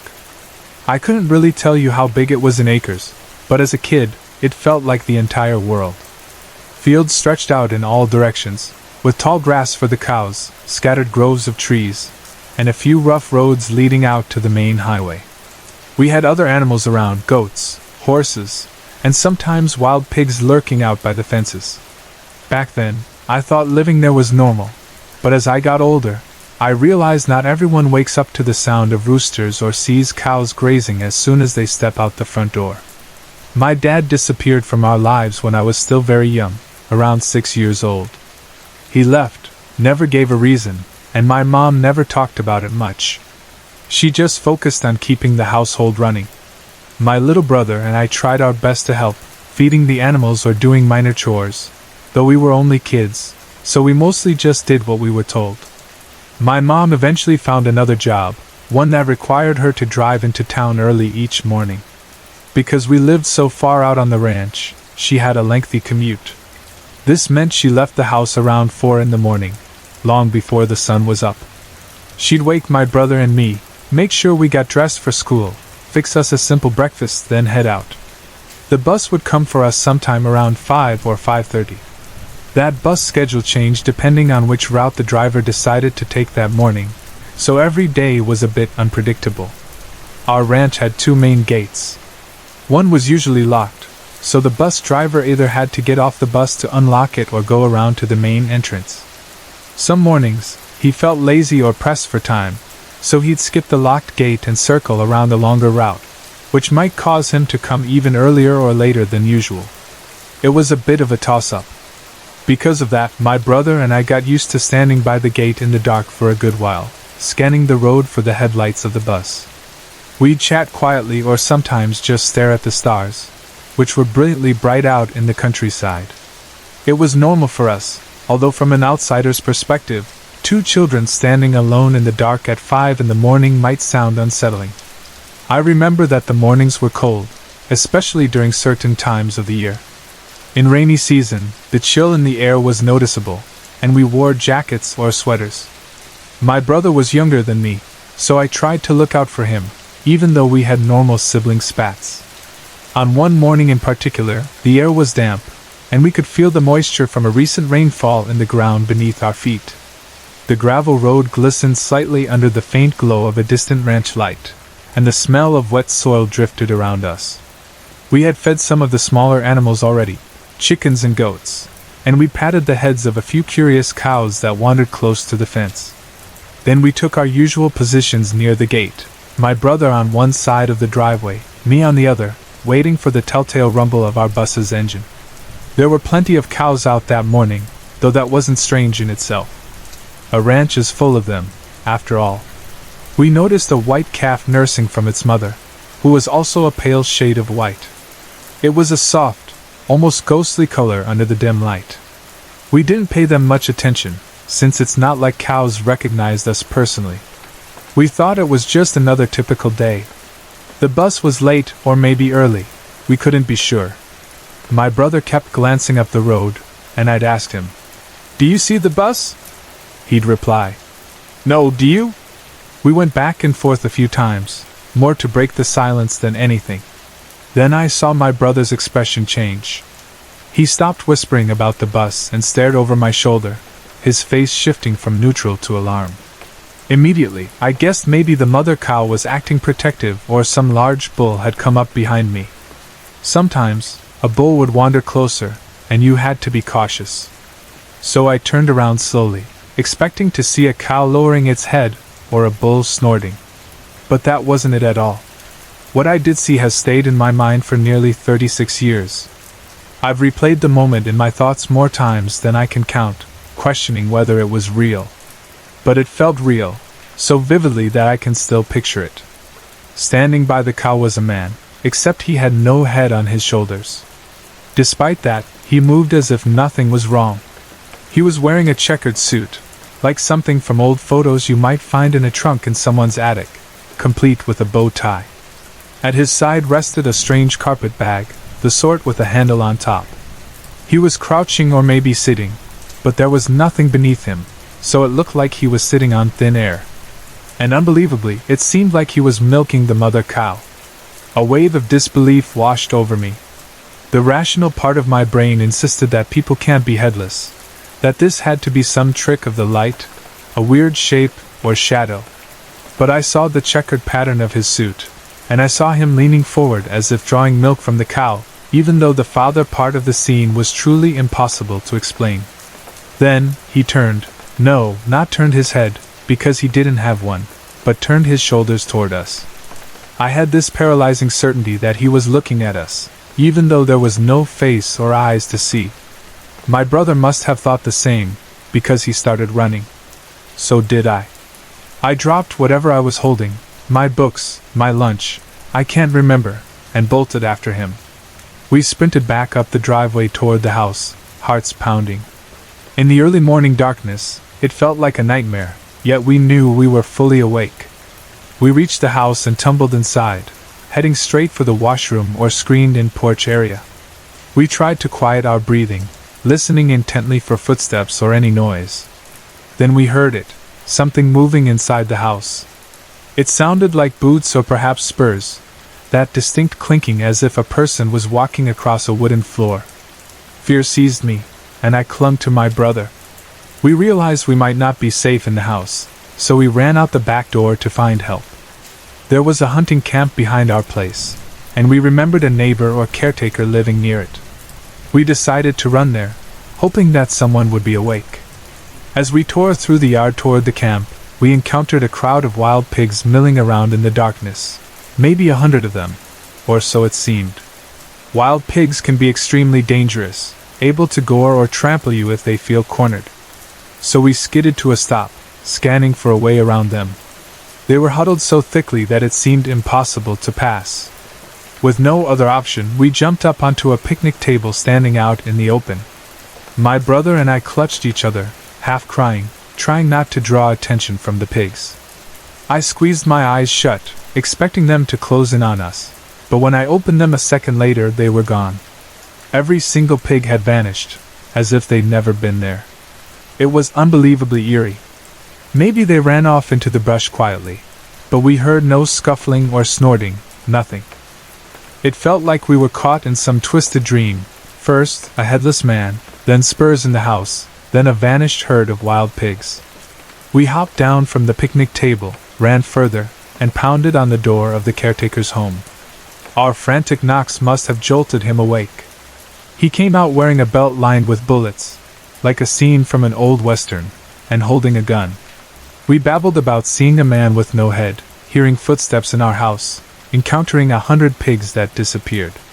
He stared at us like we were insane, but we insisted we weren't joking. He agreed to help and walked with us back to the house, gun at the ready. Every step made me anxious, expecting to see that headless figure or the wild pigs. But when we reached the front door, all was silent. He searched the rooms, checked outside, found no trace of anything strange. No footprints, no hoof marks, no sign that a mysterious man had ever been there. He shrugged and said we must have had a terrible scare or maybe let our imaginations run wild. Then he left, telling us to calm down. Within minutes our school bus arrived, headlights blazing up the dirt road.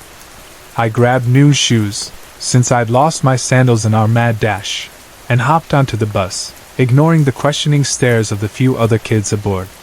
My brother and I sat in the back, breathing heavily. As the bus pulled out, we passed the mama cow again. There was nothing unusual by her side, just the white calf. No checkered suit figure, no sign that anything had ever happened.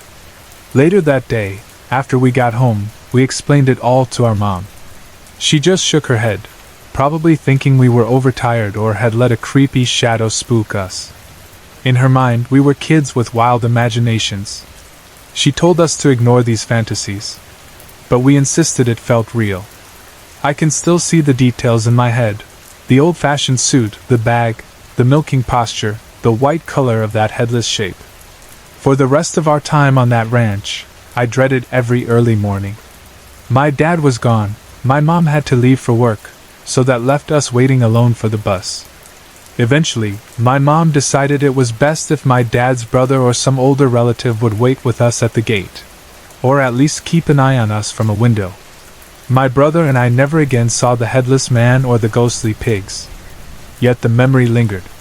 Even as an adult, I recalled the texture of that fear. I tried to rationalize it. Maybe the morning shadows played tricks on our eyes, maybe the wild pigs were never as many as we thought, or we spooked them and they fled. Maybe the footsteps in the house were just the old boards creaking. But deep down, it still feels like we encountered something beyond logic.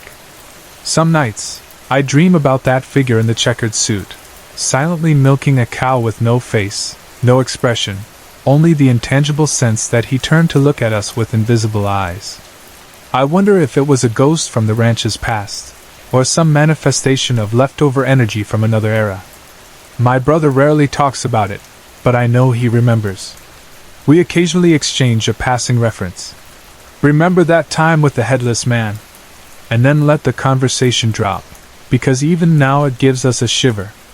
Despite all of that, life on the ranch continued. Over the years, we moved away, each forging our own path. We rarely visited the ranch again, not because of that event alone, but because circumstances changed. My mom got a new job in town, and we found ourselves transitioning to a more urban environment. But if I ever find myself standing in a lonely farmland under a dark sky, I half expect to see a white calf or a checkered figure out of the corner of my eye. And I can't help but reflect on how strange that morning was, how powerless we felt, and how it left a lasting mark on my sense of the world. So that's my story. The memory of a headless man in an old suit, a bizarre cameo of ghostly pigs, and the echo of spurs on wooden floors remains with me decades later, an unexplainable encounter in a life that otherwise was fairly routine.